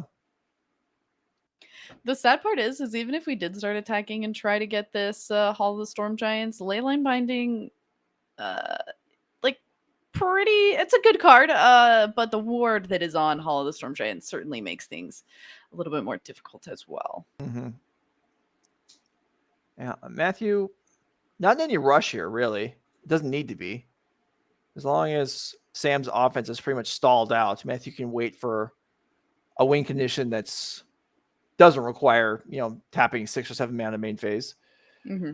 Also, I'm ridiculous and thought that Brave the Elements was Leyline Binding. I'm just very used to seeing Leyline Binding now, and it has very similar coloring. And so on like a quick glance, even though we just talked about Brave the Elements, listen, I needed the coffee that fell all over my desk is what I'm trying to get at here. That's all right. You'll join a long commentator history of misreading cards in play and in hand. No, I felt really cool when Honorok was like, I don't know what Elvish Mystic this is. And I got to, I'm like in chat doing what everyone else does. And I'm like, it's from the secret lair. Okay. It felt nice. It felt nice to be the person in chat doing it for once, I appreciate you all in a weird way. Even sometimes I know that y'all don't have the best intentions, sometimes it's still fun. I get it. They're doing good stuff. I mean, they helped catch a deckless error last round. Yeah, very true. Chat lethal, chat, being wrong about things that happens, but chat sometimes helps out. Sometimes they're correct, sometimes they help. Even in this case, they actually helped the tournament. And Matthew Hoey intuitively blocking the Mutavault here, which cannot be protected by Brave the Elements. So Hopeful Initiate gets in for 2, but that is vulnerable to most of Matt's Sorcery Speed removal, whereas the Mutavault isn't. So wise decision making there. And look at that. Brutal Cathar. With what Matt. A good card. Yeah. Matt was like, doesn't that say like removes non-creatures? Nope. This Hall of the Storm Giants is actually under the Brutal Cathar now, as the ward is paid for. Yeah. Matt Hoey said it's like, wait a minute, doesn't this say, do you want to pay? And then Sam goes, yep, I've waited to have this much mana this far into this game for exactly this moment. Right. Yeah, that's true. 7 land is not the ideal for Sam Duchow. Now, Matt does have Supreme Verdict here to rescue his Hall of the Storm Giants from the evil Brutal Cathar. Brings it back into play on his side of the board. And, I mean, if Sam had any further hopes of winning this game, I imagine they're now dashed. Yeah. I think that's pretty safe to say, especially now that we don't have that little old reliable Mutavault in play either. Just a whole lot of things not ending up going Sam's way. I mean, normally I would love to be like, wow, look, this Adeline's going to be able to get something done if there weren't a full grip of cards in Matt Hoey's hand and a Shark Typhoon being the draw for turn, which basically I was going to say stone walls and then I was going to say shark walls, but yeah, it's basically a big shark wall to stop whatever Sam could be trying to do, as Detention Sphere actually tries to be what takes down Adeline. Adeline here, one of the rare cases where it doesn't effectively have a haste token, because you do have to attack with other creatures, and unusually there actually isn't another creature. Brave the Elements will attempt to save the Adeline. Dovin's Veto will put a stop to that. And Sam now out of cards, out of action. No Mutavaults left, just basics. It is day, however. It is day. We'll see if so he's having he's having some impact on the game, as Sam did cause it to be day, but that's about it right now. That's true. We'll see. Are we going to make a play? Will it become night? Will we continue to have an impact on the game? Maybe we'll find something to commentate on that's more important than the status night and of day. the sun rotation. But yeah, that's all that's going on right now. You Sam, know, also props to Sam for being very on top of it, actually changing it tonight and being like in tune with exactly how this is happening. As you know that things are not going very well when Shark Typhoon gets hard cast for the enchantment side and isn't being cycled. yeah, this is bad news. Sam Duchow's at 20, but that's going to drop pretty quickly. Oh, and there is Thalia, Guardian of the Raven, right on time. Yep. The phrase is better late than never, but in this case, I think late is still very late. Yes, Matt, likely to have plenty of things that can deal with that. Here's a portable hole. It's like, get a 1/1 shark, take down Thalia. Memory deluge among the leftovers in hand. Sam showing a lot of heart here, or perseverance, or stubbornness, maybe, by continuing to play out this game. Trying to give us a show. I have a question. Should that shark be a 2/2 because it costs 2 mana? Because of Thalia? That occurred to me when it was on the stack. I don't believe so. I think mana value is genuinely whatever's printed on the card. That's what okay. That's kind of what I thought too, but then I had a moment where I was like, am I right? Am I actually wrong? And it's gonna pay off that we kept track of whether it was night or not. Okay, so I don't know the name of the backside of Brutal Cathar, but it is in play now, and Matthew Hoey is going to bring in the Wandering Emperor. The Wandering Emperor and make a couple tokens here. 4/4 flyer. And a Samurai. There it is. Moonrage Brute. Doesn't even get to exile the token because it's on the night side. Oh, darn. But, I mean, it has first strike. Does have first strike. Yeah. And Ward 3. That's and Matt Hoey's at 6. If Matt Hoey had to pay for that Ward 3 twice, Matt Hoey would be dead. So. Oh, he probably won't do it then. Yeah. Are you paying for the ward? Going to 3? Yeah, looks like it. I mean, this game better be almost over. Matthew Hoey's score pad has run out of room. He cannot lose any more life and keep track of it. But here's an attack for, looks like 7.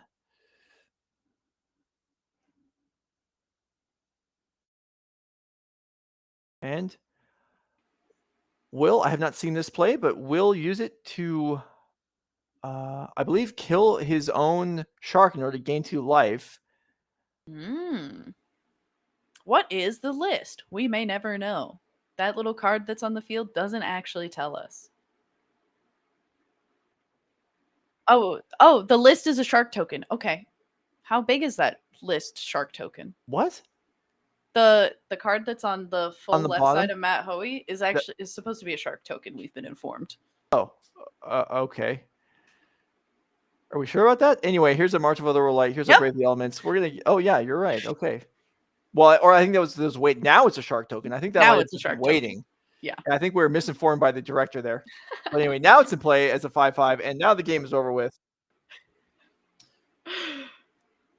I feel like everyone else who commentates is always like Devin knows so much, Anurag knows so much, and then I come in here and I'm just like chaos. Okay. Well, I thought where you were going with that was you were saying those two know so much, and then there's me. And I was like, and I also know a lot true, about different things. No, you're all right. No, we're team fun is what we are. Exactly. Thank you. All right. So let's go ahead and look some deck lists here. See what Sam's got in the sideboard to dig his way out of this game 1 deficit. Do we have any more taxing creatures like Raydon? No. Unfortunately. I mean, there's Gideon, Ally of Zendikar, and Wedding Announcements. Okay. Yeah. I mean, those are cards that positively impact the board. Selfless Spirit is also quite good. Yeah. So I think that those got to be winners. Yeah. This might be a situation where you're wishing, man, I wish I'd brought an extra Gideon Ally of Zendikar to put in my sideboard today. But, that's okay. Maybe we'll find this one Gideon Ally of Zendikar and it'll be able to do a lot. Hopefully these Wedding Announcements can draw some cards or make us some creatures so that we can recover a little bit better from these board wipes, or maybe a Selfless Spirit. We'll be able to save the rest of our creatures, but those have got to be winners for this. Yeah, I mean, well, something's got, I mean, That game one, I mean, it took quite a while, but it was over. As soon as that Doomscar went off, the game was done, basically. All right, let's look at Matt Hoey's deck, see if he's got any ways to improve what already seems somewhat favorable. You can see the state of the main there and the sideboard. So as far as the main deck goes, he may want to trim some counters. I don't know the Dovin's Veto. I mean, he did actually get to cast one from that game, but I don't know that's really what you want here. And wow, so we got Baneslayer and Lyra Dawnbringer. All right. I was going to say we've got one of each. Very nice. Yeah. We do also have like temporary lockdown, which could potentially be good. Oh yeah, that seems like an all-star here. I mean, survive. Like you talked about the Selfless Spirit protecting from removal. Well, it's not going to protect from temporary lockdown. Yeah, exactly. So that could be something that we're going for. Elspeth, maybe. Like, it depends on how many counters you're getting rid of, but you've got to keep some amount, especially like the absorbs, because they also gain you life. Like, those are just going to be nice little catch-alls. But really, I think you kind of hit the nail on the head by saying this just seems like a pretty favorable matchup overall for Matt Hoey, unless we can see something really start to get going fast for Sam. Yeah, I think we're going to see Matt. I don't think he's going to probably want to overboard here. Like, Elspeth Sun Champion, if it's in play, that's great. It's unlikely that Sam can beat it, but I don't think Matt's going to want to risk getting stuck with too many expensive cards in his hand. Lockdown seems like a winner. Some of maybe the Angels, we'll see. It's just a matter of how many cards he wants to trim out, really.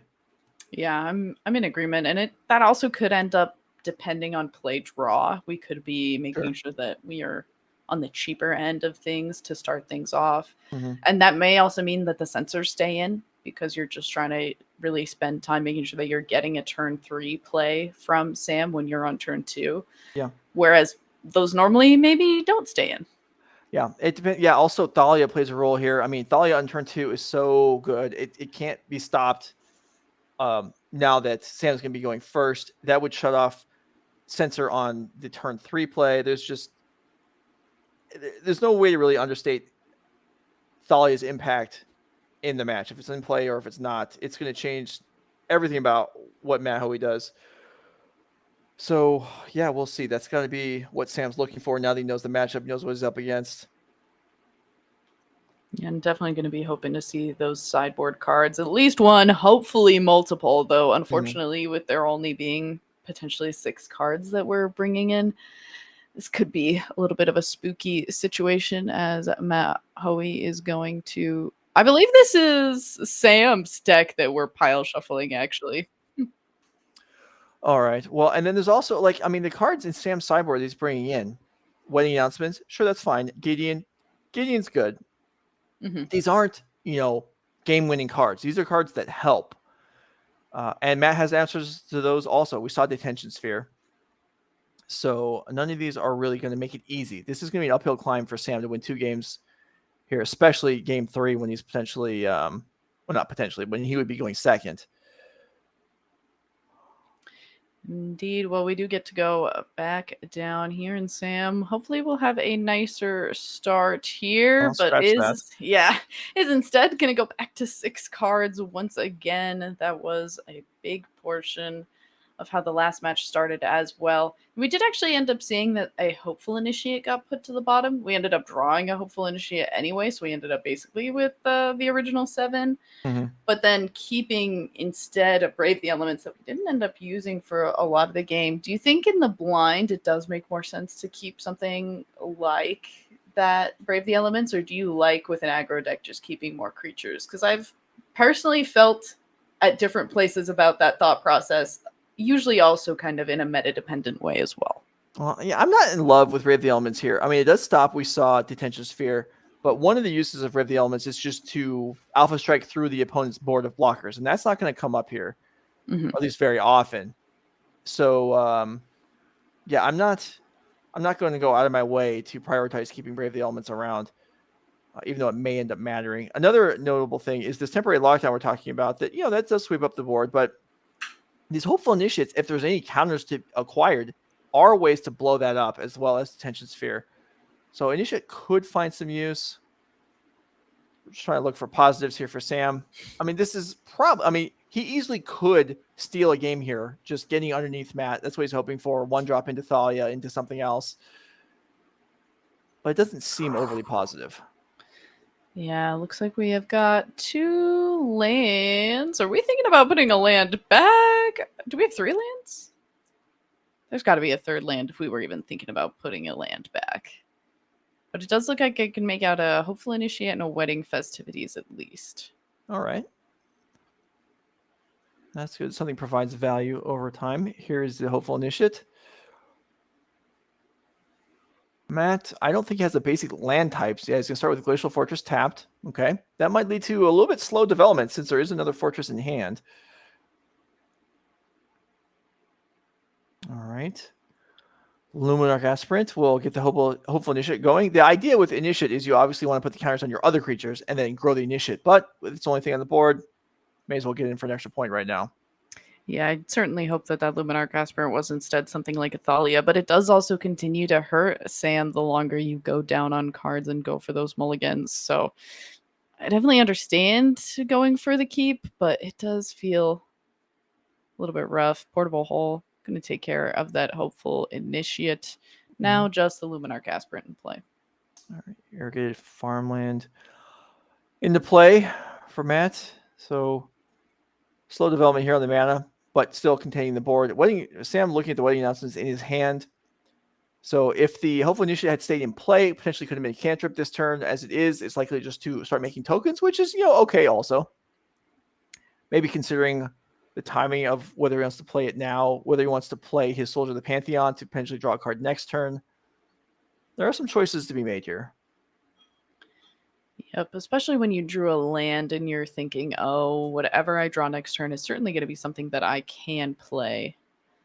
I'm just trying to decide exactly how you're utilizing the resources that you know for sure that you have. And it does mean that we are going to go for at least you're committing an extra creature to the board either way, just deciding if you're going to try and get the extra draws from hoping that your creatures hold on into the next turn. But I think that this feels a little bit safer to me. So I do think I would have done about the same thing as Sam.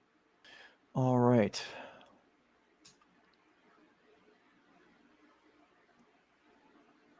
All right, looking at his hand, a few lands there. Censor. One of the angels is in hand. I think that's Lyra or Lyra. I don't actually know the accurate pronunciation there. And there's another Glacial Fortress, this time coming to play untapped. Break the Elements was the draw for turn. Probably not exactly what you want to see, but it's fine.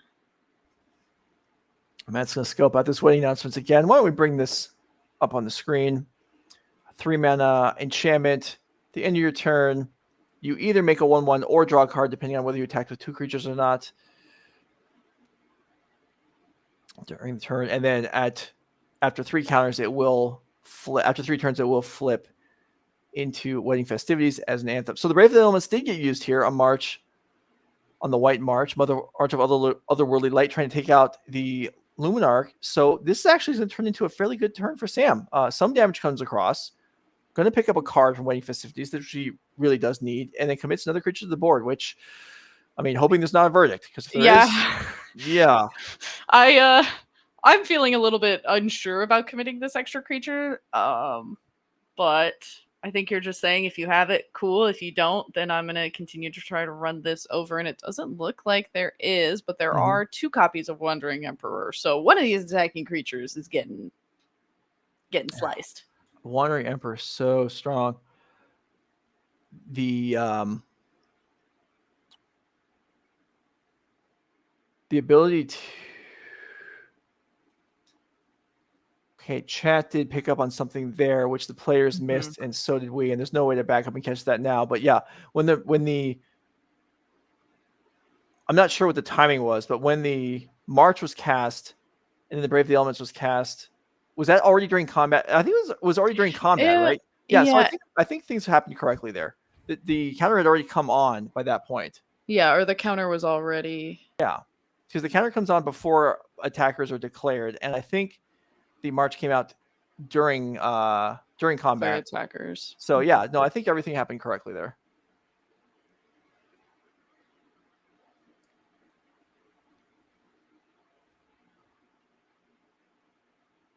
Wandering Emperor is in play. This is interesting, though. The Thalia forced the Wandering Emperor to come into play before combat. Which is actually kind of great. Yeah. Really significant, as now, if he wants to, Sam can attack it. I don't know if he will, but that is something that's very rarely an option. Mm-hmm. All right, what's going to be the decision here? I think we have to be going all at the face here. I feel like we're playing the like memory cup game where we're just like moving all of the cups around with the That's what it ball looks under like. it. And just trying to decide where are these creatures going. Because if we want to kill Wandering Emperor, we have to send 2 creatures at it. And then if we do that, but that means we're not actually going to do any damage to Matt, because he'll just kill one of the creatures kill the one creature that's attacking himself. Well, don't we have to send 3 at it? Well, I guess. Oh, I guess because the exile's gonna do. It's a minus. You're right. No, let's see. No, you're right, because I was thinking we had 3 power creatures, but we don't. No, 2 of the creatures but only if the take minus kills one of the creatures, the rest of the damage will still. Yeah. So 2 creatures at Wandering. I think it's just got to be all at Matt. You think so? I do. I think you just leave the Wandering Emperor there. Well, okay. Sam disagrees. Maybe he's right. So we'll see if any damage at all came through there, but it seems unlikely. That seems so scary to me. But I guess the Wandering Emperor like doesn't. I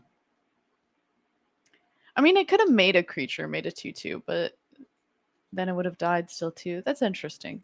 I wonder. All right, wedding festivities flips over, and now here's Lyra.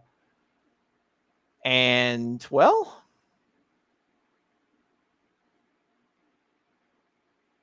it's gonna be tough. That is now the biggest thing on the board for strike and lifelink. Is there 2 Thalia's Lieutenants in hand? That would at least allow. Whoa. Well, you know what? I take it back. That still wouldn't allow an attack here. Yeah. No, it would, because we have the wedding festivities in play now. So true. we do have a boost in power. So Thalia has 3 power with first strike. 2 lieutenants would make it a 5, so that could actually attack and get through the Lyra, but nothing else can go with it. Yeah, that seems awkward then. Do you want... That's like also throwing out everything that's in your hand to get off 1 attack, but also you have to imagine that Lyra is just going to swing at you the next turn anyway if you just like stop attacking. Yeah, maybe. I mean, it could. Matt may not be at a point where he's had so much... Like, if he takes 5 here and drops to 7, then even an attack back to 12, he's very much dead on the board. So that may not be an option. He may have to... I'm not sure the contents of his hand. He may have to actually trade with Thalia here, which would be a big win for Sam, I think. Sam looks to have a Hall of Storm Giants, Wandering Emperor, Censor. I'm sorry, Matt has that. And Sam also heads up activated the Mutavault to allow for that to be a human to get 2 counters from both of these lieutenants coming into play.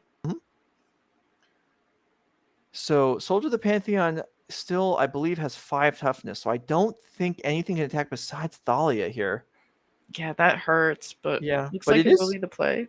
It is 5 across. Dropping Matt to 7. He may need a Wrath here, because next turn, I mean, this is a humongous attack next turn for Sam. Even if Matt's able to... Okay, the life totals are just adjusted there.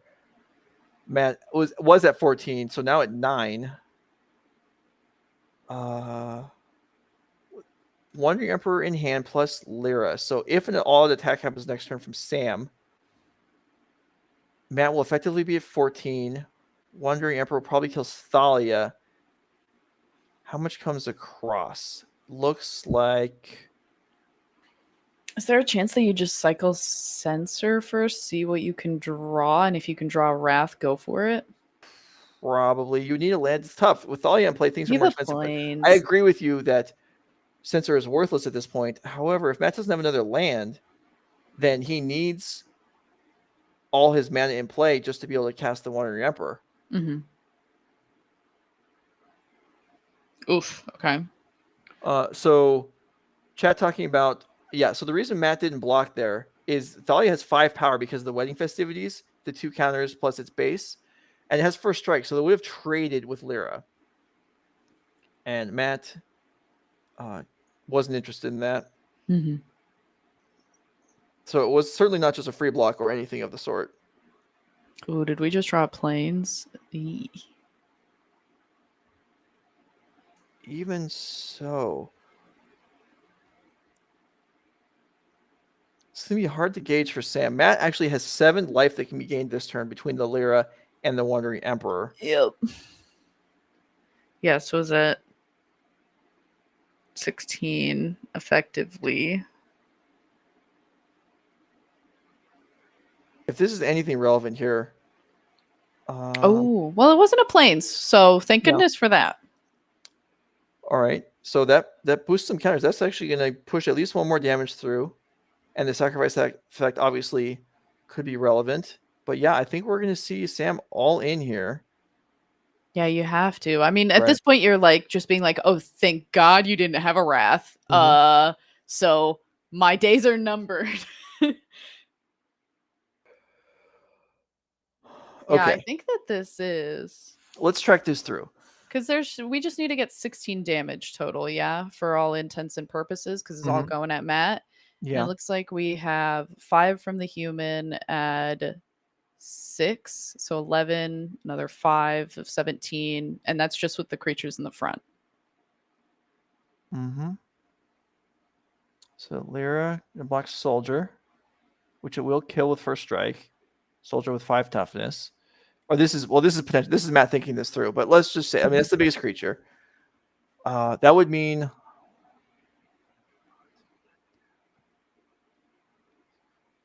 yeah, I believe I agree with your count. I think Matt it's close, but I don't think Matt can survive here. Maybe this Wandering Emperor doesn't kill Thalia. I mean, Thalia's not the. No, it's tied. Yeah, I think it's done. Yeah. This is by very narrow margins here. Sam Duchow does even up the match at 1 game apiece.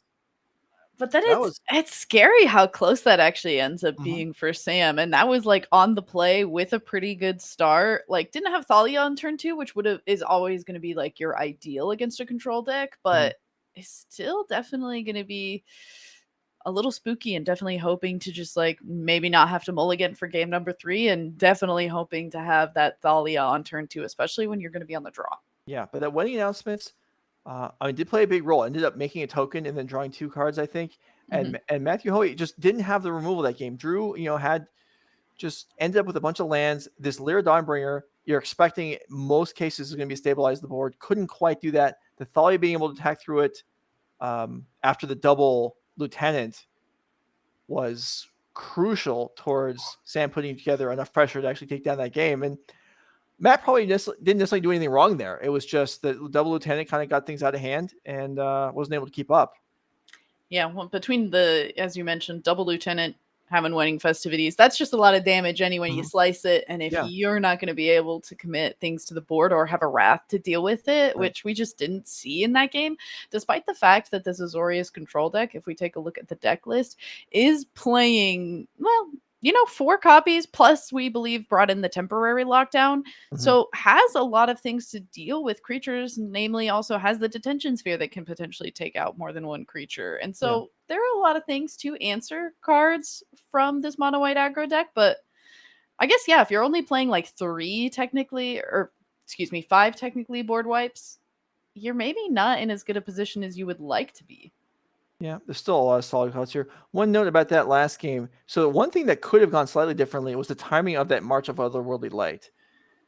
If it went off, and this is pretty intricate, and until you've run into it, you're probably not going to think about it. But if it had gone off with the Luminarch Aspirant trigger on the stack, that would have been 1 less counter on a creature.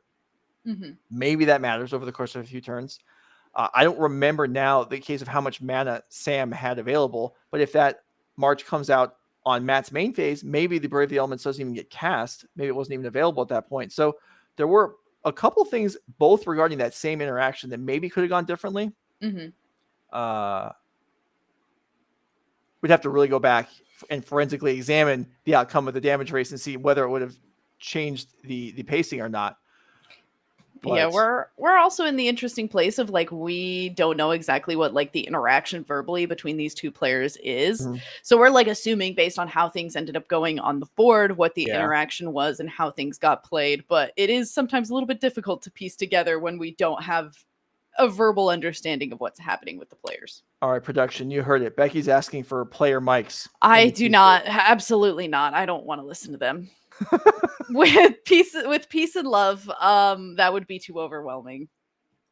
All right. Well, Sam, I think is mulligan all 3 games so far is, one up on the scoreboard. So looking for a better start, maybe looking for Thalia. Although now that wedding announcements is boarded in, turn 2 Thalia is not quite as good because you would delay your wedding announcements as well if that was something that was a possibility. Yes, gotta be a hope to have something like that. Again, it's probably also just like every single one of these sideboard games, just like looking for Thalia very fervently and just like hoping, please off the top of my deck, give me 2 lands and a Thalia so that I can stay in this game a little bit longer. Yeah, but I mean, we're talking about Thalia Guardian of Thraben almost exclusively for what Sam wants here, but certainly other cards played a role here. Thalia's lieutenants were huge. Mm-hmm. All those, well, because of that, all the creatures were big. Animating your Mutavault to pick up the counters was important. There was a lot going on here. I don't know if there's any land at all in Sam's 6-card hand here. Oh, and it's gonna go to 5 too. I mean, okay, well, this time I'm gonna do cope a little bit. You're on the draw, so just saying, you know what, we'll be able to get up a new extra land here somewhere. New land, new card. Hopefully going to be something that keeps you in it for a little bit longer, and certainly has to be looking for some exact cards. I mean, so the other card that I think that we haven't really talked about for the mono white deck that actually I think like came out kind of late, but actually did end up mattering maybe a little bit more than we anticipated, or at least can matter a little bit more, is that Dauntless Bodyguard. Being able to give indestructible to at least one creature. It's not super great against like Portable Hole in Lockdown, but at least being able to have some creatures be able to survive those bigger hits from those board wipes and stuff can kind of be the difference maker. All right, so Sam's spending his time shuffling here. These have been 2 somewhat, well, game 1 especially was somewhat longer. I think we're still comfortable on time, but let's see if we can get an update on how much time is left in the round for these players. But okay, so I'm told it's about 11 minutes, so that probably is sufficient. There's time. Yeah, we're looking good. All things Sam definitely not in a hurry here. I think Sam has decided, as one usually does in these aggro versus control mirrors, that I'm either gonna win in 5 minutes or I'm gonna lose in like 7 minutes. Maybe. And the rest of the time that's on the clock, if I've already had lunch, we're chilling. Well, maybe he hasn't had lunch, and all that shuffling was just him daydreaming about where he's going to go to dinner. Yeah, I've caught myself doing that at Magic tournaments before, so certainly wouldn't smirk him for that. All right, I think I see a Plains. Well, I definitely see a Plains and maybe a Mutavault. Yeah, okay, so there's 2 keeps. There's a Thalia. Okay. All right. Well, this hand has tools. Yeah, there are some. Those are what we're choosing. Okay. I'm trying to figure out what exactly. Okay. Yeah, so that was the 1 copy of Gideon that went to the bottom there, and I don't believe there's any shuffling in Sam's deck, so that's gone. Yeah. It's not coming back. I like that discipline though, saying I've only got 2 lands. This card costs 4 mana. I'm trying not to be flooded on lands. Let's go ahead and just not worry about it. Ooh, okay. Sam has done such a phenomenal job of playing around Censor for this whole game. Do you just do it anyway? No, for the whole match, yeah. For the whole match, yeah. Yeah, well, no, there's no. I mean, Extraction Specialist in hand, so this Thalia can come back if Sam draws another land. There might actually be another Thalia in hand as well. So, yeah, I think when you're down a couple cards, I mean, you got to just make do with what you can. You can't slow play stuff. You want to try and get under Matthew as much as you can, even if it's tough. Yeah, there is another Thalia. Comes And across and Ooh. okay. Well, Matt's going to trade off a 1/1 shark for this, add an advantage. And that's a tough development for Sam. I guess you could spend Brave the Elements here, but who wants to do that really? Yeah, that's pretty rough. So let's see. Cave gonna come down. Another creature land. So does cost, I believe, 5. It's gonna be 4 mana. Is it 5? I think it's 5. Okay. It's a 3/4 flyer, I believe. So that's Yep. for much later. That's for when we get flooded, not the Gideon Ally of Zendikar, the Cave of the Frost Giant. Frost Dragon? Frost Giant? Giant is Hall. Frost Dragon. Hard to even see the dragon in the picture there. I kind of like that, though. I like that it's like if you were actually in a cave and you were like, wow, this kind of looks like a dragon. And then the dragon is actually there. Moves and devours you. Yeah, great. That sounds like a fun experience. You know, but if I was going to have a last experience, that might be how I want it to go. Okay, fair. All right, here's an attack, and then Iganjo is going to try and shoot down Thalia, and there's a pause here. I don't know what we're thinking about.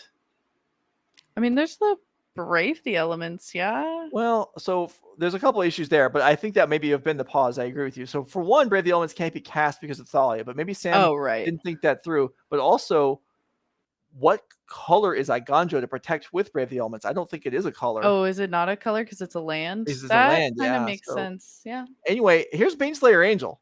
Sam that's it. Lyra in game 2. So Matthew's like, all right, we're going to the original. Give me Baneslayer for game 3. Well, has Lyra in hand too. And the fun part about how Lyra interacts with Baneslayer Angel is that we actually get to make Baneslayer Angel bigger too. Yeah, the fun part. Not fun for Sam, but very cool for Matthew Hoey to pick up 1 extra point there. And this pretty much eliminates. So Sam can say with confidence, Matthew is not going to cast a sweeper this game. He's not going to. Doesn't need to. Well, but that's next. We want to be positive here. Okay. So we know Matt's not going to play a sweeper. How can we just make our plans taking that in mind? And here's a wedding announcement that Thalia is going to prevent being cast. So that's not great. Also, you're facing down 11 points of flying lifelink, and you can't attack. So there are some negatives. Well, you're really good at being positive. Wait, hold on. How is this wedding announcement being cast? Oh, yeah, it should not be. Oh, Sam, I'm trying to look for the upside for you here, but that wasn't it. Yeah. If we can radio over, I don't know if we can get this game stopped before Matt just wins. You know, at least we made a token instead of drawing a card. That's much worse to reverse. That's true. All right, let me. You know, I'm also going to be honest. Even if we cast this wedding announcement, I don't think it changes the outcome of this game at all. I know. So I'm actually remembering now that I actually have a direct line of communication with a table spotter for the first time this month, which was a good idea. And as soon as I type it in, the match ends anyway. So Matthew Hoey defeats Sam Duchow and defeats the proper resolution of the spells. But what are you going to do? Maybe. I mean, in the end, it doesn't matter. You know, in the great words of Linkin Park, and the Angels still got to take the game down. Yeah. So maybe Sam will be assessed a warning at some point retroactively. We'll let you know, but maybe that'll just get dismissed as he did die under a horde of flying lifelinking angels there, which if you're going to go down, I guess that's one way to go down. Is that preferable to getting devoured by a cave dragon? Yeah, maybe I'd prefer to die to angels instead, actually. Yeah, I don't know. I mean, I bet they're fierce though. 5/5. They've probably, Baneslayer Angel, she seems like she would actually just give you like a really swift end. Yeah, there's a long list of names that she has, taken over the years. Certainly some in my hands. But and then Lyra on top of that, that's just there's no overcoming that, is there? All right, so that's round 6. That went pretty long. I don't know if we're gonna show it back up or not, but we are gonna show the leaderboard. Let's get the season 2 leaderboard up on the screen so you can see what's at stake for the rest of the day. This is updated as of right now. So the modern 10K is included in this list. So there are some changes from yesterday. Jesse Robkin has now locked up one of the invites. The winner of this event receives 20 points. And as you can see, she cannot be passed by any player, much less 2 players. So she is in to the championship. Ooh. Scott Pulera, on the basis of yesterday's finish, has actually leapfrogged Zach Dubin and Josh Warsaw and is now in line for the second bid. I can tell you the records of the players heading into this round. We had Jesse Robkin at 4-1, so increasing her margin in case there's any doubt. Larry Fields at 4-1. You can see he's in 8th place there with 49 points. Zach Dubin at 3-2, and Scott Pulera at 2-3. So we still could see some changes here. The point breakdowns. In fact, if we have the prize payout for today's event, we can throw that up there because that does include the point totals as well. And you can see the points on the side there. So top 32 with 4 points. Even though Scott Pulera is 2-3, he's really got to try and battle and try and get at least that high to retain his spot because Zach Dubin and Larry Fields are coming after it. This may go down to the wire. I know you were like kind of trying to see if you could tell where a lot of these players were in this event as well. Were you able to see who has a good record in this event to give us the inside scoop on that, or do you not know exactly? No, we do. No, we So we got Jesse and Larry who are 4-1.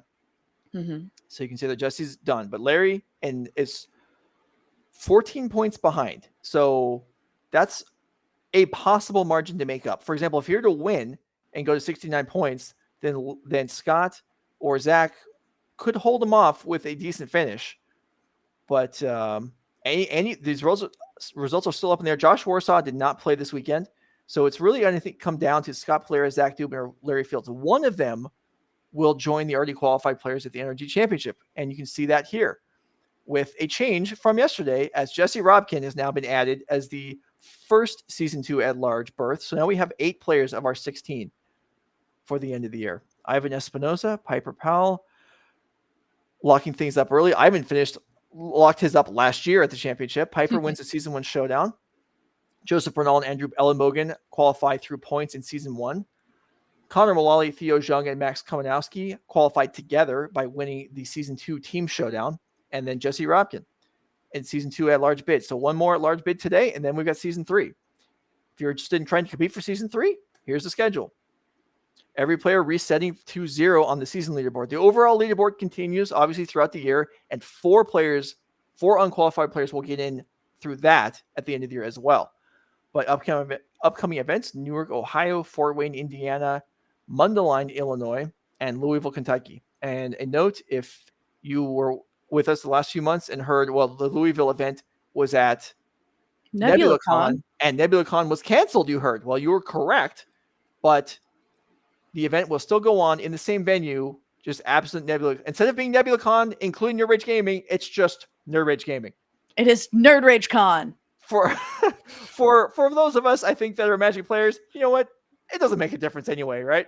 Whatever NebulaCon was, I'm sorry, it's not going to exist this year, but the Nerd Rage train will continue. All right, that was a lot of stuff. We had a long round. Woo. I haven't heard word yet whether we're having a backup or not. I'm assuming not. Yeah, the round is over with. So Becky and I step away. We'll get round 7 paired up, and we'll see who is playing winning in for top 8. This is Nerd Rage Gaming. We'll be right back.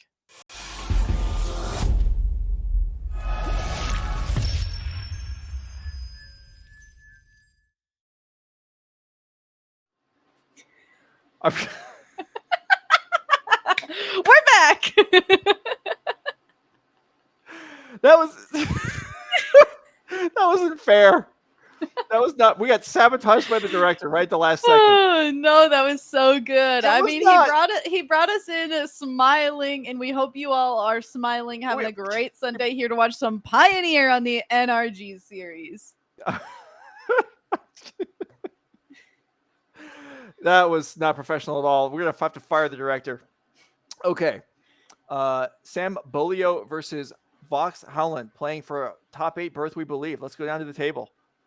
Woo! All right, and this is going to be Izzet Phoenix versus Mono White Humans. This is actually, I mean, this is the kind of match that I'm actually very excited to see.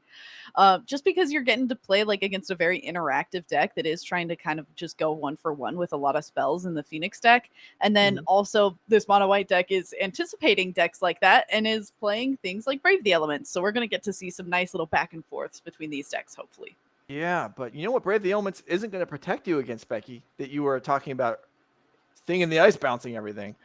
I'm so excited. I love me a Thing in the Ice, and Well, here it is. There you go. But Thalia, I'm pretty sure that's a Thalia, even though that's must be the 11th different artwork of the card. That's actually the first promo of Thalia. That's the old one, Joe. Well, I don't recognize that one. Oh my goodness. Thalia. It's a Steve Argyle one, isn't it? Really make it hard for this Thing in the Ice to flip anytime soon. That is definitely true. Thalia's Lieutenant as well. And Thing in the Ice is just maybe going to be a little bit sad here on the other side of the map. I mean, at least Vox does have third land, so not going to get stuck here. But third land still only allows one spell to be cast, which is not ideal. And that's a strategic playing. That's going to cost more mana. There you go. And I mean, at least it's a strategic planning. If you're just playing Opt or Consider here, and that effectively uses all three of your mana, that's rough. And notable that despite Thalia being in play on the Delve cards with Treasure Cruise and Temporal Trespass, you can delve away the Thalia cast, I believe, even though that's an interaction that doesn't come up very often. So when we get to that point, Vox will be able to potentially fire off an extra spell or else be more mana efficient than Thalia would normally, seems like it would allow. All right, now we just have some decisions. This Mutavault has an extra counter on it. Could be ready to rumble here. But instead is going to be used to cast a Luminarch Aspirant, which will trigger the Thalia's Lieutenant to get an extra counter. And an 0-4 Thing in the Ice is only going to be able to block like one of these. And let's see exactly how we decide. So a counter on Thalia gets through for 4 probably. If you put the counter on the Lieutenant, I'm sorry, on the Guardian, I gotta be more specific. If you put the counter on the Lieutenant, then you only get through for 3. But this way, you're a turn away from Thalia surviving all the burn spells except for Lightning Axe. So there's definitely some considerations there for Sam. That's not an obvious choice. Yeah. Making these land drops at least for Vox, so feeling pretty okay about that, but unfortunately is having to spend 2 mana for an opt, which is probably not exactly what you would want to do. And this Thalia not being able to be pushed off the board quite so quickly, it's got to be really annoying for this Phoenix deck.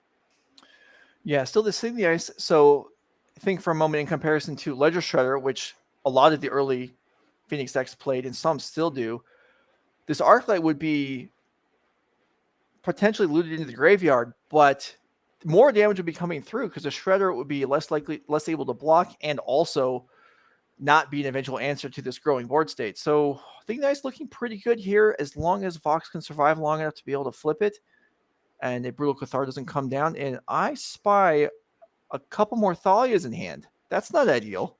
Not ideal at all. And there's a Brave the Elements. I'm unable to make out the final card. And yeah, you certainly do have to be a little bit worried. You want to commit more creatures to the board. You want to be trying to get damage across, but it is difficult to be working towards that when you are staring down a Thing in the Ice on the other side of the board that just says, why don't you go ahead and play a bunch more things? I'll just make it more difficult for you later. Yeah, this is it's going to be problematic for Sam, and it doesn't look like there's any guarantee or any likelihood that Sam's going to be able to finish this game before the Thing in the Ice flips, which could happen next turn.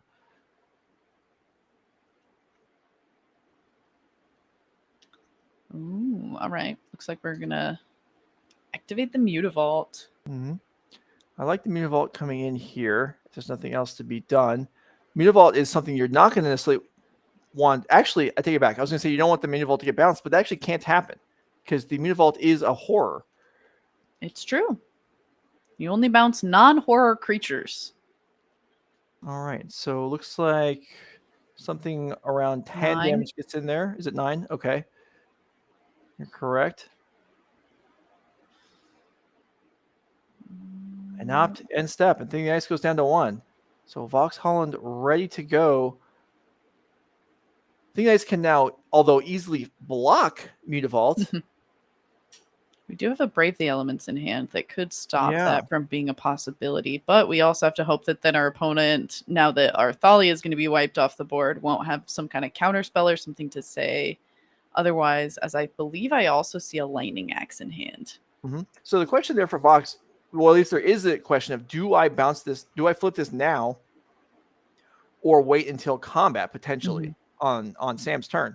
Decision made to go now. This will allow some spells to be cast here without Thalia on the board. So this is really the window to get some work done. We see removal spells in hand, and Awoken Horror comes across for 7. No Whoa. interest in hanging back to block the Mutavault. Yeah, if that doesn't give away that there's some kind of removal spell in hand, I don't know if I know what does. Brave doesn't work with... Well, okay, Brave would not protect a Mutavault. That is correct.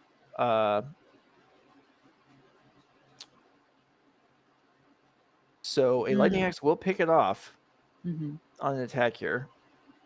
Even if a Thalia came down first, if Sam had to land to play Thalia first and then animate and go in there, it's still not going to work. And Sam is likely aware of that. Seeing the Awoken Horror come across, is definitely going to make Mr. Beaulieu here aware that Vox has got something cooking. Yeah, I think you kind of just have to go for deploying a lot of these Thalias over and over again. And just, like, you have 3 in hand. We've got to start just, like, getting them down. You know that your opponent likely has a removal spell and just start to, like, whittle through those. Because if the Izzet Phoenix deck is allowed to just, like, have a turn unhindered by any other... by a Thalia, it seems really scary to me, especially if Vox was feeling confident enough to go ahead with that Awoken Horror attack. Yeah. Sam really hurting for mana here. Not able to redevelop the board as much as you might like. And is that the Giant Killer? Is that the tapper? Giant Killer. Yeah, it is. All right, so that was the 1 mana play. That gets killed by the Lightning Axe. Vox ready to get aggressive here. 1 Phoenix in the graveyard, I think. So no lethal attack available yet.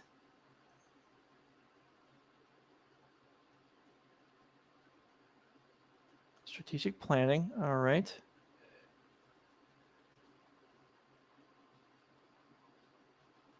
Vox also playing a Singleton Crackling Drake. Not something we see in every list. Well, there's Temporal Trespass. Okay. So I actually thought to myself, it's interesting that Vox attacked before playing strategic planning, but that may have been an effort to convince Sam to not block. And yeah, all of a sudden with an extra turn, some fixing in hand, has a second Phoenix as well. So if we can figure out a way to get this Phoenix out of hand, there's a possibility. But a lot of the cards in our hand actually look really clunky. There's another Thing in the Ice, a Treasure Cruise, that Phoenix, and I believe a Strategic Planning or a Fable of the Mirror Breaker. So I think the Ice plus Fable would give 2 blockers. I mean, that seems pretty safe. Also, importantly, 2 blockers that are different colors.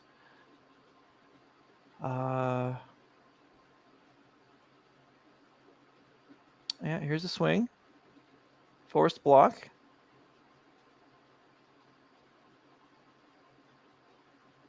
Yeah, all right. It's going to be Thing of the Ice and Fable. All right, so Vox Howland set up pretty well. I'd be pretty astonished if Sam is able to break through her defenses at this point. And In agreement with you, but we'll see. The fourth Thalia, the draw. A 4 of a kind is really good in some games. Is it not? It's not working. Not in this game. No. Okay. Not in this game. Well, sometimes in this game, not with that creature in particular. Yeah. Four copies of a legend, not so good. There's a blue lane line that turns off the legend rule, right? I mean, I think that so, would help. yeah. Yeah. There's also 2 blue ley lines, and they're different. I've always thought that they were the same, and then somebody recently was like, no, they printed a second blue lane line. There's different ones. Because somebody asked me, they were like, do you have a blue lane line for trade? And I was like, oh, yeah, totally. And I pulled it out, and they were like, this is not the one that I wanted. And I was like, there's a different one? That's such rotten luck. If you're actually find someone to trade a blue ley line from you, and you don't even have the one they want. Yeah, the other blue ley line gives everything flash. I actually played against it last week in Pioneer. Whoa! I played against Blue Devotion, and they started game 1 with turn 0 blue ley line, and I was like, let me read that. Hold up. Yeah. Wait, that's actually kind of sick. I kind of like that. Can you ask, who's your opponent? Can I get their list? That's kind of, I want to know. Yeah, it was. Nobody playing that today? Dude, that person was playing. If no one's playing Lotus Field today that we can find, then we're certainly not going to find, which is what I want. We're not going to find go out of our way to find anyone playing Blue Devotion for you. I mean, that's fair. You know, I'll accept that. I mean, it's just maybe that's not very sporting, but hey, if I can't get what I want, then you can't have it either. All right, here's a treasure cruise. We're cruising. Box for 3 mana, leaving the Phoenixes in the graveyard, hoping to potentially bring them back. Drawing another treasure cruise. That's not going to help. We have a consider. Okay. 1 mana spell. We're gonna bounce our goblin. That's okay. It's a cost that Fox is probably willing to play in order to win the game. Honestly, that's fair. Charter course. Actually, we won't even. We'll go down to 1 counter. The goblin can stay. All right, the goblin can stay, and the Phoenixes will fly overhead and take down the game.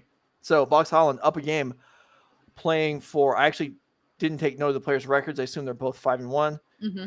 But so playing for a top 8 berth here. Let's go ahead and take the deck list. Vox Howland playing. Okay, we'll start with Sam Beaulieu's deck. Mm-hmm. This is pretty close to the one that we were actually just seeing. The only big difference that I can note is we're playing a 1-of Portable Hole in the main. I believe the other one that we were watching also wasn't playing 3 copies of Giant Killer / Chop Down. Yeah. So that is a pretty big difference. And I think I actually like that inclusion. I think the Giant Killer can be a pretty sweet card. I think 3 copies might be a little bit too much, but I would be willing to concede that fact. If you're playing against a lot of mono green devotion, Giant Killer being a part of it actually sounds like probably a really great decision. And considering that 15% of the metagame here today was that mono green devotion list, I can respect the choice to go ahead with 3 Giant Killer. Okay. Cyborg cards of note. There are 2 copies of Rest in Peace. Those are going to be good. Winners. Yeah. Ray Dawn can make the Delve cards cost more. I'm not sure that's necessarily worthwhile. So there's not, I don't think, a whole lot that needs to be done here. Maybe Portable Hole for Thing in the Ice. I was kind of wondering the same thing, especially because the Thing in the Ice was what that game kind of revolved around. That first one, at least, being able to take out a lot of the creatures that Sam had committed to the board. Once again, this mono white deck is really looking to have like 3-4 lands kind of tops. If you have 5 and are able to go a 3-drop and a 2-drop, you're like cool, but you're really not looking to have a ton of lands. And that makes a lot of things get really gummed up into your hand if they're ever returned. So you're definitely not too happy to see something like a Thing in the Ice come into play. So maybe depending on how scared Sam is of that, that could be something, but it does seem like you don't want to like overload on a card like that. All right, let's take a moment, look at Vox Howland's Blue-Red Phoenix deck. Thing in the Ice, Arclights, a Fable, and a Crackling Drake. Not exactly the... I don't know that there is a stock list of Izzet Phoenix at this point. So I'm not going to say this isn't the stock list because that's not a fair way of phrasing it because there isn't one. Some have Ledger Shredders. Some have varying numbers of Thing in the Ice. Fable and Crackling Drake, not present in every list either. So certainly some choices to make. And 1 Temporal Trespass. I know a lot of lists have 2, but there are 4 crews and 1 Temporal Trespass here. What looks appealing in the board? Well, Anger the Gods. Yeah, I was going to Seems say, good. once again, you kind of mentioned it earlier, actually, when you cast Vox, or one of the previous commentators did, that there was just that one copy of Anger of the Gods, and it was something that Vox kind of struggled with or wasn't able to wipe the board. Young Pyromancer, probably going to be great just to make sure that you have blockers along with the rest of these. This does look a little bit difficult. The Abrades also probably win just because you're looking to make sure that you have a lot of removal spell for some of those smaller creatures before they can get a little bit too out of hand. Perhaps. Now, something, if Vox, and we'll see what happens this game and how it may impact game 3.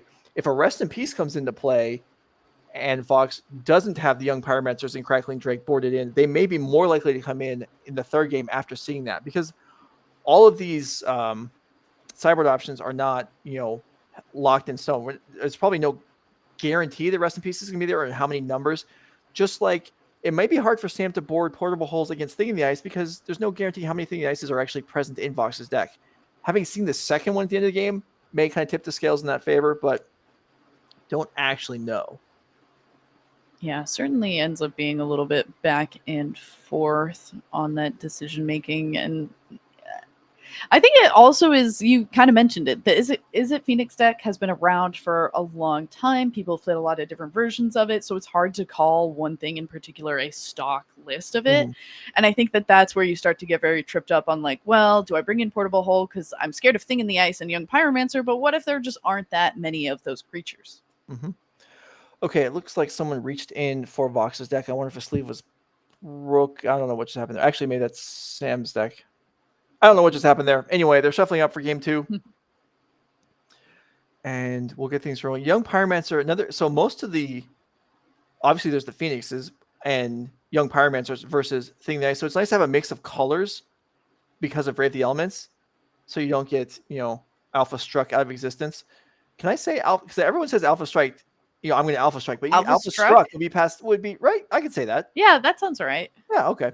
But so it's nice to have. Okay. I also say like Smote. And people constantly tell me that smote isn't a word. Smote is a word in traditional English. So anyway, that's for a different game. It Smote, does not have relevance to this game. Okay. Yeah, instead of like, people will be like, oh, it should be smited. And it's like, first of all, that sounds silly. You're right. Smote sounds so much better. No, I'm with you. I'm with you. I'll give you that one. That makes sense. All right. So we've got Thing in the Ice providing early defense. Ooh. And there's a Brutal Cathar to knock it out of the way. Yeah, I was going to be like, we're a little bit worried about something like that Thing in the Ice, but a nice quick answer means that we won't have to worry about it too much.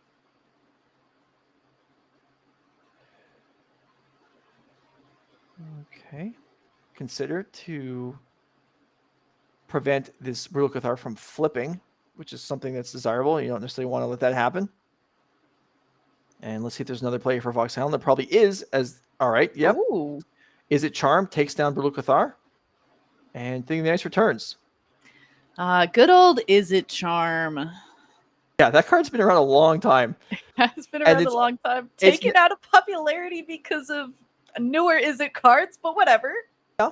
I mean, it's efficient. Well, it's most efficient as a removal spell. If you cast it as the draw effect, obviously you're down a card, but as a counter or the removal spell, good enough.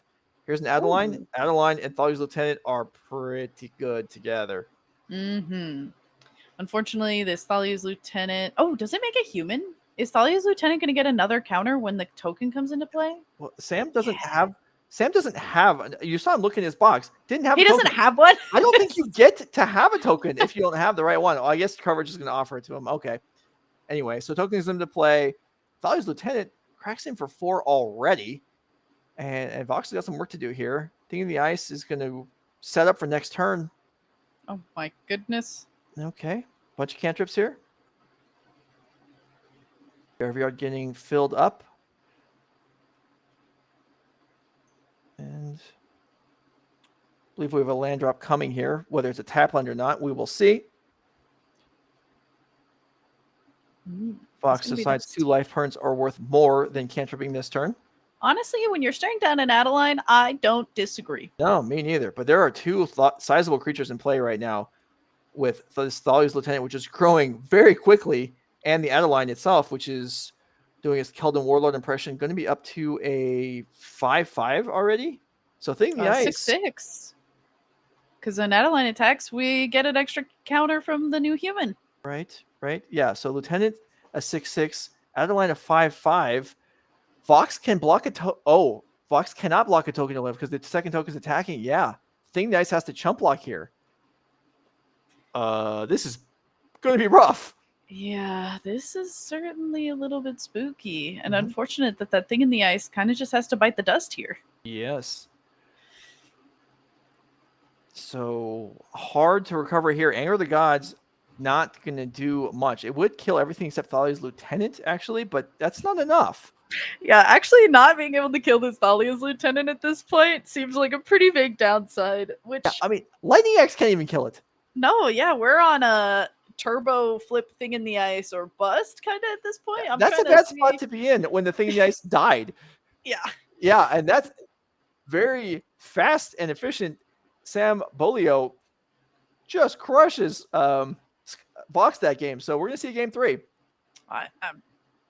Being on the play really helps for these mono white humans decks. I mean, I feel like that's where we've seen them, like, and maybe there's like something that like the decks just, they just know, they're like, oh, we're on the play this game, so we're going to give you the better cards to win on the play as well. Because every single time they're on the play, they just seem so much more impressive, which I think is both a function of the decks are aggro decks. They're meant to be impressive on the play, as well as just how they've been drawn up on screen for us today. But I do think that I'm a little bit more of a fan of Sam Beaulieu's version of the list.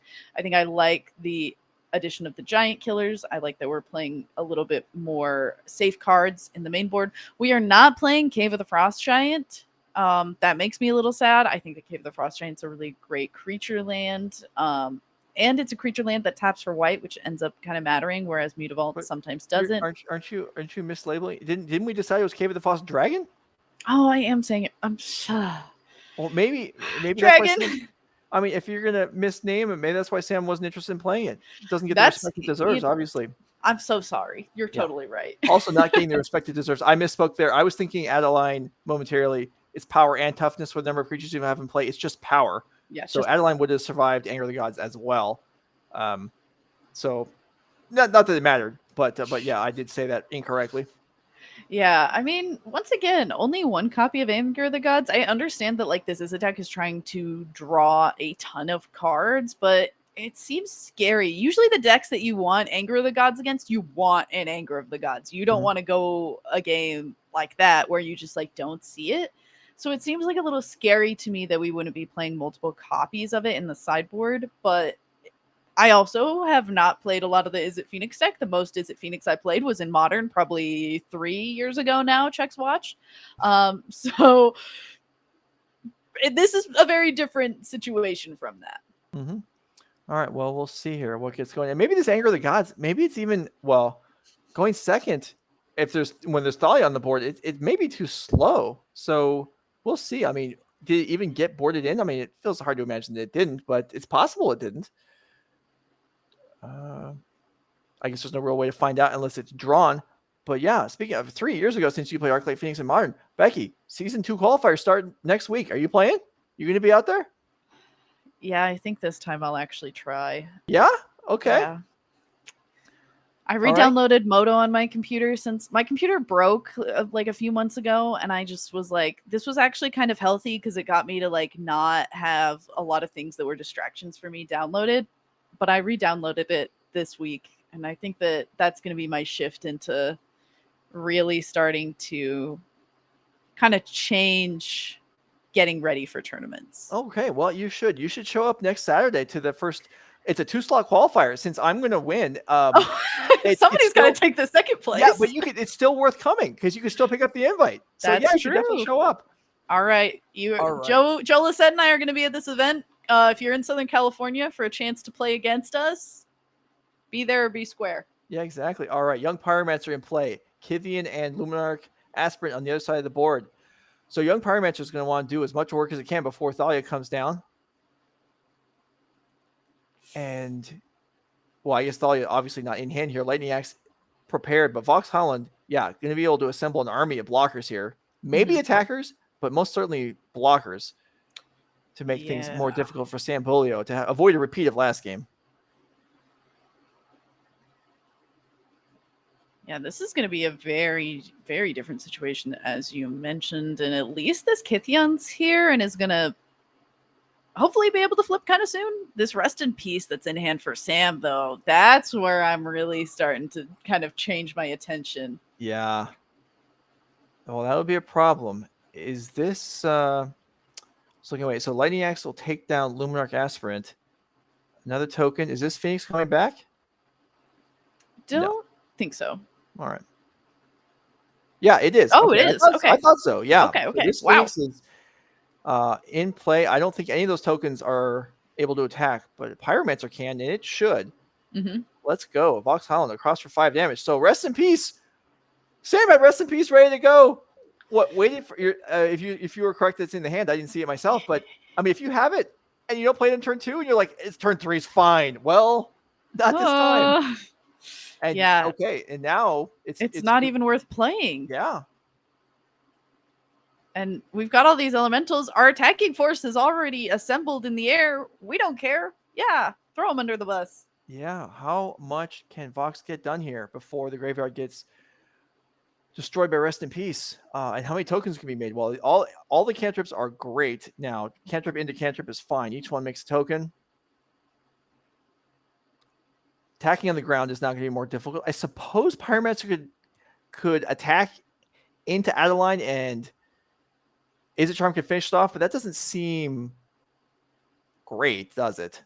No, it does not. Instead, it looks like we're just still trying to kind of turbo through the deck and be able to at least finish off maybe. I mean, you gotta imagine you're maybe looking for just like another Lightning Axe or something to be able to just like cleanly answer it. But instead, we're just gonna have Air Forces still coming across strong in the form of that Arc-like Phoenix and the ground locked down by Young Pyromancer. And this Izzet Phoenix deck is just like buzzing this game. Yeah, still, it's gonna take, I mean, 4 turns to, well, okay, scratch that. As now there's actually a blocker in the air. And Adeline comes across for an attempted big chunk of damage. Gets blocked again. Soldier trades with Young Pyromancer wakes humans, maybe? I'm not even sure about that. Elementals. I should have known that. Cruise is great for Vox Howland here. Being able to use up her graveyard before the Rest in Peace comes down. Not that she would even be concerned about Rest in Peace here, because how often does your opponent have Rest in Peace and hold it? But that is... kind of what the board, I'm not going to say it's a mistake. That's just what the board has suggested Sam do. But yeah, I was going to say would have benefited him, and it's kind of late now. Yeah, the one turn that was like the turn to play the Rest in Peace, like all of a sudden the door has closed, and it just like has not been the right time. There's not been another Phoenix in the yard. There's not been really a whole lot that you want to handle. The Selfless Spirit is hanging around, and there is that Adeline that we could answer with this Lightning Axe now, but with that Selfless Spirit in play, I like the decision to just Crackling Drake instead. Interesting. Yeah, that's tough, because Selfless Spirit trading with Sam knows he has Rest in Peace in hand, so Selfless Spirit trading with Arclight will kill it for all time. But yeah, Crackling Drake doesn't care about Rest in Peace, and it's big already. Yeah, Crackling Drake also, has that really cool exile wording. Yeah. When I first read that wording, when that card was printed, I was like, oh, they threw us a bone here. Thanks, Wizards. That works well. Okay, Selfless Spirit targeted by Dauntless Bodyguard. That explains the lack of blocking that turn, so Selfless Spirit can stick around. But as Vox has very conveniently demonstrated for us with that blue die there, Crackling Drake currently is 6 power. Sam only at 9. Yeah, and choosing just to get in with Adeline. Has Vigilance, so why not try? And gets across for 1, but even still, finally using that Rest in Peace. But for all intents and purposes, that Rest in Peace at this point in the game just doesn't make a difference. Yeah, Vox didn't even flinch when that came down. Yeah, whatever. All right, if there's a removal spell, I guess it would have to be... No, I take that back. This Selfless Spirit is just not dying this turn. All right, there is... Is it Charm on the Selfless Spirit? Well, maybe it's dying. Yep, it's just it's nailed dying. twice. Yeah, We and that's also to have a clear the lightning air. axe in hand. Yeah, like- and that's it. Vox Howland clears the air. Crackling Drake and Arclight Phoenix crash across, and Vox Howland is going to advance to the top 8. Yeah, that last game was. Somebody in chat was also like, play draw just matters a lot in this format, and the way that we just watched those games happen, I'm certainly just in total utter belief of it, and also just any game where the Izzet Phoenix gets to get a turn 3 Phoenix, you're just like, this is an easy game for babies. And all of a sudden, I'm just running through everything. Not to mention being able to go Young Pyromancer on turn 2 and then have my turn 3 where I just get Phoenix back is just like such a crazy, insane turn 2 into turn 3 that it would be difficult for pretty much any deck to handle. Right, that. right. And people, I mean, people saying, oh, well, going first matters. I mean, the same comments are made, I think, in every format. Yeah, no, So very true. it's just, yeah, somebody else made the comment like, "Oh, wow, surprise, going first matters." But yeah, it's something, you know, that you have to deal with in every format. And certainly it is helpful, especially when there's taxing effects. Although that game, there was no Thalia present, but the Rest in Peace just didn't make it into play. If it had been played on turn 2, I mean, maybe the Young Pyromancer would have still been like such a problem. Yeah. But it would have at least given play to the humans player. Right, But it's so hard to make that decision because you do like so often the Izzet Phoenix deck has to wait realistically until turn 4 or 5 to be able to get a Phoenix back into play. So you feel like you have more wiggle room in being able to get yourself into a position where you are, instead of committing to the board with creatures, committing to taking down your opponent's state on the board or in the graveyard. And it feels really, really bad to have it kind of shake up that way.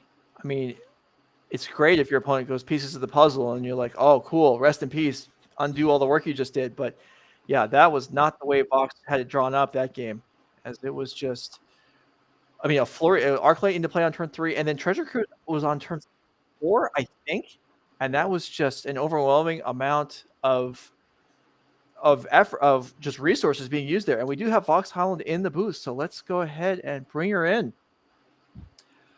Hey, all right. Well, that match, we had 3 games that were pretty brutal, going, you know, back and forth. You want to take us through that? Yeah, definitely. Game 1, I was super worried that I was just gonna get killed on the crackback with the Mutavault that was pretty close to just lethaling me on its own. Yeah. I can't remember if Brave the Elements only gives white creatures protection. It does. Okay. Yeah. Because that last turn there, I played the extra thing in the ice and the Fables to make sure I had 2 colors of blockers. Right. No, yeah, we talked about that. That having 2 colors was a really, it made you seem very safe on that last turn. Yeah, definitely. I was in the tank for a bit there on whether I should just play the Phoenix from my hand or try something else, but it seemed like a really safe line and have lethal on the next turn. And then game 2, you just got blown out of the water. Yeah, game 2 was rough. Kept a hand with a piece of removal and just got ran over. That's how it goes sometimes. The 4 toughness creatures can be really hard to deal with if I don't draw my axes. Yeah. So did the Anger of the Gods come in, or do you not? Yeah, it did. Okay. Yeah, I boarded in Anger, the 2nd Crackling Drake, 2 Abrades, and the 2 Young Pyromancers. And Makes sense. Pyromancer was a card that originally, like, when I was looking at my sideboard, I wasn't thinking of it, but then I was like, oh man, I could just like chump block forever, trade with some of their X ones. This seems great. And they have like so little removal for it. Very true. And it ended up actually making a pretty big difference in multiple situations there as well. All right, I have to ask, is there another deck that you were thinking about playing aside from Izzet Phoenix, or have you just been like, Izzet Phoenix is the deck for me? Because I'm always interested when people especially make it to this point in the tournament where they're like, am I still thinking about this other deck, or what? Am I like, nah, I made the right choice. This was great. So this is actually the first I've played Pioneer since Underworld Breach was banned. Okay, so that takes us back a while. Yeah, I've played Lotus Field a bit, but didn't really care for any of the current lists. No!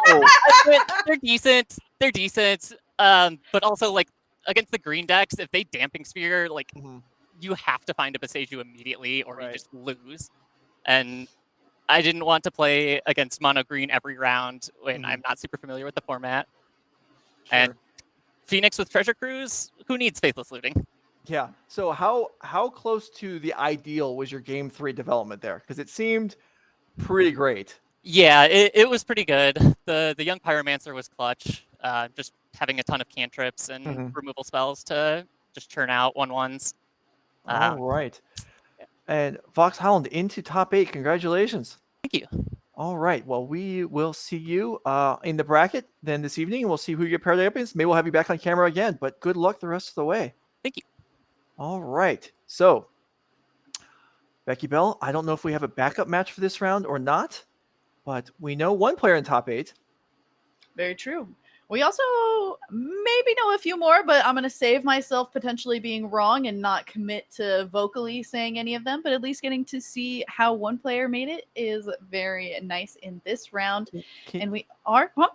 Can we just talk for a moment? How about how she liked Lotus Field deck pre-banning and then has abandoned it? I mean, I almost feel like there was some conspiracy setting this up to just blast me. Oh, Lotus Field is the deck. Come on. I think you're like the only person who feels Apparently, that way about Lotus Field. I guess. I mean, yeah. Oh well. All right. I also actually recently I've been organizing all of my Magic cards. If people were listening to coverage yesterday, I talked about it a little bit as well. And I found like the pieces of my mono green ramp list from like way back when Pioneer first started to even be a thing. And there was Damping Sphere in it. And my fiance goes, "Why is there a Damping Sphere in your ramp deck?" And you're like, Forsaken Gods deck or like lands deck. And I was like, oh, well, because when I played against Lotus Field, like you needed Damping Sphere anyway, or you were just dead to them. So it's a little counterintuitive. And then it was actually funny that Vox actually mentioned that as well. Like sometimes you just like can't handle Damping Sphere even if your opponent is playing it. All right, we do have a backup match. Let's go ahead and get that rolling. See if we've got another player we can add to the top 8 here. Lance Schultz versus Will Kowalczyk. Bant Humans versus Rakdos Tokens. Okay, 2 players at 5-1. This is round 7. Ignore what you see on the graphic there. And we'll get this underway. All right, so Becky, you have the deck lists on your monitor there. So what are we going to see in Bant Humans that's different from Mono White, aside from presumably Collected Company? Yeah, it's pretty much all creatures plus Collected Company. So we're getting to see quite a few things that are different. Something that stays the same is we are having 1 copy of Kithian Hero of Aggros. Okay. You're getting to play things like Elite Spellbinder as well. So you're playing a little bit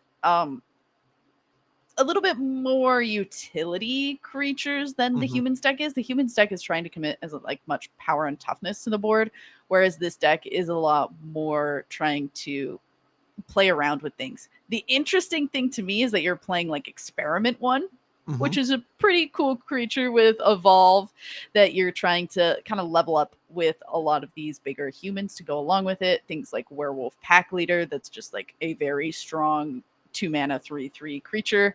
And then good old Reflector Mage. We're basically going back to Cons of Tarkir in a way.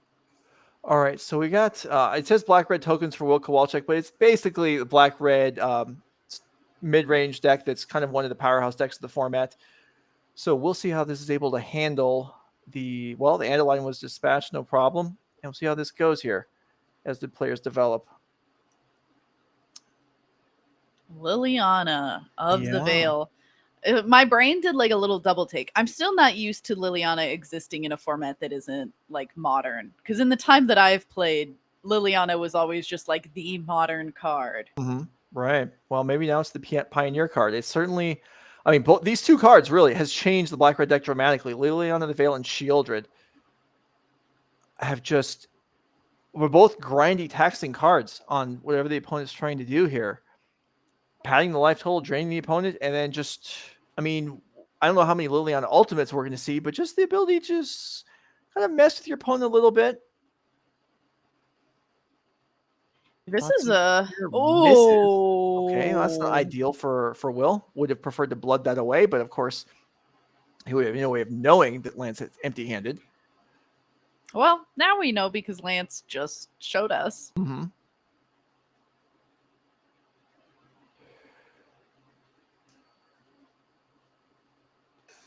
And Shieldred, certainly not the creature that you want to be facing down when you're stuck.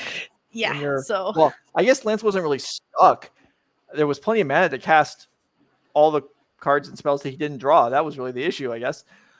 Yeah, and that was pretty one-sided. All right, we have some sideboards, we have some deck lists. Let's take a look at what may go differently. Lance Schultz banned humans.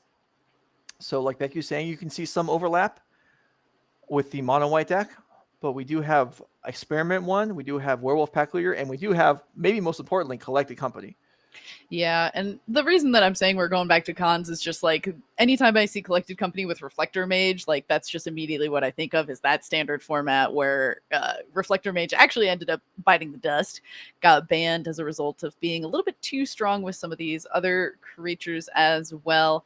And, you know, this is just like a solid package. You're just trying to both have a little bit of toolboxing between that like Elite Spellbinder and the Charming Prince, as well as do some blinking both of your creatures and of your opponent's creatures with the Reflector Mage in there as well, whilst getting a ton of power and toughness onto the board with Experiment 1 and Werewolf Pack Leader.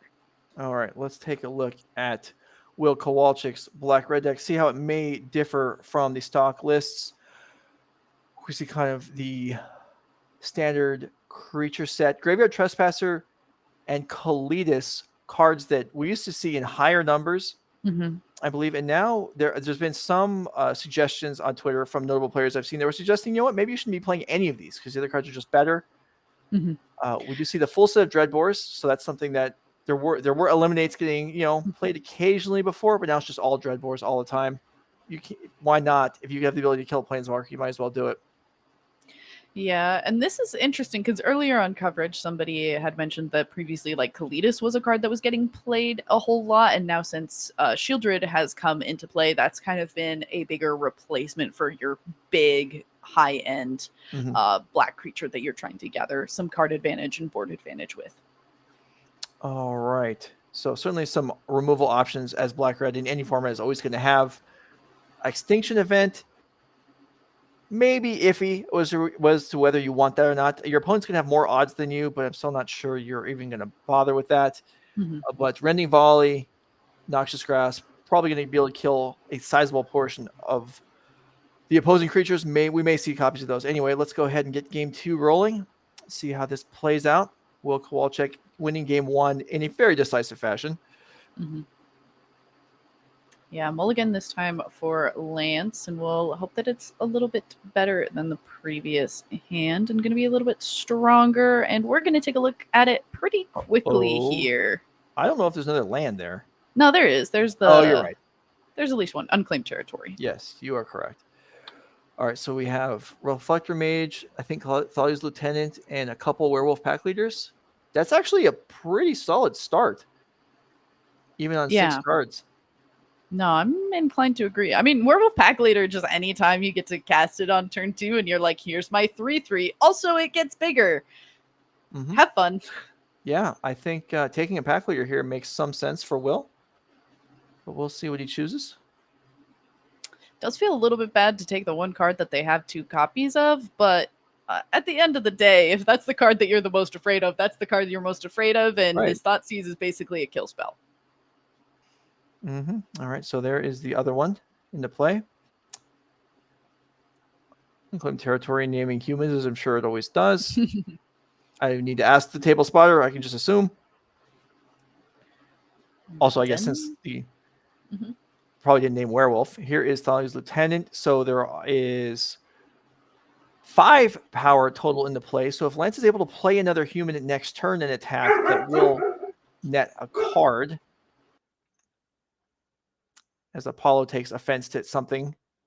Oh, he's cheering on the Werewolf Pack Leader. I see. Right. That makes sense. All right, Bone Crusher trying to take that Thalia.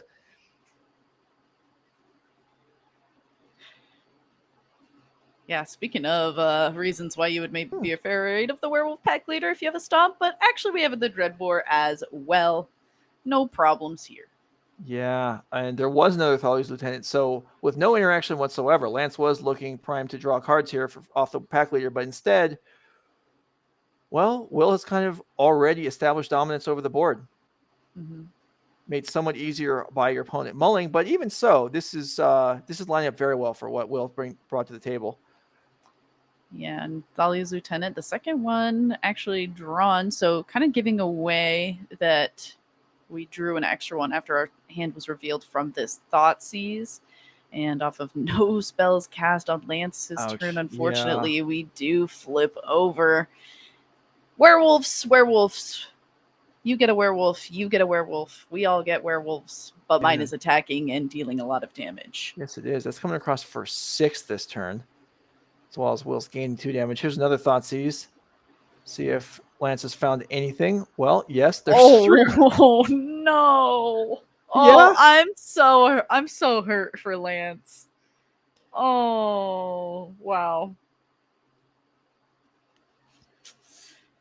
Yikes. Yeah. Okay, so Bone Crusher in Adventure Zone summoned into play by Mr. Kowalczyk, and now a 4/4. And actually, I should switch that back to day, but it doesn't matter. Lance Schultz, I'm sure, had impressive performances in several other rounds today. Obviously, putting up 5 and 1, but got smashed here in round 7, playing for top 8. Will Kowalczyk advances on. Not much to say about that. That was pretty one-sided.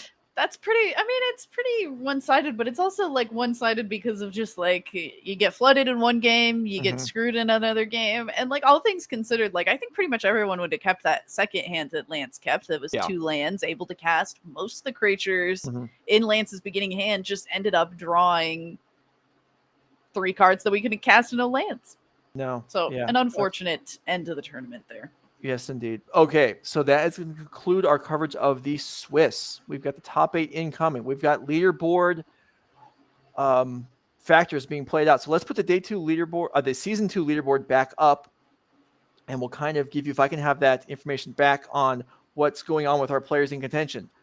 We have got Zach Dubin at 5 and 2 today.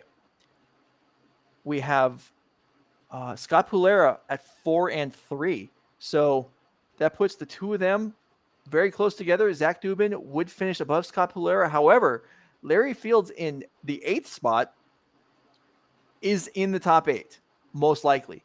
And if he wins the event, he will grab the season 2 points invite alongside Jesse Robkins. So Larry Fields with a lot to play for as the day goes on. Everyone playing for points, for money, for the DreamHack invite. Larry Fields also playing for the Rage Championship invite. So I'm sure Zach Dubin will be watching very carefully to see how that plays out. Anyway, we'll be back in a little while for the top 8. We'll have a bracket. We'll show you who made it, what decks made it. Becky and I will talk through the bracket, what we think is going to win, and then, send these players into action and then on their way out of here.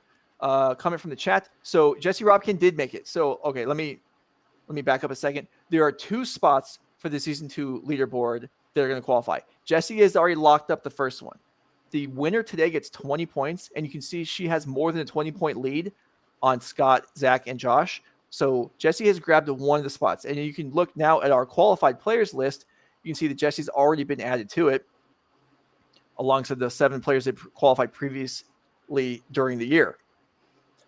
So one of either Larry Fields or Scott Pulera will grab the second at-large invite in a few hours.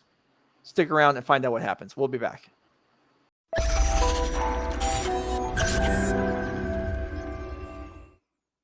All right, welcome back. Your Rage Gaming. We have reached the top 8 of the Pioneer 5K here in Minneapolis.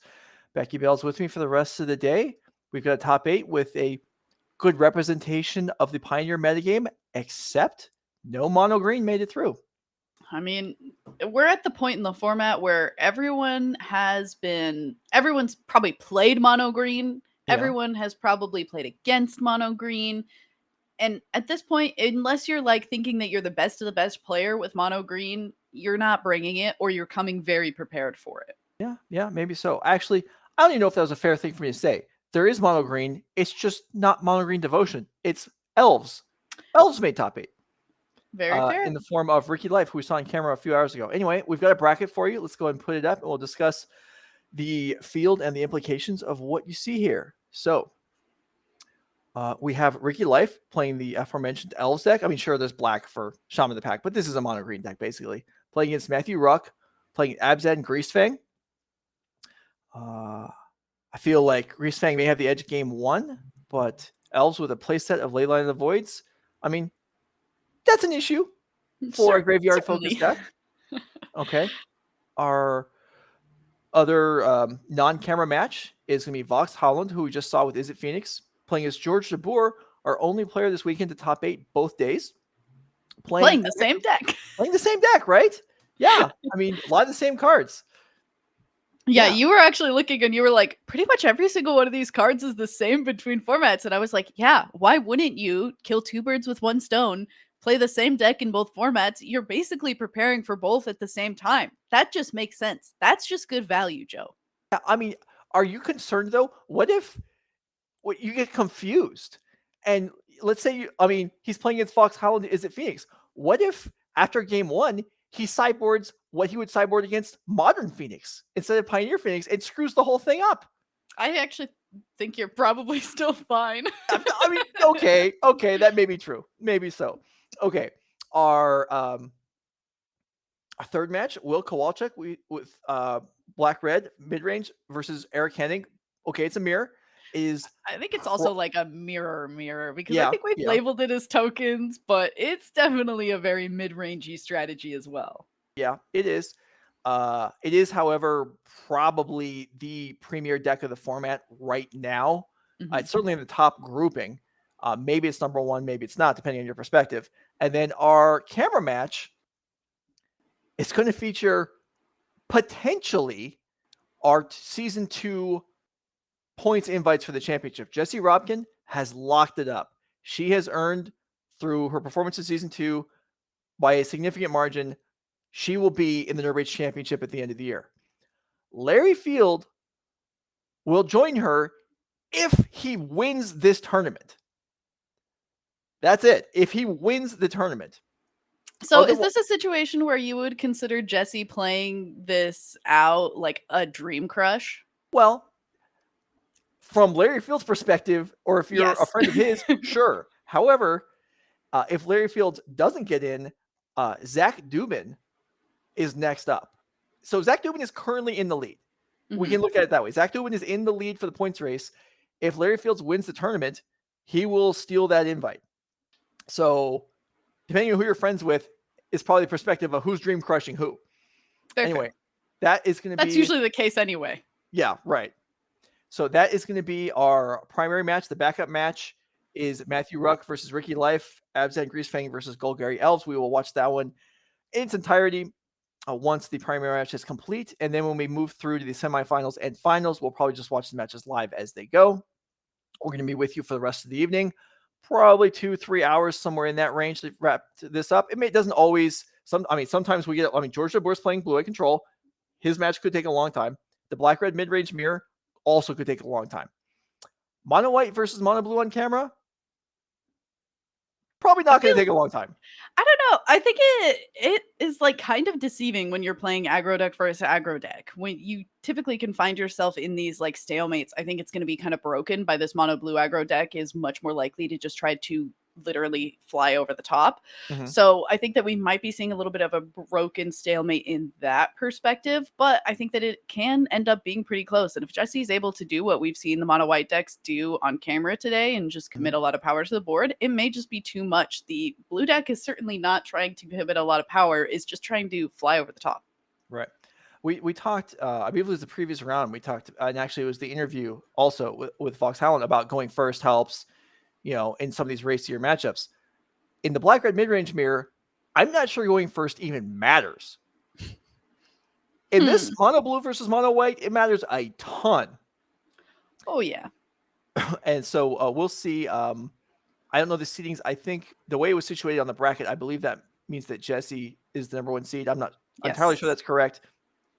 But mono white versus mono blue, especially with, maybe mono blue can steal games in the air going on the play, but it's going to be tougher because nothing really compares to the power that the mono white deck can bring to bear. For having first strike, excuse me, having Adeline, having Brave the Elements. We've seen a couple matchups where Brave the Elements wasn't that great. Here, it's going to just allow an Alpha Strike right through. Excuse me, I'm dying here. I don't know what's going on.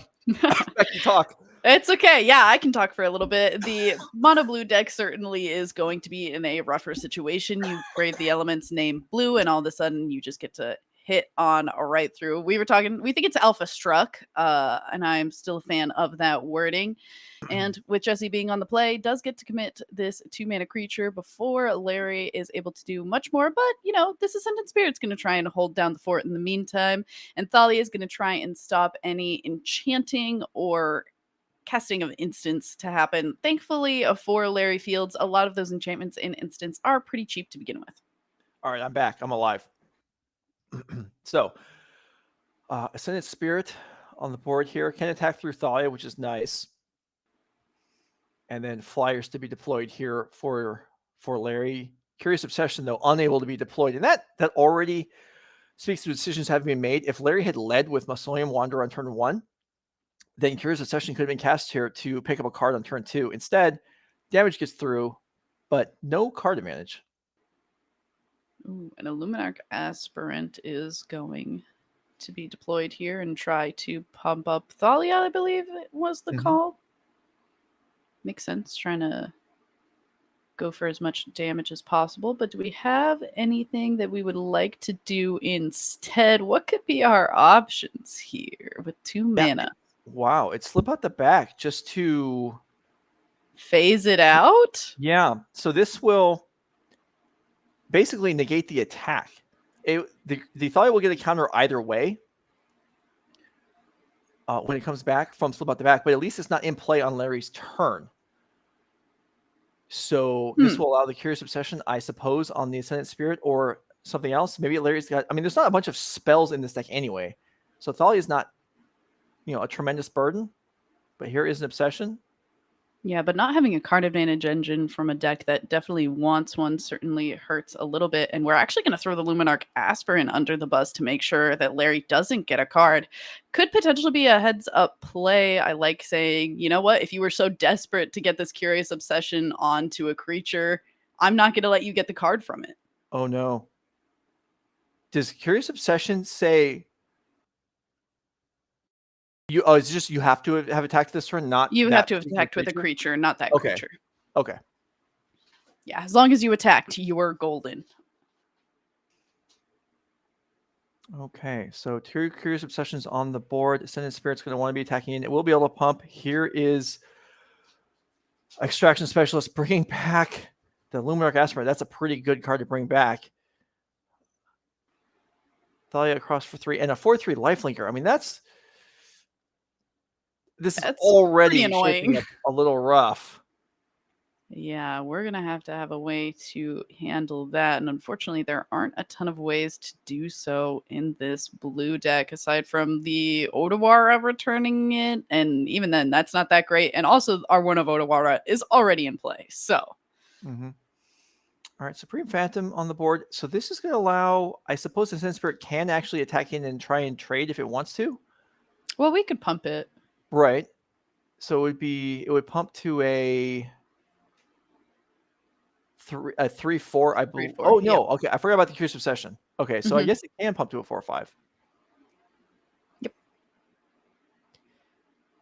So certainly trying to get in for that damage. Looks like that's going to be 3. If we do pump the Ascendant Spirit, then we'd be going up to 7, but we're not doing that, it looks like. All right, 2 free cards with Larry Fields. So now getting things going here.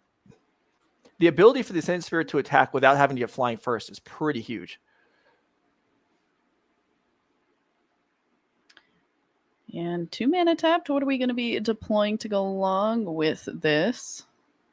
Oh, it's a Shackle, guys. This is so good. Being able to tap down the Extraction Specialist. I mean, I don't think Larry cares about taking some damage as long as it's not lifelink damage. Do buffer Jesse's life total here. Ooh, 3 mana, though. Is it going to be a certain werewolf coming into play? That would be outstanding. Brutal Cathar taking down one of the creatures of the Curious Obsession. I mean, really, an argument could be made for any of the 4 creatures being targeted here. Yeah, certainly true. And I have to imagine that that's the 3 mana and that alternate art card in hand, but it could also be an Adeline. No, I think you're right. I think it is Brutal Cathar, and I think Jesse is taking a moment to think this over here because it is not obvious what creature she wants to dispatch here. At least it's not obvious to me. I don't think it's. Well, I don't know. I think it's probably Mausoleum Wanderer, but all these creatures are irritating in their own way. Yeah, I think the Shacklegeist actually is the one that I would have contending for most annoying. I mean, that's fair. We'll see what happens here.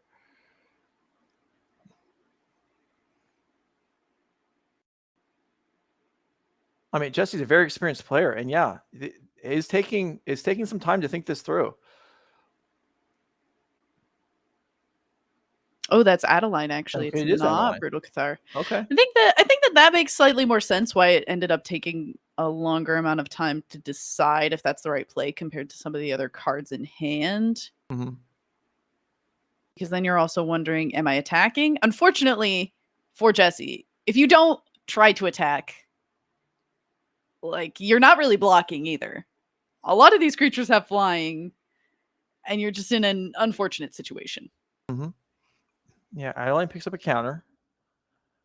Gaining a 5th toughness. Extraction Specialist would like to attack. Instead, it's going to be tapped. So Thalia comes in. Token still created. All right, 4 damage across. I mean, that's not insignificant. But if the Extraction Specialist never gets to attack here, then Jesse's not looking at too many more turns because the aerial damage is mounting.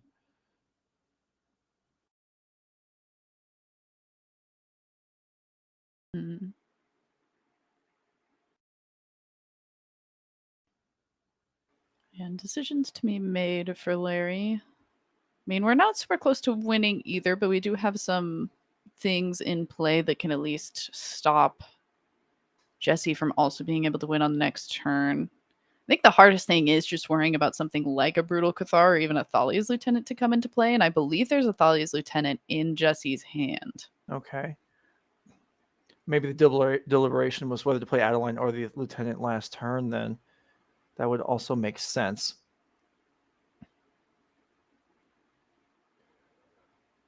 So I think we can say that Larry is guaranteed to be attacking with Mausoleum Wanderer here. What else goes across? Maybe more in doubt. I mean, maybe you even just attack with one creature, one of the other creatures. Like, you're not going to want to block with Supreme Phantom, for example. So you could attack with that just to keep the Curious Obsessions on the other creatures, because you're definitely going to attack with something. But not gobbling up the free cards while they're available is tough. I mean, the more creatures that Larry draws, the more things he can tap. Yeah, it looks like it's either another Ascendant Spirit or a Spectral Sailor. And their Ascendant Spirit. All right. We'll grow the Wanderer.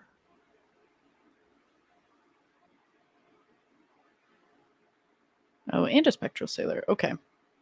All right. So this gives the Mausoleum Wanderer a 4-power attack by itself for the turn.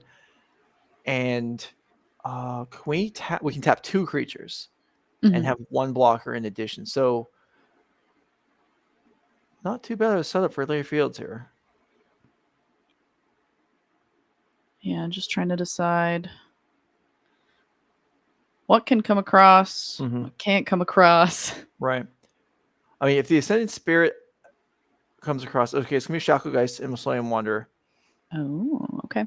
I mean, that makes sense because if you're going to tap 2, you want to tap them in pairs of 2. Now, the one thing, if you leave Shacklegeist back, then if you draw a creature, you can tap a 3rd creature. That's off the table here, but more damage obviously going to get through. This is an attack for... I think it's for 8. Let's see. Shacklegeist is worth 3. Yeah, I believe you're correct. This is 8. Dropping Jesse down to just 4 life. And the tapping, even something like Brave the Elements, is going to allow at least 1 creature to be tapped. Larry's at 13. This is going to be tight. Jesse's going to need something, though. A hand of blanks here is not going to get it done for her. Oh, was that a Brave the Elements? I didn't see it myself. I don't know. I wonder. Now, I don't know extensive. I don't know outside of NRG, Larry Fields' play experience, but I wonder if these matches here are the highest stakes matches he's played. I mean, playing for an invite into the Nerd Rage Championship, playing for an invite into the DreamHack Atlanta. Lots on the line here if he wins this event or reaches the finals. Jesse has already achieved both of those things. Has a DreamHack Atlanta invite, has an NRG Championship invite. Still a lot on the line here. Still, I'm sure, eager to pick up the prize money and the points because the overall leaderboard matters to her as well.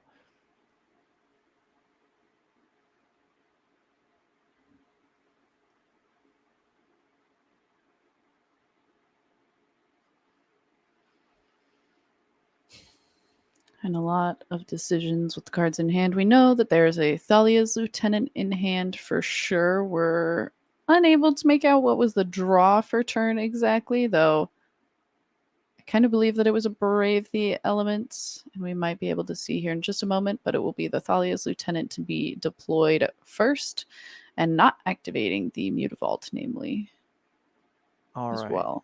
So... we are activating the Mutavault. Okay. Okay. So, yeah, Lieutenant comes into play, triggers, Mutavault comes in so he can pick up a counter. So let's go through this again. There's 1, 2, 3, 4 untapped creatures for Larry Fields, plus a card in hand, which could be a flash creature. We don't know. With tapping down Adeline and Extraction Specialist, how much damage is left? It looks like 9, I think. Plus the Adeline token would be 10. Yeah, and I think that second counter going on to Mutavault is from the Luminarch Aspirant. Oh, sure. Okay, that makes sense. Yeah, and is going to choose to tap down the 2 that you mentioned in Adeline and Extraction Specialist. Okay. So Mutavault is 4. Token is up to 6. Thalia is 10. Token from Adeline's 11, and that's not enough. And Larry Fields is going to take game 1 by, I would say, fairly slim margins. That was a close game. Yeah, I mean, it was like if you don't win on this one, I'm definitely going to win on the next one. Right. So eking it out, I mean, being on the play matters. I mean, actually, Larry Fields was on the draw that game. Yeah, Larry Fields was not on the play. So, yeah. No. Have we done it? Have we figured it out? Do we play Spirits? We could. I mean, it is certainly a reasonable deck. It is fallen from grace a little bit at the outset of Dominaria United, but then as the new Curiosity type enchantments have been, added in greater numbers, maybe it's coming back. All right, let's take a look at the deck list, see what the players are working with here. Jesse Robkins mono white humans deck, pretty similar to the other copies we saw today. No copies of Brutal Cathar showed up that game, which certainly made a difference. What do we like out of the sideboard, Becky Bell? This is kind of rough because it feels like there's not a whole lot that you're like in love with, but those portable holes and potentially Declaration Stones seem pretty nice. Thalia Heretic Cathar actually being able to say that if you do play a flash creature that enters the battlefield tapped sounds quite lovely. So actually, okay, once we get to the top of that list, I'm always like somebody who starts at the bottom of the list and works my way up. Okay. So that's why I'm like looking at wedding announcement and rest in peace. We can meet in the middle though, because I go the other way. All right, I agree with you. Portable Hole's a winner. I agree. Declaration in Stone and Thalia Heretic Cathar, maybe bring those in. Let's go ahead and look at what Larry Fields is dealing with. This is top 8. The deck lists are open at this point, so Jesse knows what Larry has. Larry knows what Jesse has, so they can take that into account while figuring out what they want to do.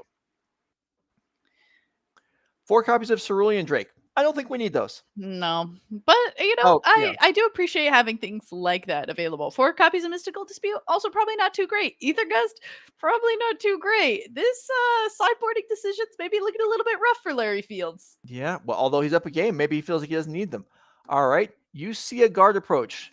I don't know what that is. It is an uncommon from Adventures in the Forgotten Realms. It's a 1-mana instant that you can either tap a creature or target creature gains hexproof until end of turn. Okay. I'm not sure we're going to see that either.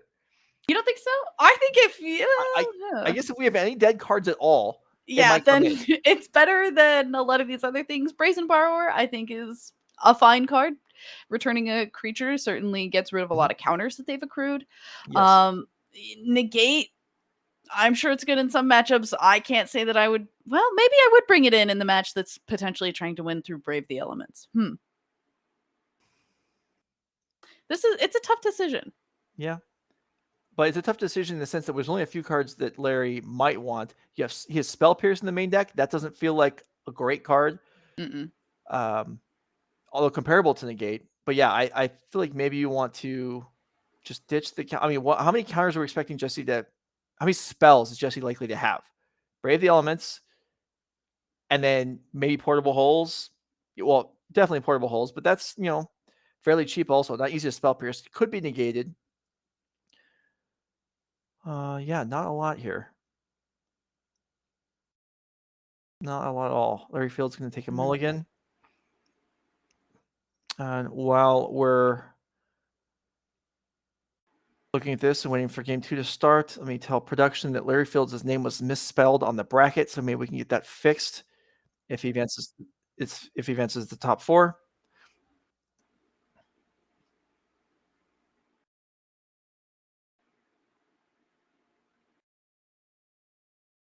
All right, who do you think has the better choice of sleeve color? Ooh, good one. An interesting question would have been said, what is the color of Larry Fields' sleeves? I don't know if I would have had an answer for that. Peach. It's peach. See, yeah, that's obviously true. There's no chance I would have thought of that and identified it as such. I would have said something like, well, it's not really orange, so I don't know. Okay, that's fair. Yeah, primary, secondary colors is about the extent of my analysis of colors. You have an extreme advantage over me on that one, being an actual artist. I think I'm saying peach because I do in fact believe that they are the Dragon Shield peach sleeves. I see. I would also call them salmon for what it's worth, Chad. All right, Lieutenant in Soldier of the Pantheon attacks for 3. Good start for Jesse Robkin here. Larry Fields with Mausoleum Wanderer. Is it going to be loaded up with a Curiosity type enchantment? Maybe not. I feel like if we did have it, we'd slam it, but we might be a little bit forced onto a back foot defensive strategy at this point in the game. I think I see a Shacklegeist, a Rattle Chains. I do think I see a Curious Obsession, but unless you have another 1-mana follow-up to go along with it, it certainly feels worse. Yeah. All right, across for 1. If you are going to play the Curious Obsession, I think you have to play it before your second land drop, so in case you draw another island, as it is. Pass the turn here, but that doesn't mean there aren't going to be any blockers. And this is what you talked about. Thalia Heretic Cathar here for Jesse would then reveal to her any forthcoming blockers before choosing what to attack with. Hopeful Initiate grows that Thalia's Lieutenant a little bit, and here's an attack.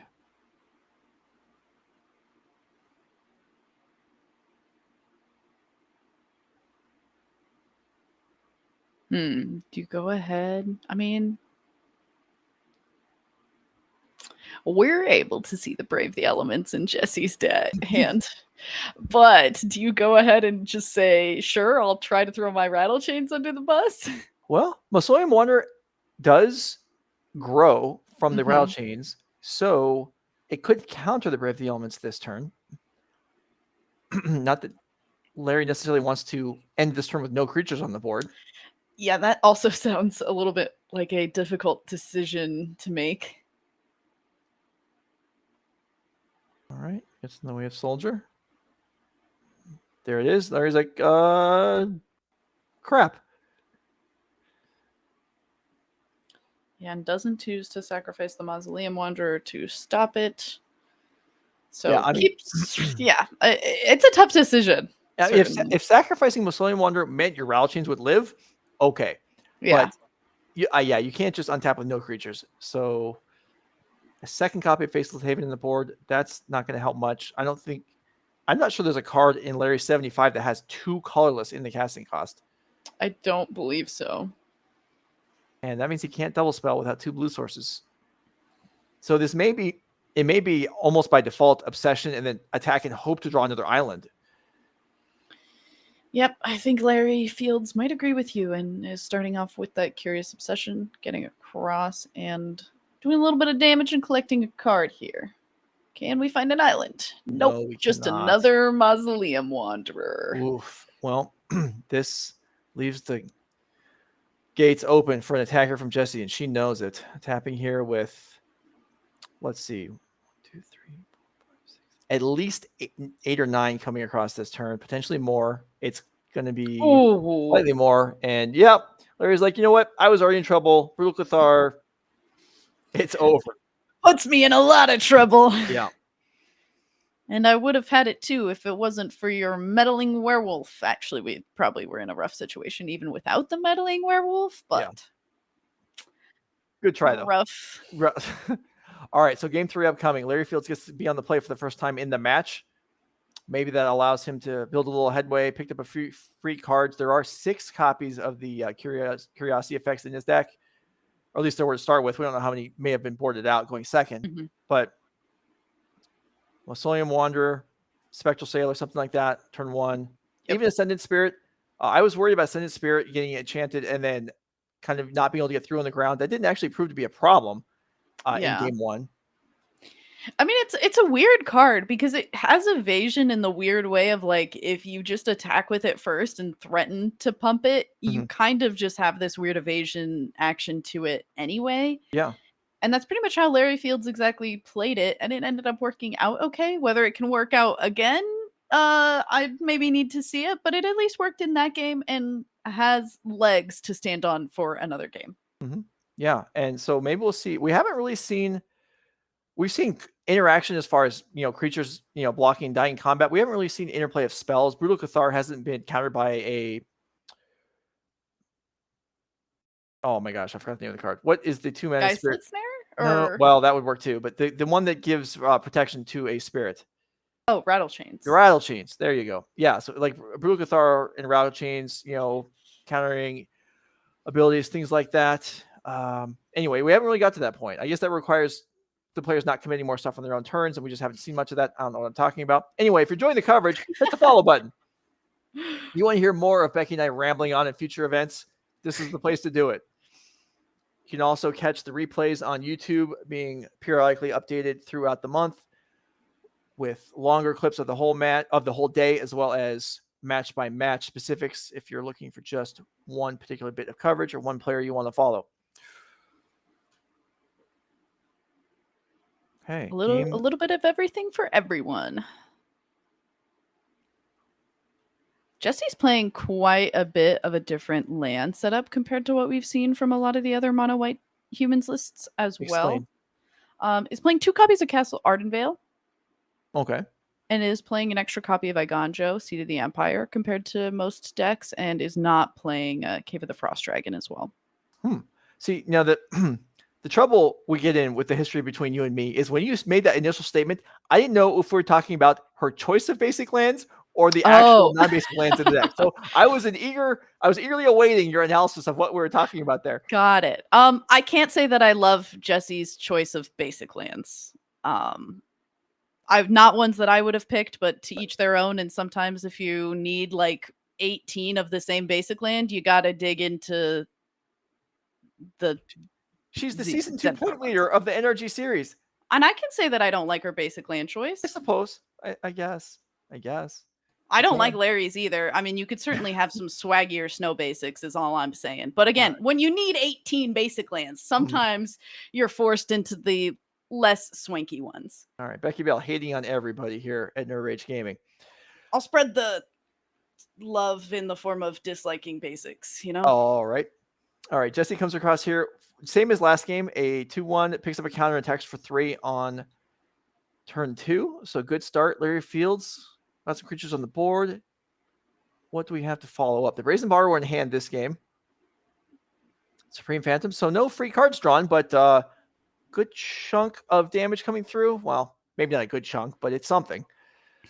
5, I guess. I would call that a chunk. Yeah, That's it a is. fourth You're of right. your life total. Yeah, you're right. And that also with 1 mana open could potentially be spooky. Ooh, but Brutal Yeah. Cathar going to be the It's play. tough to counter with 1 mana open in this board state for Larry Fields on a creature. I mean, there's Geistlet Snare currently costs 2. Well, Slip Out the Back, that works just fine. Ooh. So Brutal Cathar will effectively whiff this turn, and Larry will have an even bigger attack this turn. Not Yeah, likely to be lethal, but it's going to be a good chunk of damage. It is. Larry did also take 5 on the crackback, though, so we Yeah. might be looking at a similar race to what we saw on the first game. Okay, so does Larry have to worry about being killed on the return fire from Jesse? Looks like 5, 6, 7 currently. Another Thali's Lieutenant would make it close. A Thali's Lieutenant and a creature might be enough. Also, if Brutal Cathar flips, that would make a significant difference. So Larry's deck that's able to play at instant speed to some degree is going to avoid that. Brazen Borrower in hand. Shacklegeist, I believe, also.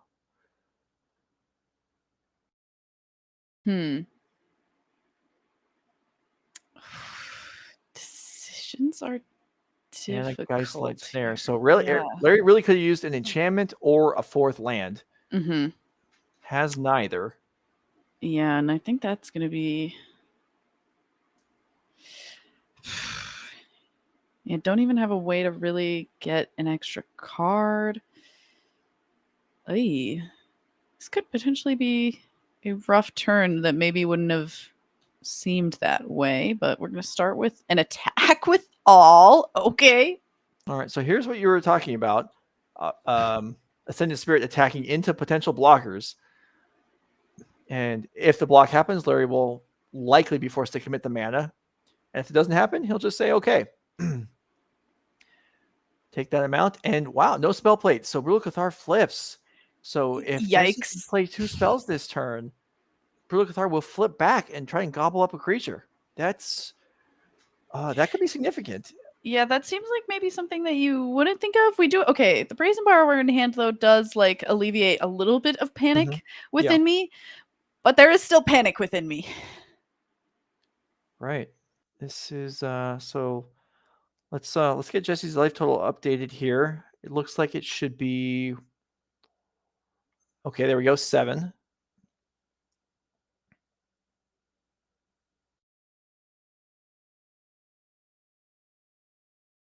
Hopeful Initiate number 2.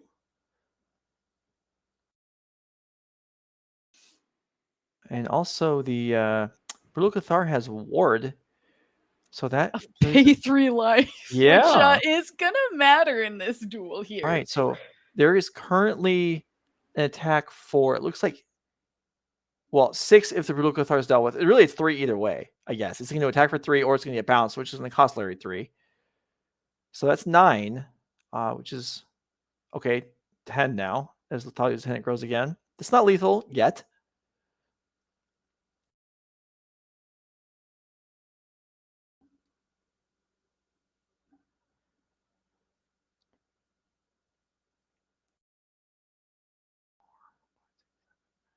Yeah.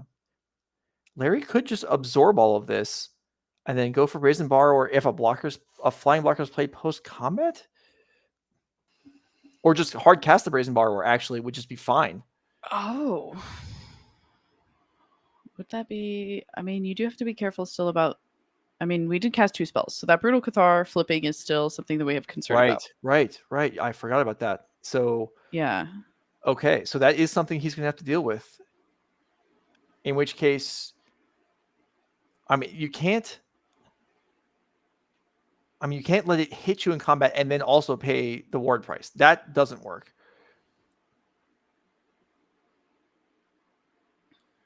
Okay, there we go. Bounce it. I believe Jesse played a land already this turn, so it's not going to come back into play.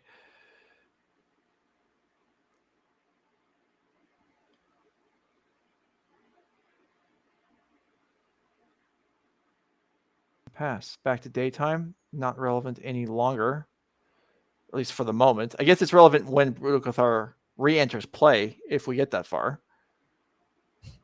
Larry is at 6 damage. 2 of it's on the ground, though, in the form of this Ascendant Spirit, unfortunately.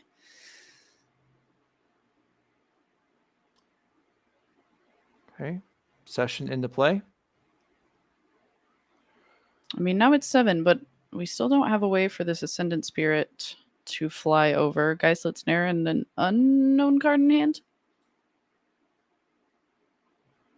It would help is Brave the Elements. That's true.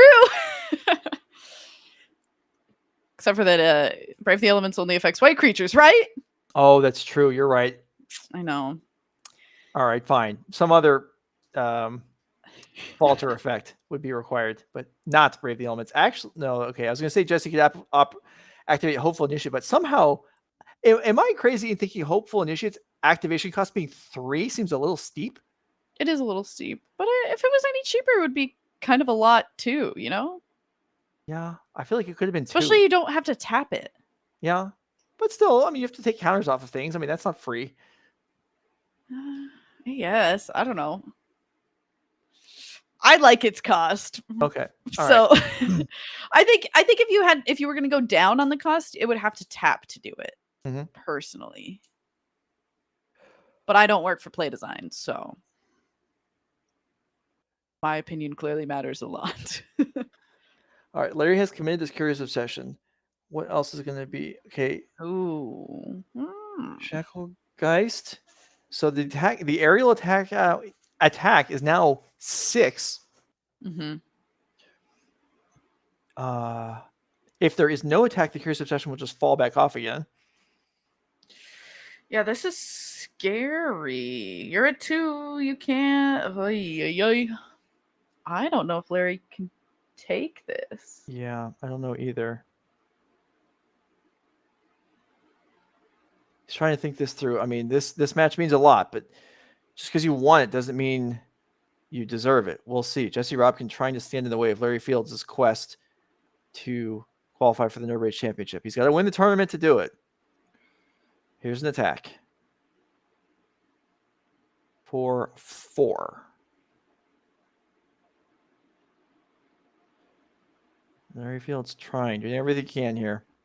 These Faceless Havens have gotten in the way a little bit in this match. Yeah, and that's it. certainly Another Faceless have. Haven. Wow. And Jesse Robkins is going to win this match. Jesse Robkins has terrorized the NRG series in Season 2 this year. Absolutely taking names left and right and increasing her already insurmountable lead on the Season 2 leaderboard just for show.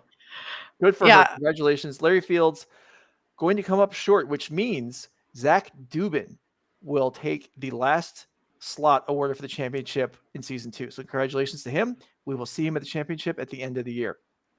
Meantime, we have a backup match because they're still planning to play for today. So let's get that going. Matthew Wruck versus Ricky Life. Abzan Greasefang versus Golgari Elves. This is the replay match for the top 8. Let's go. Matthew Wruck excited to get things started. Yeah, and this is quite a sweet deck. Probably not the deck that I would be playing if I was playing Pioneer, but it's still a cool deck. I'm so excited to be having Mold to 5, though. Nobody is, but you got to do what you got to do. And both these players going to match actually without matching super closely by both starting with Blossoming Marshes. Blooming Marshes? Blooming Marshes. Yeah, that's a tough one because I remember quite a ways back playing Blooming Marsh and Blossoming Defense in the same deck. And it's very easy to confuse which card is blooming and blossoming. Yeah, I had that problem a few times. You got to be careful. There was a game loss given out today for a player who registered Lightning instead of Lightning X. Right. Yeah. And that's something that's unfortunate, but that can happen. You do have to be careful. Isn't that the same player who actually is in top 8 right now too? So sometimes it was a different player. Yeah. Bummer. Okay. I know we have an Arclight Phoenix player in top 8, and I was wondering if it was the same one. We do, and it's not. All right, so here we go. Eska's Chariot. Yeah, into play. Is it Eska or Esika? I always say Esika, but maybe I'm wrong. Oh, I've always said Essica. They don't really release like pronunciation guides when they release sets. They're used to. There's been sets with pronunciation. I think Some of them, not all of them. the Egyptian themed set, like Amaket, there might have been a pronunciation guide for that one that came with. Yeah, they should keep doing that. I agree. It would be very helpful. All right, so a bunch of tokens into play here for Matthew. Elf deck, okay, gonna block. Kill off this Rafine's informant. But as consistently happens, when this Greasefang deck does its thing, and this wasn't even the best start it can have, no Parhelion to be seen, but the Chariot of whatever hero it may be, Eska or Asika, builds the board so fast. I mean, this isn't. Ricky Life is rebuilding a board though. He is not wanting to succumb to just one Asika's Chariot. So we'll see if Matthew's got more in store.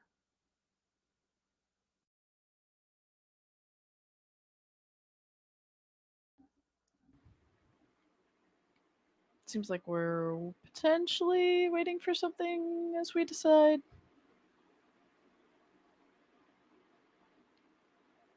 Oh, we're deciding if we're gonna attack. Every time it's time shifted and sped up, like I feel like I lose track of where people are so much because everyone's going too fast. All right. Well, we heard in the interview, Ricky Life talked about Steel Leaf Champion just being basically unblockable against a lot of decks, and it is here as these wolves just cannot get in the way of it, having only 2 power, and so it rumbles on through. Ooh, Collective Brutality. Gonna Ooh, discard that's Parhelion. very strong. Bow, bow, bow, And bow. killing the Jaspar Sentinel, which has reach, getting that out of the way for a 13-point attack in the air. Hiya! Yes. Maybe some damage on the ground as well. Probably looking for tokens right now at the moment.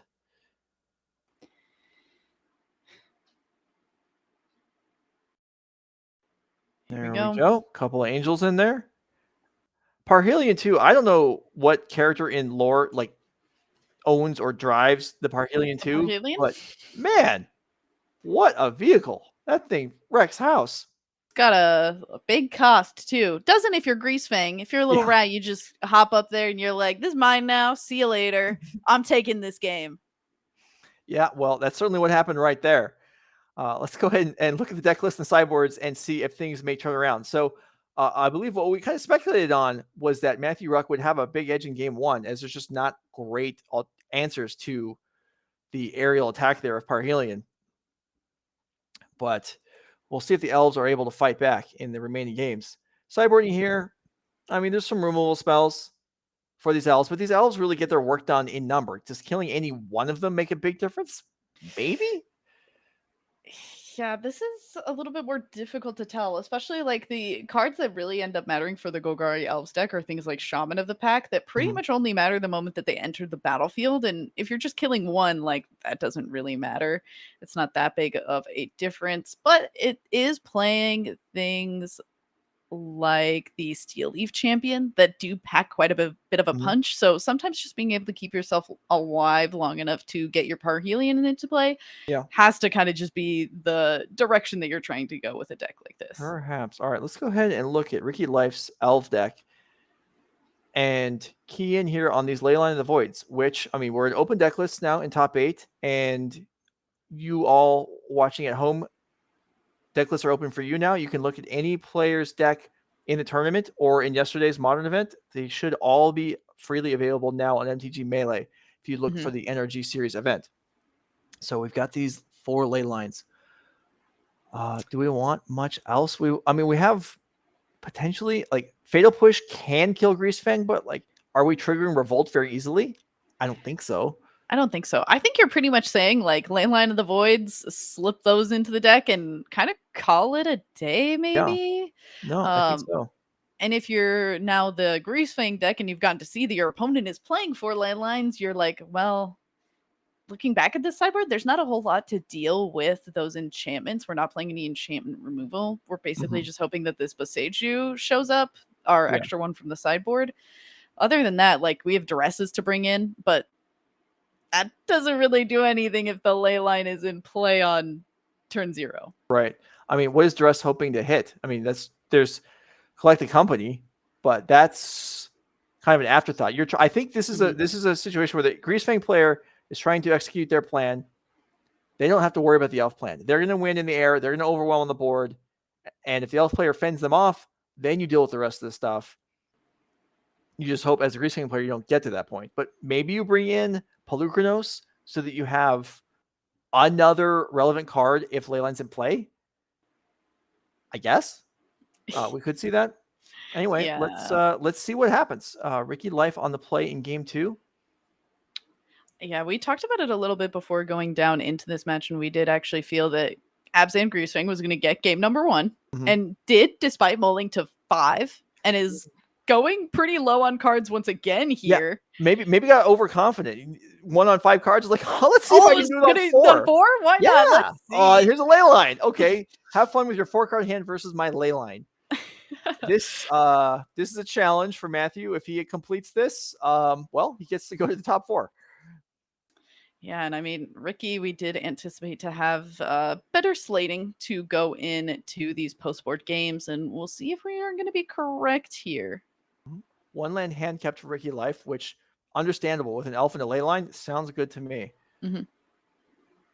Yeah, and Life Crown Visionary was the follow-up. Only, that 1 land, but if you've got that Elvish Mystic, kind of hoping it'll all be okay nonetheless, and Life Crown Visionary number 2 coming in. Abrupt Decay takes out the first one, so now Ricky considering an attack here? Or is there potentially another play?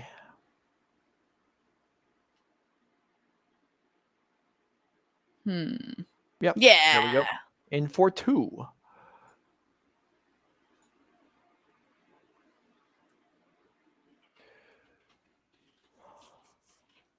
Not impossible that Matthew can defeat a ley line, or like you're saying, remove the ley line. I don't know if he can defeat a ley line in play very easily, but here's a Witherbloom command. This having the mode of mill 3 and then pick up a land, that's not even going to work. With ley line in play. You can destroy a non-creature, non-land permanent mana value 2 or less. Give a creature -3, -1, or lose 2 life. You gain 2 life. Unfortunately, those modes can be able to take care of that Leaf Crown Visionary, but I mean, still in a really rough spot here with not a whole lot of action and a lot of things going to be exiled, especially now that the Satyrs come into play. At least the Satyr Waiting Finder finds a land, unlike Witherbloom Command. Portable Hole takes out the elf, and well, Matthew putting up a fight here, but again, there's just he can dance around all he wants, but it's hard to imagine he's able to actually gain a significant advantage with Leyline of the Void on the board. Yeah, and especially when Ricky's deck is just so redundant. Like, every single spell is like, okay, you killed my elf, here's another elf. You killed my elf lord, here's another elf lord. And we'll just continue to do that back and forth a bunch of times.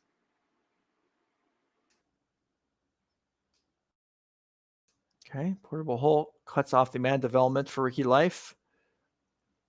Does have at least 1 Shaman in the pack in hand, currently not castable. Attack for 2. You want to block? Trade 2 Wayfinders? Deal. I mean,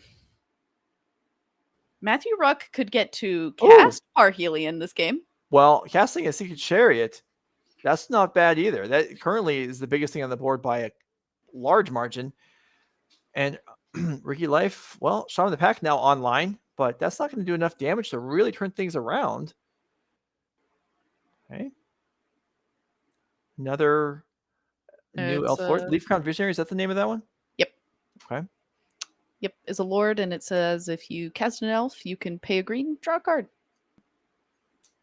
But this chariot makes another cat, I guess. I'm informed is what they are. Yep. Okay. It's a cat car. Okay. We're going vroom vroom in the cat car. See, that's why I don't know. I miss out on the flavor text, on the memes, on the lore, all that stuff. It's okay. That's what I'm here for. I really don't think it is okay. I mean, half of commentary seems to be stupid stuff regarding lore, artwork, things like that, and I'm just leaving a lot on the table by not being well versed in this material. I mean, you don't need to know a lot about lore or anything to know that this, like, I'm just going to cast Chariot and start attacking you with a bunch of cat tokens. And while removing everything that you put in play that's like a lord, I mean, it's kind of worked so far for It has. Matthew. It absolutely has. It looks like Matthew had a good idea of what it was going to take to win if a ley line was in play. Even though he rolled to 4, somehow he is achieving that. Asika's Chariot and removal is the alternate win condition, and he is executing that plan right now. Yeah, so far, so good there. And a lot of elves being removed off of this board over the course of the game. I mean, honestly, considering this was a mull of 4 and there was a ley line immediately put into play, I'm impressed. Mm-hmm. Yeah, me too. Okay. Ricky looking at what he's got access to here. Ooh, no play. Well, 4 mana available. Collect a company is always a possibility. I'm just saying it. Once again, we could get to the mana to cast Parhelion too. Mm-hmm. Another portable hole. That makes it harder. 4 cats come across. Here is the company. Ricky Life hoping for bingo or Yahtzee or whatever game winning term you might like to go with. Ooh, Shaman of the Pack, not too bad. Steel Leaf Champion, 5/4, pretty strong. Yeah. All right, looks like we went with Clan Collar and the Steel Leaf Champion. Did some Ha- blocking. Half of Ricky's life gone, but Matthew has surrendered the board superiority in order to do that, or at least been stolen back by the Steel Life Champion, really. Mm-hmm. But Ricky Life looking a little low on life, so we got to be a little bit scared going forward in this game how this is going to end up shaking up. Steel Leaf Champion number 2 and is going to go ahead and give away that we are hellbent. Mm-hmm. Now, do you attack for 6 here? I think at 3 life, I'm a little scared, but I guess our opponent has just 2 cats and 1 card in hand. You maybe attack with just 1. I think you do. Yeah, I think you get in there. This is difficult to give Richard a block. This puts the win on the board for Ricky next turn. And it's not going to be easy for Matthew to solve this. Yeah, especially there's been a lot of removal already. Yeah, there has. There was. There can only be so much more, right? Right. Yeah. And a lot of it, like those 3 portable holes were gone. And I think 1 abrupt decay. So yeah, that doesn't leave much. Mm-hmm. Even out of what was totally in the 75. So we're going to see game 3. I mean, that was quite a fight Matthew put up on a 4-card hand. You don't see that every day, but it did come up short. 4-card hand plus a ley line being in play. So, okay, you can't, you assume you aren't going to mold a 4 every game. That's fine. But you do have to consider the fact that your opponent's going to have ley line again. And I mean we did see the Greasefang deck go to 5 cards game 1, take it down. 4 cards game 2, put up a pretty good fight despite the ley line. Like, who knows? The world may be Greasefang's oyster if we get to keep 7 cards. Yeah, and maybe the reason Matthew ended up on 4 cards was because he was looking for Boseiju in his opening hand, and it just wasn't there, and he was willing to throw away marginal hands that didn't have Boseiju, and that's what ended up happening. You ended up on 4 cards. That's a risk that you take sometimes. Punished for it or not, it's hard to say because the ley line was there. Yeah. So if he was aggressively mulling, he was right. Anyway, let's go to game 3 and see how things play out. Matthew Wruck looking at 7. It's got a portable hole for sure. On a 6-card hand, I don't see a ley line in Ricky Life's hand. I will say this. If Ricky Life keeps 7 cards without a ley line, his hand is likely excellent. Yeah, well, we get to see pretty quickly 3 lands and then an Elvish Mystic, Coco, Clan Caller, and War Master. War Master, War Leader, Elvish, War Master. Cool. I was pretty close. Pretty good hand there, as indeed we could have expected. Thoughtseize chooses collected company. Understandable. I feel like the other choice might have been the actual the mana producing elf. I was but gonna say, yeah. Yeah, the most impactful card. Wow, okay. Elf. I was thinking for a second that we drew another elf off the top, forgetting we took company, but we did take the company in the first place. Portable Hole. Oh. Dispatch the elf. And if you're Matthew, you got to be feeling much better than you were last game. Oh, yeah. You just got to get this done before Ricky draws and hard casts the ley line.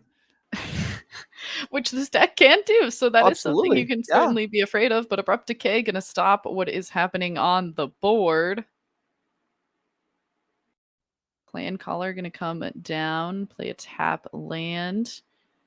And I mean, yeah, if you can just keep answering what's on the field and wait until you cast some of these bigger spells like this Eska's Chariot, you're in a pretty good spot as far as Matthew's concerned. Yeah, a couple cats on the board. Plenty of lands flowing for Ricky. Not a lot of action unless there's like another company in hand. I think I spotted another copy of Nick, though, so that's not going to do any good.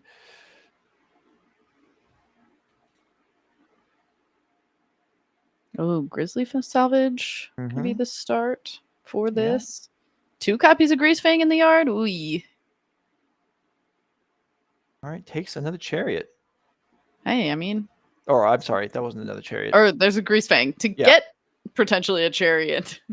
Okay, here's an attack. In for 8. There is another company. Ricky Life, looking at 6 cards. What do we find? It's going to have to be good. He's significantly behind at the moment. All right, Clan Caller and Dwynen's Elite. All right. So we've got some pumped up elves. Yeah, we sure do. Some blocks there. So take the Chariot, wipe out the cats.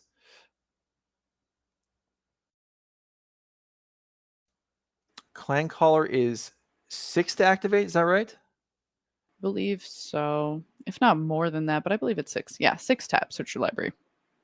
Okay.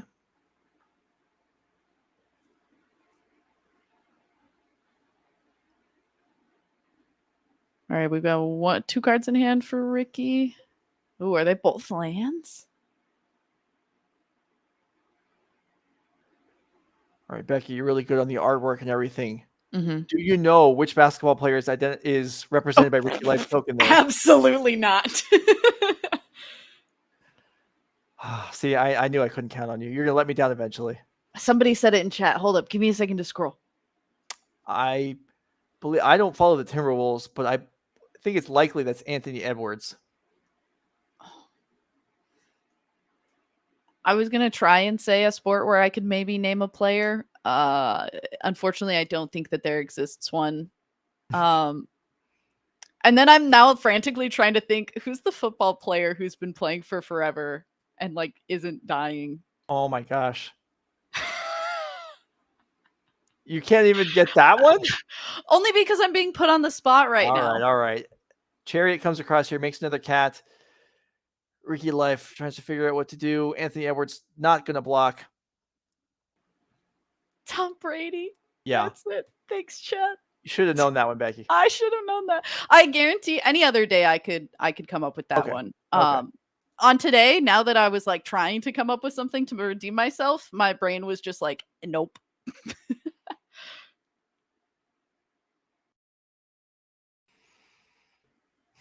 Okay. Did we? Ricky Life down to 4. I mean, do we not want to activate Clan Caller? Did we take Clan Callers out of the deck? How many were in the original list? We've seen a couple. 4. Oh, okay. Well, we haven't seen 4. There's one under a portable hole. We've seen another one, yeah? Huh.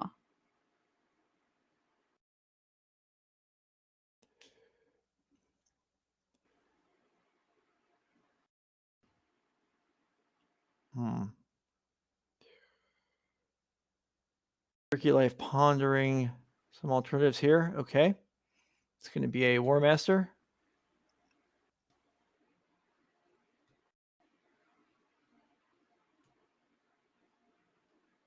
Interesting. Matthew would probably love to get this Chariot killed in combat so he can generate a couple fresh tokens next turn. But Ricky is not obliged so far. And at this point, he now cannot take it any more times. Mm-hmm.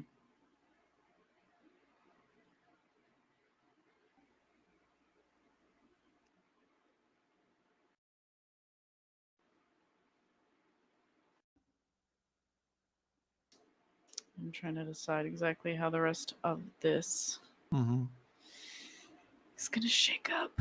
Yeah, the pace has slowed down a lot on the line here. Players trying to figure out, not wanting to make mistakes. Mm-hmm.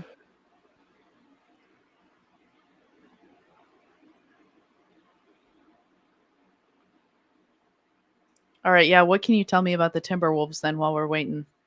I know they've got some stars, and they're our team on the rise, I guess.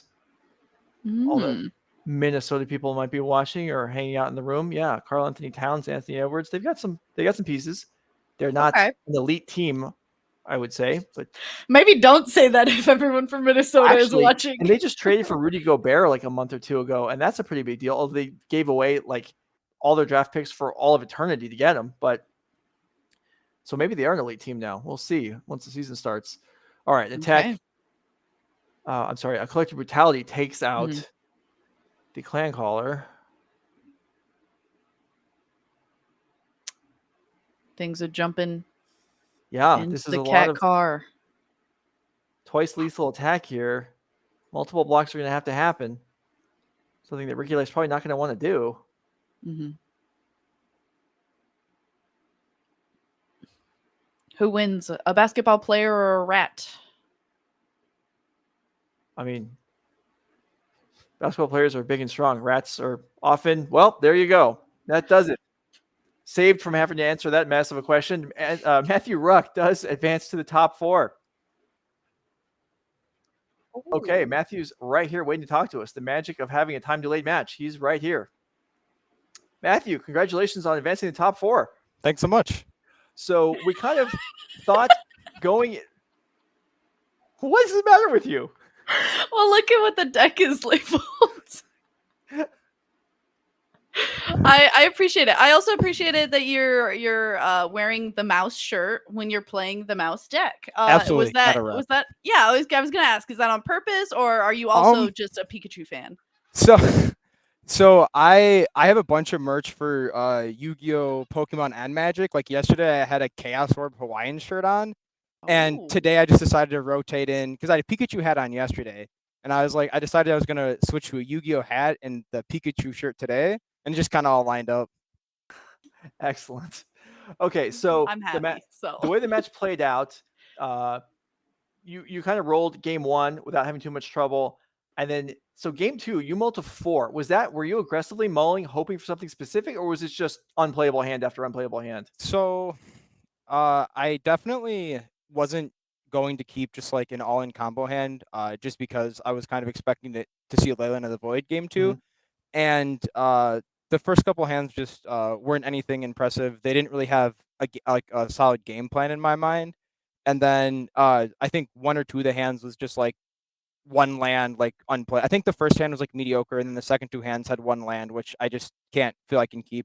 And then the fourth I just had to keep it because it had 1 land, and then I think it was 2 portable holes and a Sadeaway Find or something. It was like I had 1 playable card, and it was like 3's not going to do anything for me. Yeah, and then the Leyland came out, and you're kind of busted anyway. All right, so let's talk about game 3. Now, game 3, you took a mulligan again, I think just to 6. Your opponent keeps 7 with no leyline. Now, our thought was, if Ricky's keeping a 7-card hand with no leyline, his hand's got to be very strong. And you had a thought to kind of open it up. You saw an elf and a collected company and a couple other, a mana elf and a collected company. You took the company. Was there any consideration there of anything else, or was just company all the way? So the hand that I had in that game, so I again assumed that I was going to see a leyline right away. So I kept a hand that was a lot. I think it was all reactive. If I remember correctly, it was 3 lands, a Thought Seize, an Abrupt Decay, and a Portable Hole. So I kept a super reactive hand with the intent of going into the late game. And when there wasn't a leyline in play, I decided that I wanted to take the company because in my mind, the only way I lose that game is if he just like outpaces me, and company's like the big card that gets him ahead. Sure. No, that makes sense. All right. Well, we won't keep you too long because we got the top 4 ready to go next. Congratulations on getting so far. Does the Does the invite mean anything to you? Are you already qualified? Are you? I am not already qualified. This is like Okay. the first large tournament I've played in 5 or 6 years. Okay. I have a friend in town, and that was like the main reason I ended up coming. I mean, if I get the invite, I'll definitely go, but that wasn't like the primary reason I came. Okay. All right. Well, I'm not going to bother asking if you've enjoyed your day because I'm certain you have. I definitely have. First tournament in 5 or 6 years. Jeez, other people are striving, putting in time every week to accomplish this, and you're just here cruising along, top 4, no problem. Good. I have work. gotten very lucky. It's the so. Pikachu shirt. Wow. No, I mean, just because you haven't played in a long time doesn't mean you're not playing well. So, all right, we'll let you sit down for top 4. Get this started. Thanks for talking to us. Absolutely. All right, Becky Bell, we got 2 rounds left. We got the top 4 bracket incoming. We're going to step away for a moment, set things up. We'll be back. Let Matthew sit down, and then we'll see who emerges from this event, the winner.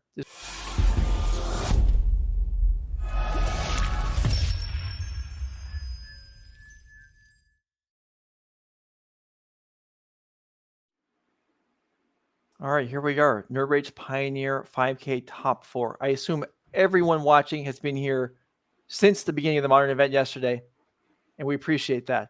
If not, if you showed up some in between at some point while you're slacking, but still, we appreciate you too. Hope you're enjoying the content. All right, we've got top 4 bracket. Let's go. Let's take a look. So we have Jesse Robkin, season 2 points leader on Mono White Humans, number 1 overall seed, facing Will Kowalczyk on Black-Red Midrange. But the match we're going to watch, George Jabbour, his second top 8 of the weekend, didn't make it past the quarterfinals yesterday, playing Blue-White Control in both formats. This time advances to top 4, playing against Matthew Wruck, who we just watched defeat the Elves deck with Abzan Greasefang. I think everybody's ready to get this going, so no reason to dawdle. Let's see if the players are ready and get this underway. So, okay, cool. So looks like they're both taking a mulligan. In addition to the points and the money, the winner of today's event earns a seat at the DreamHack Atlanta Regional Championship in November. So lots on the line for some of these players. I know Jesse Robkins already qualified. I'm not sure the status of the rest of these players. We know Matthew Wruck is not. We just asked him about it. As he drops his cards into his lap while shuffling for top 4. Said he hasn't played a big tournament in 5 or 6 years. And is in top 4. It's the Pikachu shirt.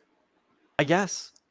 Although, if that were the case, wouldn't you have more top 4s in big events? Okay. Yeah, that was... I didn't start really collecting Pikachu stuff until the pandemic, and I haven't really played in a big tournament. Okay. Aside from, I played in an NRG Rage event. I definitely didn't wear a Pikachu shirt to it. Maybe this is the thing I should have realized like long ago. Well, for having not started collecting until the pandemic started, you have acquired Pikachu materials at an impressive pace. I stopped spending money on going to Magic tournaments and started spending money on buying Pikachus. All right. Well, there you go. Okay, so let's see if we can find some playable hands here. George Jabbour looks content with 6. Matthew Wruck content with 6 as well. Okay. Blue-White Control. It's a Narset Days Undoing. George Jabbour doesn't just play Control. He plays the same style of Control in both formats. Narset Days Undoing all the time. It's a pretty good... Wow. We kept all lands in Faithful Absence. Okay. Well, I mean, I guess it was 6 lands in Faithful Absence. He decided he didn't need a 6th land, so he just be content with 5. So we'll see if Matthew's got a fast start here, because if he does, well, George might be in trouble. Yeah, we will see. I mean, based on how Matthew played the last 2 games, there wasn't a whole lot of like early aggression. It's mostly like early reaction into like mid-game aggression. So it will be interesting to see how that's going to end up playing into this. Well, I can see a Parhelion and a Witherbloom command in his hand. Here's a Rafine's Informant. Well, that's convenient. That's going to throw that Parhelion from hand into the graveyard. Parhelion 2, let me specify, in case anyone's confused with, any other Parhelions. Yeah, is there a Parhelion 1 in Magic? I don't think so.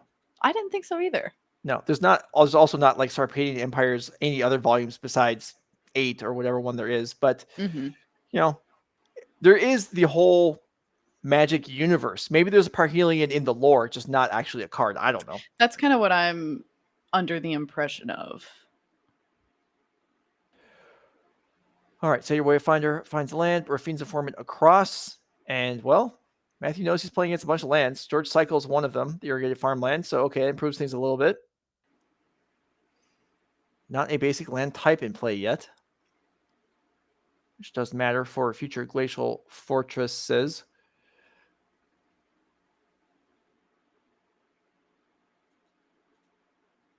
I had to think about that for a second, whether fortress plural was fortresses or not. Fortress I. Yeah, I thought about it. I decided against it, but I did think about it. All right, here's a sensor to take down Abzan Greasefang number 1. Or I'm sorry, Greasefang number 1. Mm-hmm. The rat. Is it the god? It's not a god, right? It's just a rat. No, it's just a rat. It's a rat pilot, isn't it? Rat pilot, yes. Yeah. Wow. All right, 4 more damage comes across. Yeah, I'm all over it. What other pilots exist? There aren't very many, right? There were a bunch in that set. There were different pilot tokens. Mm-hmm. I do recall that because there was an entire commander deck built around pilots. Oh, that I did not know. Mm-hmm.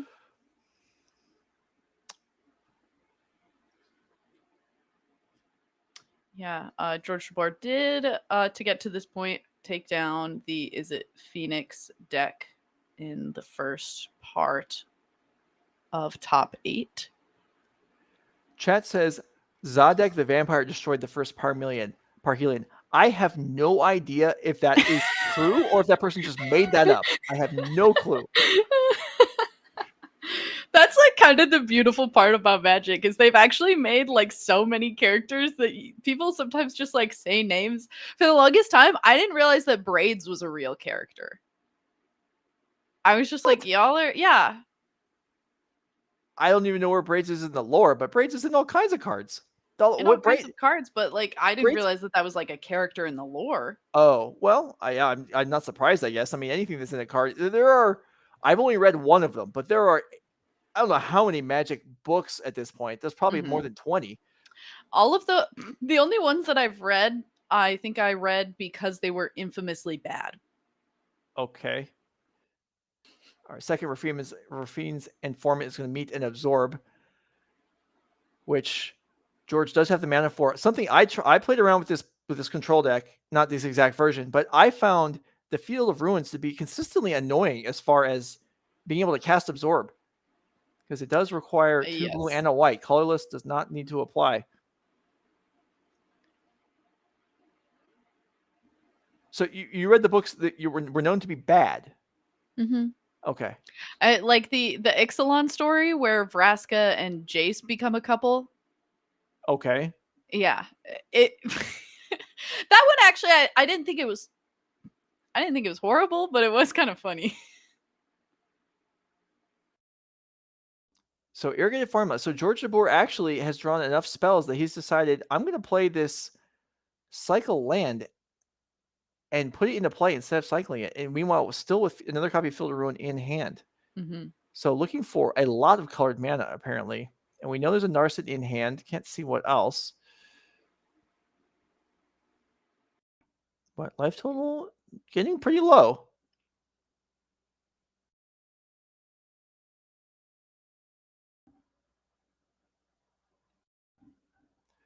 Another informant. And the last one got absorbed, yeah? Mm-hmm. Okay.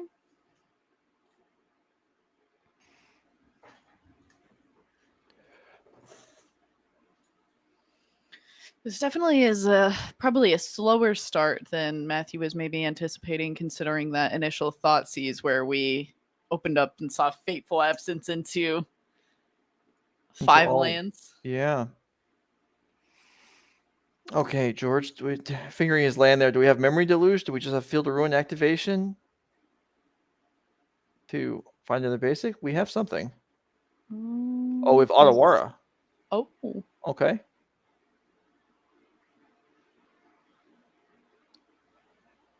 Very tentative there, as if he didn't even want to bounce it, but does end up bouncing the informant. If you're getting the beat down, you sometimes got to return creatures that you don't want to return. Mm-hmm. Well, it's not so bad if you can maintain a Narset in play, which George is going to choose not to do. I'm pretty sure I saw Narset in hand. Narset in hand, but potentially couldn't follow up with like absorb, or is there only one card in hand? I think there's 2. There's an absorb. Yeah, so there's not enough blue mana to do everything. 1, 2, 3, 4. Yeah. No, there is. There's No, there is. You know, George has the mana to play absorb. Not if we No, also he cast doesn't. Narset. Yeah, you're right. There's He two does not. Field of He Ruins. can't cast both because the double Field of Ruin.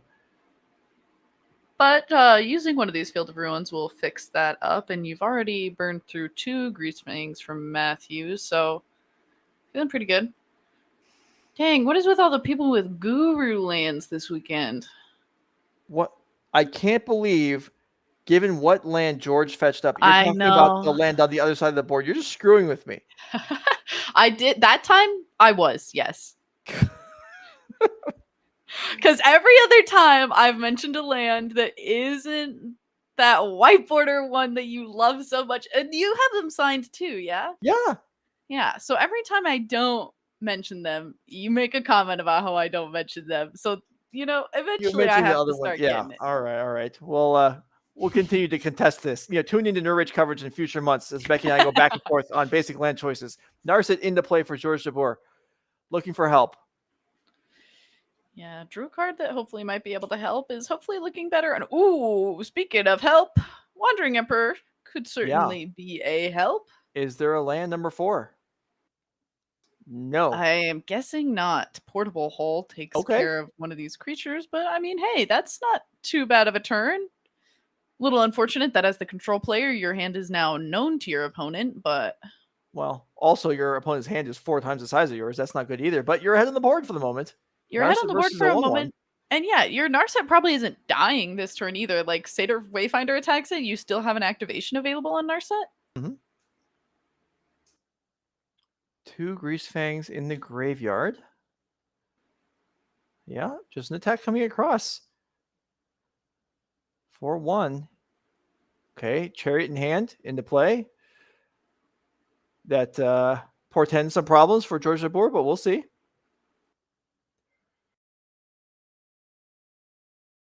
Planeswalkers are good, right?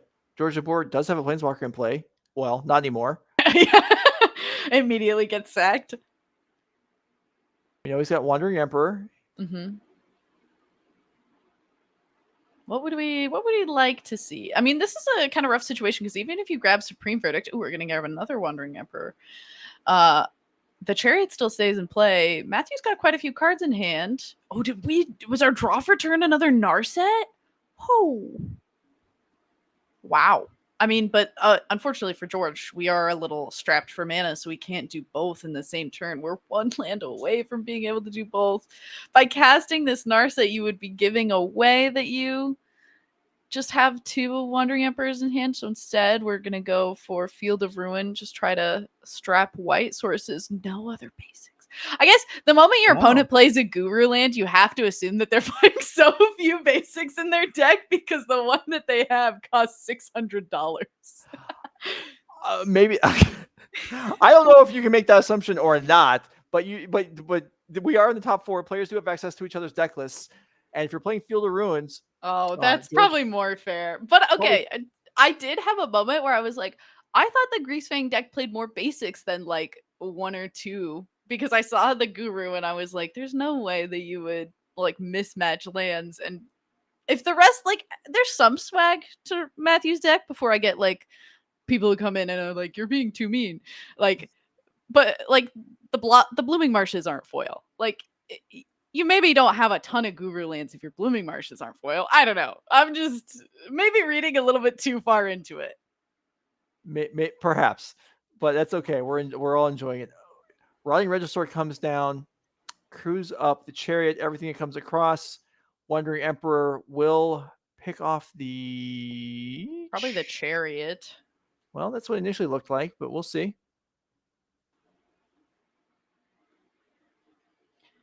Yeah, here comes Reggie. Yep. All right, and that comes with 2 life, I believe. So George will Net lose 3 on the turn. He's still alive. This looked Mhm. pretty bad, and now it looks maybe playable. Yeah, has a Narset and another Wandering Emperor in hand too. Hopefully is able to find a land. Did find a land. So will actually be able to cast both of these Planeswalkers too. Unfortunately for George, we do on Matthew's side know that the other creature or the other card in hand is that Wandering Emperor. Supreme Verdict as the find actually is huge here now that Essica's Chariot is gone. Yeah. Holy smokes. Okay. Yeah. Matthew might have gone from a great spot in this game to a horrible spot in this game. Yeah. The Chariot forgot to make a token that didn't end up mattering, as they would have all died anyway to the Verdict. And George at 4 with his fresh Wandering Emperor token post Wrath and a Narset in play. And maybe more importantly, Matthew does not have a white mana. There is one. There's a few.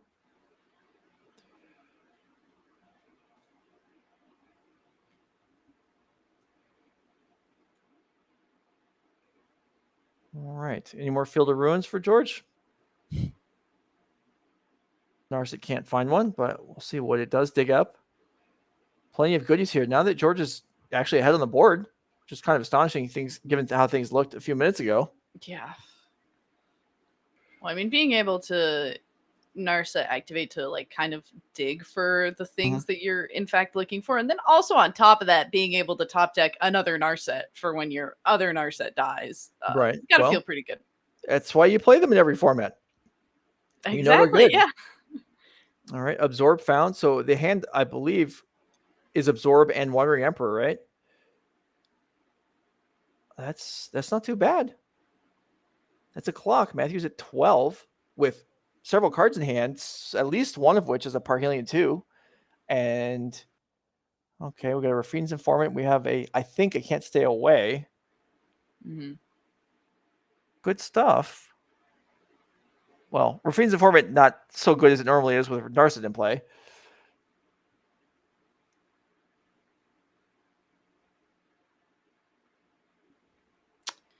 Definitely true. And I have to imagine that that's kind of where Matthew is stuck on in this turn as well.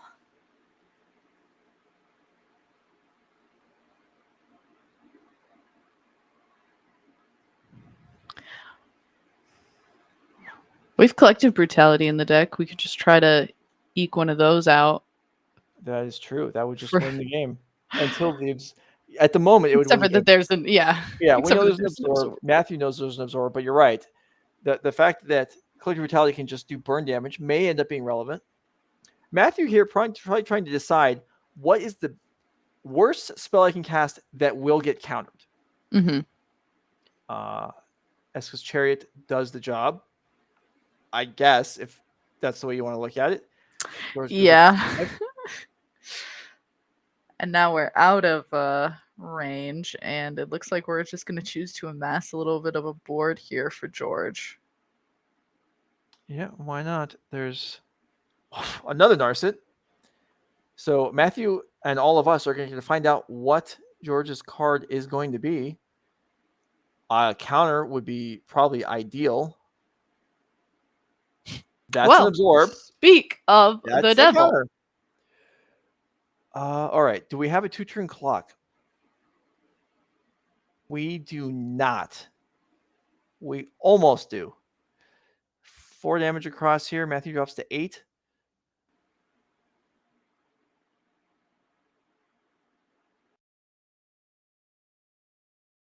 We are going to go ahead and make another token, it looks like. Yep.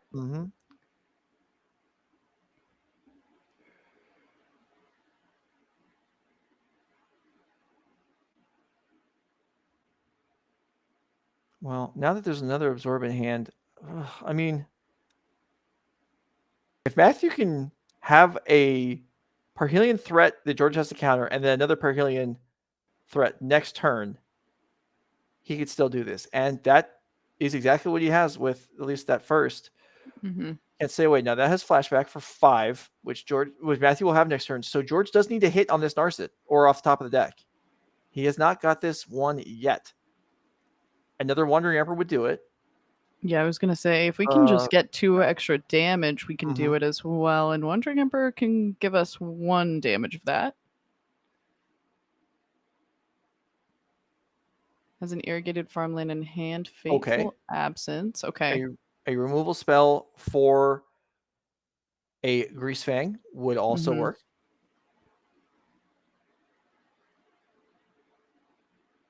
As long as George remembers the Fateful Absence is there and doesn't just, now that it's put in his land row, and forget that it's there. But he did have his revealed cards on the table before, so he probably, this is just the way he does it as a courtesy to Matthew. And here's an attack for 7. It's like, oh yeah, there's that Fateful Absence.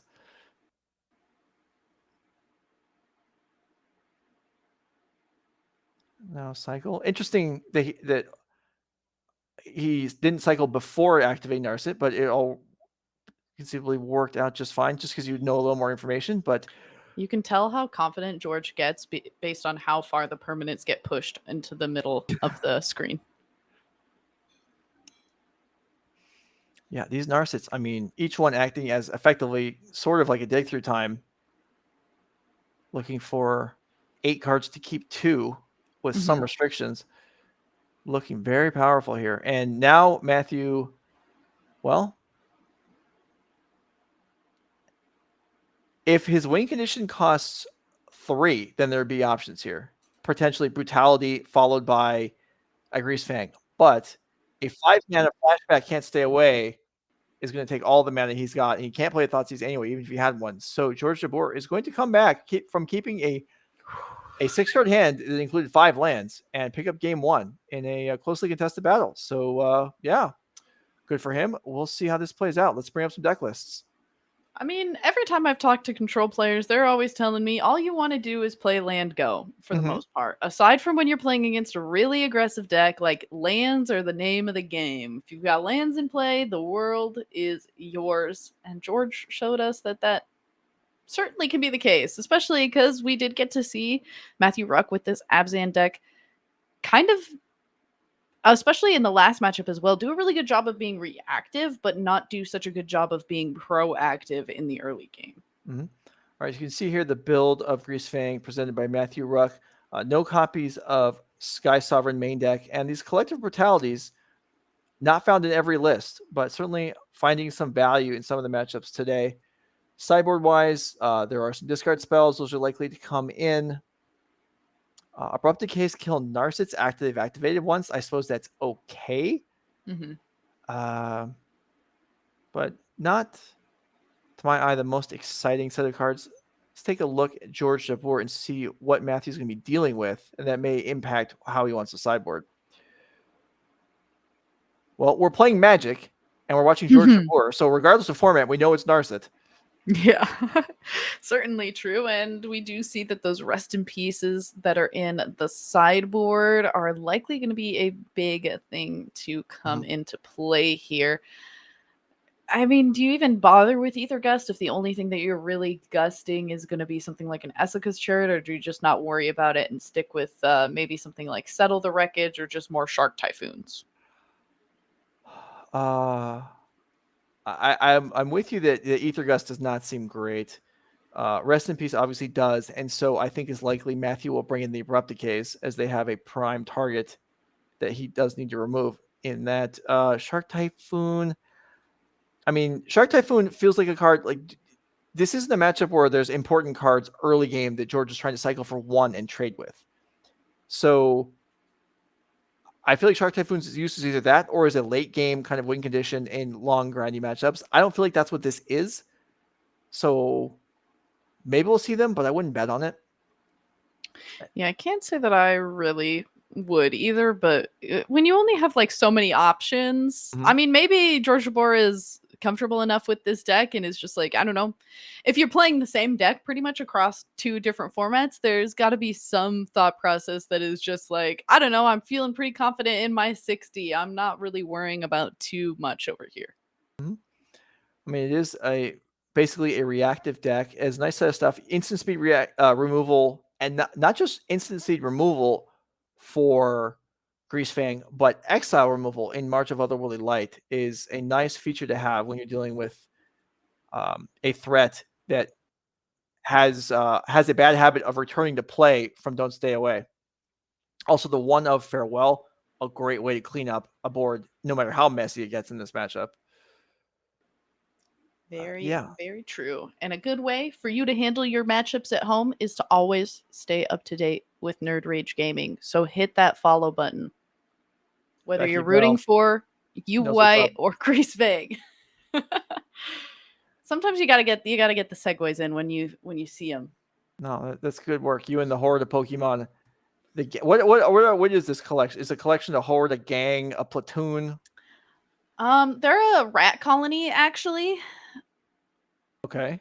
Pikachu's a mouse Pokemon, but I'll go ahead. I thought he was. Now, granted, I know nothing about Pokemon. I thought he was like an electricity Pokemon. Yeah, he's an electric mouse. Okay. Yeah. I didn't know he was even a mouse. I thought he was just a Pikachu. It's literally the mouse Pokemon. All right.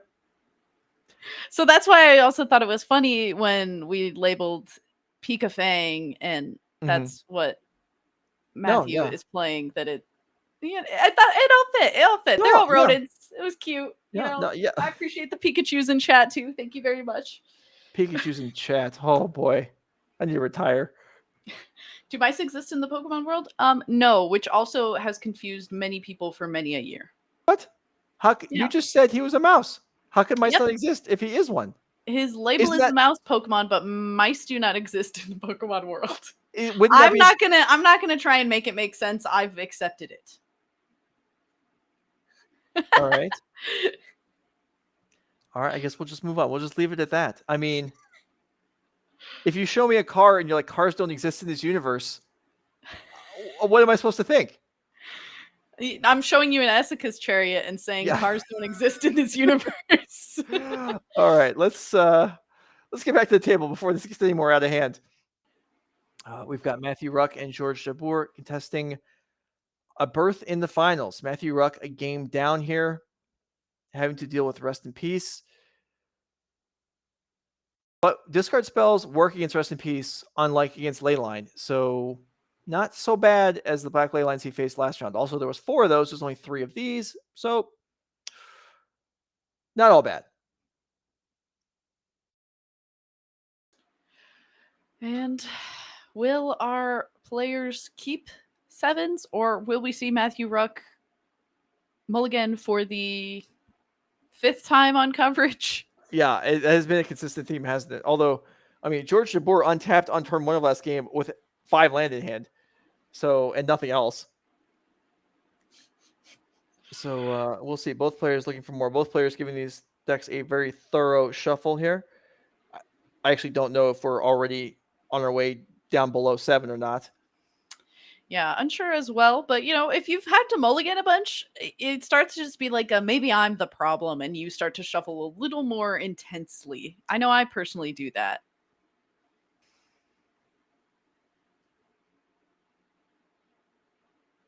All right. While they're waiting, you can admire this beautiful tournament playmat, Nerd Rage Gaming Championship Series. Pretty nice color scheme, right? Becky, I believe you consulted on that. Good work. Yep, for sure. I'm a big fan of yellow, red, and orange, as that's been my hair color for quite some time. Work with Nerd Rage, Pikachus are that color. It all just comes up. Actually, none of those 3 colors are my favorite color. You're setting a bad example, though, because I'm sure at some point they'll be like, all right, Joe, we'd like to keep you on as commentator, but you're going to have to dye your hair Nerd Rage colors like Becky did, because Becky did it, and she's setting the trend. You got to follow along. I don't think they would have brought it up, but now that you've brought it up, you just really solidified yourself in a dark place. Okay. Drawing up our opening hands. We'll go into serious mode so that no one thinks we were actually speaking facts when talking about dyeing our hair in the future. I'm dyeing my hair soon, so. It's already dyed. It is already dyed. That's true, but I can dye it again, Joe. I suppose. And we have Matthew Wruck taking another mulligan. I mean, I would have put money on it at this point. Unfortunately. Yeah, it has been, still, I mean, Maybe he kept every hand in the Swiss. And Yeah. If everyone follows the Nerd Rage channel right now, I bet we could convince Tannen to let me dye his hair. That was a lot less. Joe was like shaking in his boot. I thought I was in trouble there, but I'm not. That's fine. I have no problem with that. How about this? We can do better than that. If everyone follows and subscribes, maybe we can convince Tan to let me dye his hair. Oh wait, that would be way more fun.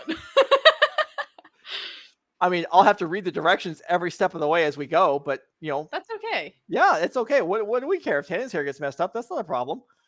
It's also just hair. It grows back. Like, I don't know. Every time I dye my hair, I keep thinking to myself, I'm like, this is going to be the time that it's all going to fall out. I've been dyeing my hair since I was in 4th grade, and like nothing horrible has happened yet, and I've put it through the ringer, and every time I'm just like, this is going to be it. Thank you so much, Mikey Hopkins, for the tier 1 subscription. There we go. We got to start the hype train right now. Let's go. Come on. We're close to getting Joe and Tannen to dive. Tannen isn't even here. We didn't consult Tannen on this. He Tannen doesn't need to have a vote in this. Come on. Oh gosh. Tannen is going to be like, what did you sign me up for? All right. Matthew Wruck still mulling. Is he mulling to 3? He might be. He's mulled to 4. He's mulled to 5 twice, and he's mulled to 6. So we have watched Matthew Wruck mulligan a lot. Is playing a combo deck, so you'd kind of expect that a little bit. But yeah, certainly hasn't had a 7 that he's playing. got this deck is very redundant, though. You would expect it to have some reward. Like, you have all this self-mill stuff. You don't care if Greasefang's in your opening hand. Oh, okay. We gotta call out some subscribers here. All right, we got Phyrexia's Finest. Actually, that's a really sick name. I like that a lot. And Kenshin Stream, both of you, thank you much for starting off this hype train that we've got going. Thank you and welcome. All right, that's exciting stuff, especially when it coincides with Tannen's impending doom. Perfect. He's gonna show up next month. He's like, "What happened? How did I agree to this?" Like, oh, yeah, we're gonna be in a meeting and we're gonna be like, and we're scheduling when we're dyeing Tannen Grace's hair, and he's gonna be like, "Excuse me, what?" Well, just remember that was. Well, I was gonna say that was your idea, but I'm not sure that it actually was. No, yeah, it was actually somebody in chat. Oh, okay, excellent. All right, Grizzly Salvage to start. Looking at 5 cards, a vehicle goes to the bin. That's where you want them. Oh, we've put Graveyard Trespassers into the deck. Nice. I guess based on how that first game went, I probably would have added extra creatures too, especially ones that like get under the like 3 mana threshold to make sure that you're able to start kind of getting punchy. Yeah, and I like doing this main phase, getting underneath Censor. Good place to be. Georges actually have untapped lands this game and basics, so things will develop smoothly on both sides, looks like. The Azorcon, thank you also for the subscription. Appreciate it a lot. Also, I hope I said your name right. I stared at it for a really long time, but let me know if I said it wrong. All right, Censor takes out Graveyard Trespasser. Darn. Graveyard Apollo's gonna start barking also again. A good place to be if you're, having creatures that don't require the graveyard, even though it is aided by it, in case Rest in Peace does show up. Yeah. So your Wayfinder misses. Oh, yikers. Well, Matthew's got lands anyway, but yeah, I certainly would prefer to have the free ones.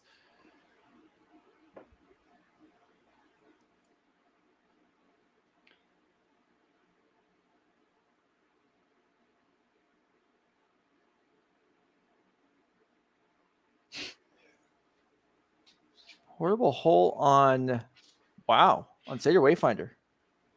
Just getting rid of, that's a pretty small creature to be targeted with removal there. Keeping the board clear is George Jabbour. Absorb on Eska's Chariot. All right. Looking for a follow-up here. One reason to keep the board clear is if you think you have a Teferi following up. Very true. We'll see if that's going to be the case, and we'll see if Matthew's going to be able to do anything about it. That certainly hurts. That's better than a Teferi. George Jabbour cleans up both graveyards. Matthew Wruck, do we have an answer? Another Esca's Chariot would be good. Maybe. With George with 3 mana open, able to consider all kinds of answers, though. Pelucranos did come in. Oh, all right. Let's go Pelucranos. Also, let's go Stormy 69-1 for the subscription. I also subscribed to Tier 1. Thanks, Becky Bear. Good job congratulating yourself. Norm literally said if we get 100 subs, Norm will dye his hair orange for the next event. Oh, so boy. All right, we have somebody actually willing to do it. Let's go. While we're considering that, well, I was going to ask for Pelucranos to be brought up on the screen. Oh, we can still do that. Pelucranos, well, please. It's gone. Oh, never mind. It got exiled by Wandering Emperor. So it was 6/6, ready to rumble there for a moment, but now it is gone. Matthew Wruck facing down Wandering Emperor. Okay, a Chariot. That's excellent. Instant board presence. Able to attack through the Samurai that the Wandering Emperor is likely to create.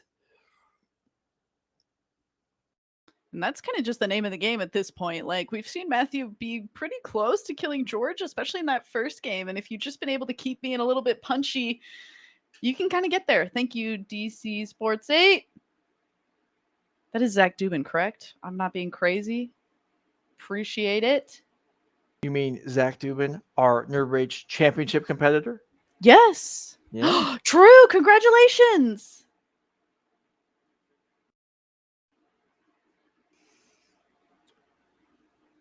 All right. George Jabbour going to roll up. Wandering Emperor. Play Howled Fountain. I believe that came in untapped, cost him a couple life. So Matthew's got to be wary of what that might imply. 7 mana available. So a cycled Shark Typhoon would actually be able to defeat the Chariot in combat. I know we speculated that Shark Typhoon may not come in because it's primarily only be good in late game grindy scenarios, which is actually where we are right now.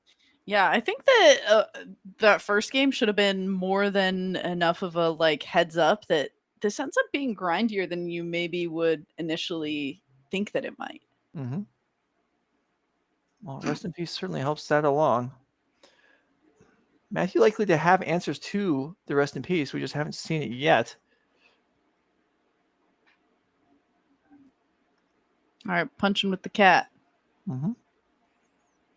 Okay, fresh token created. And Otawara will bounce.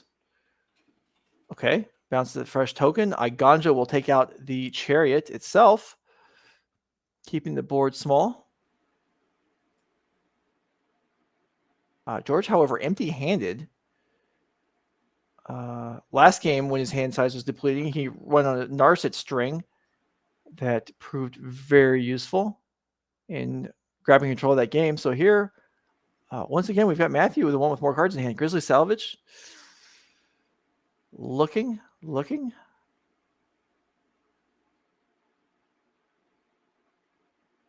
All right, Becky. It does feel really bad to Grizzly Salvage into all of your cards going into exile, though. Yeah, well, okay. So you got some lands. You've got a Can't Stay Away, which is a graveyard card, and you got a Rafine's Informant. I mean, you didn't want to draw those other cards anyway. Actually, okay. That's fair, sure.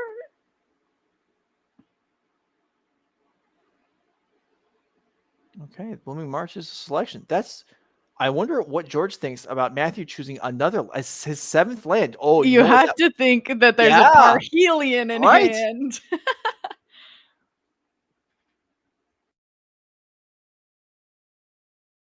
Okay, attack for 3 here. Yeah, Parhelion 2, hard cast could be on the way. I mean, George has done a great job of concealing his hand from us. I'm sure it's great. It does make me anxious because I want to know if there's a chance for this Parhelion. You don't want to get Parhelion 2 censored, right? That would be a disaster. That would hurt. Oh, it's the farewell. Oh, well, yeah, we don't want our things farewelled either. So farewell to farewell. I mean, An untapped land here is live for this Parhelion 2 to come in. Now, I don't know if it's going to do much. There's only one cat token. Yeah, we can't even crew the Parhelion immediately. Better to have it in play than in your hand. That's true.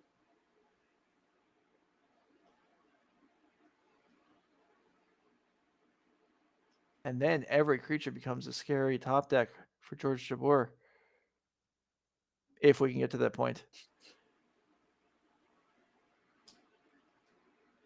George Jabbour saying, did you really play a 7th land last turn? What are you planning over there? Get out of here. Are you taking a page out of my book? That's not allowed. Oh, Grizzly Salvage. Looking for another land.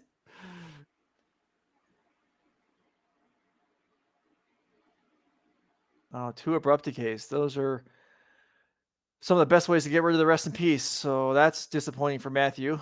I think that's 2 out of the total 3 in the 75. I am inclined to agree with you.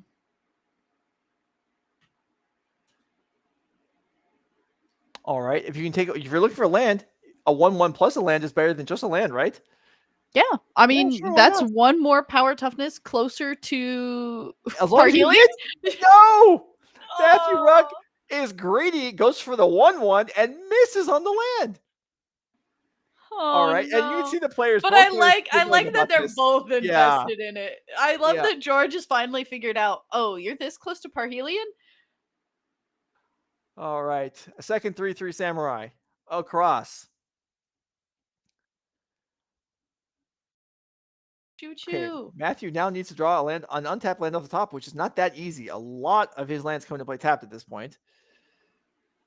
All right, there you go, Temple Garden. Ooh, dropping down to pretty low light. There's Parhelion. It's like, yes, I have 8 land at 4 George, life. do you have the counter? No. All right. But we're still 1 power off of being able to crew this Parhelion. Matthew's excited nonetheless. I love it. All right. So we're gonna looking at least 1 chump block here, probably just 1, and then hoping to draw a creature. How did this happen? This is crazy. You know, I appreciate that Matthew has said, my odds in this game bad. I cast Parhelion too. It's the little victories. That's a good way to live life. All right, block. If this Parhelion does get to crew once, that might George be is on enough. the blank, it might be. You would slam it if you had it, Come right? on. Come on, what'd you get? What do we It's have? something. It's a It's chariot. It's a chariot. George, you have a counter? If you have a counter, you're not sandbagging a counter here, are you? George hates fun. That's not true. I don't really feel that way, but It's in there. Say it. George Jabbour, how did this happen? Parhelion crewed. March of Otherworldly Light in hand. Do you have 9 mana for your march? Do you have a hand card to discard? There's 6, 7. Oh my goodness. March? Supreme Verdict pitched. Wow. To exile Parhelion 2. Wow. Did you have that on your bingo card for today? I think not. Nope. I wouldn't even put it on the bingo card to be checked off. All right. Parhelion is gone, exiled along with everything else. No. Is Matthew dead on the board? It looks like yes, he is. There's only one untapped cat. He's at 1. He's at 1. There are 2 creatures. What a ridiculous fashion for this game to end. George Jabbour. There's just no way that any game could be better than that one. So we should just end it now, honestly. Wow. The day's over. I mean, Matthew Wruck lost, but boy, was that a story. That's something I'm sure he'll remember for quite a while. And hopefully all of you watching did as well. That was, okay. Well, we'll try and recover this here. George Jabbour does win this match. Are we going to, I assume we're heading straight to the finals, unless somehow we have time, or if the backup match is still running. Nope. It appears Will Kowalczyk defeated Jesse Robkin. Her run comes to an end in the top 4 as well. So the finals will be Will Kowalczyk versus George Jabbour for the trophy of the NRG Pioneer 5K and the invite to DreamHack Atlanta. Who's going to win? We'll be back in a few minutes and you can find out.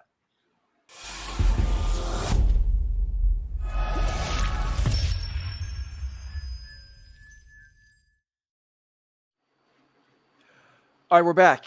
Becky Bell and I representing Nerd Rage Gaming with news that I know none of you are going to be happy with, but such as it is. George Jabbour, not interested in the DreamHack invite, has conceded the finals to Will Kowalczyk. So we do not have a finals match to present to you. And we apologize for that. Nothing we can do. The prize money is as stated. The invites are as stated, and the players are not required to play if they come to an arrangement, which they have. So the Magic action has concluded for the day. The winning deck, Will Kowalczyk with red-black mid-range. In the other finalist, George Jabbour with blue-white Narset, as he plays in all formats. But we don't want to leave you completely empty-handed here. Will Kowalczyk on the board as the winner of the event. But the Season 2 leaderboard is now complete. Jesse Robkins takes the first slot, which was very likely to happen coming into the weekend.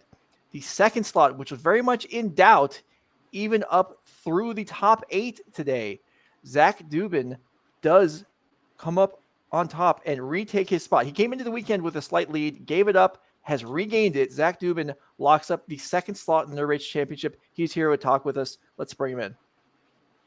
Hey, folks. Yeah, Hey. It was really close. Scott top 8ing yesterday was one of the few things that could happen that could result in me losing my lead. So coming into today, he had a 3-point lead on me, and the way the points work out, we had to have a big enough gap between us that I would earn enough points while he's also earning points playing in the event. And I snuck into 16th place, and he topped 64'd. Right, and then Larry Fields you're coming from lower in the standings, top 8 today, and if he wins the tournament, he gets the slot. So what was your feeling when you found that out? Like, is your heartbeat a little faster, or what's your mental state? So this day was wild. I started off 1-2. Yeah. Scott started off 1-2 as well. I ended up at 4-2, and Scott was 3-3. So looking at the standings going into the final round, I had to win. He had to lose to beat him on points. He won. I won, and I thought that I went over to him, shook his hand, and said congratulations. All the meanwhile, Larry Fields is going off and top 8ing, putting himself in a position where if he wins the event, he jumps both of us. So the final standings come out. I am in 16th place by 0.6 on breakers, which puts me at 68 points and Scott at 67. Wow. And it came right, and then Larry Fields' run ends and unable to move into the top 8. So you lock it up. Yeah, right. So Jesse Robkins, I mean, crushed everyone else all season long. May as well end up there. So you're in to the end of your championship. I'm in, yes. On the Season 2 leaderboard.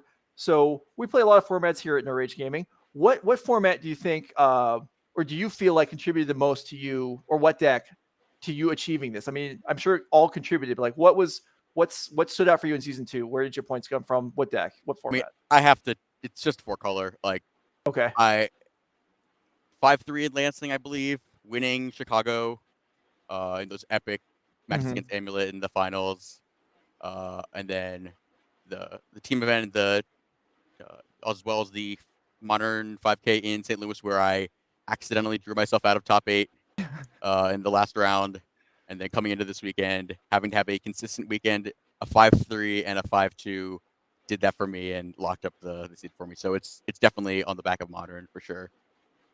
I mean, you didn't want to make him feel bad by having any extra margin, right? So it was close. We were like, we messaged each other last night. We're like, good luck tomorrow. Like, may the best player win. So I was definitely stressed. I couldn't watch the top 8 match that Larry played. I was like, just tell me what the result is at the end, and just let things play out. And they played out in my favor. And that's sometimes things have to break your way in Magic tournaments. And I'm hoping that this streak continues on in the championship at the end of the year. Yeah, no, that's excellent. No, congratulations to you making it through. It's going to be a fairly elite field wall. I mean, it's the best of the best in the NRG series. So you're part of that now. I have to beat Jesse Robkins. Like, come on. That's going to be impossible. Well, I mean, it happens occasionally. She doesn't win every event. or she's not in the finals of every She's in the top 8 event. of almost every event. Come on. Yeah, I know. It's been pretty consistent. Not gonna lie, but we got some special structures cooked up for you guys at the end of the year. I'm so excited for that. Yeah, Give me draft. Give me some draft. Oh well, we'll see. We'll see. We're not ready to reveal it yet. It still needs to be finished up, but it is well under construction, and I'm sure you all enjoy it. Zach Dubin, congratulations on your achievement. We'll see you at the end of your championship. Thank you. All right, Becky Bell. Well, we didn't have a finals. That's too bad, but I think we had a pretty good day, right?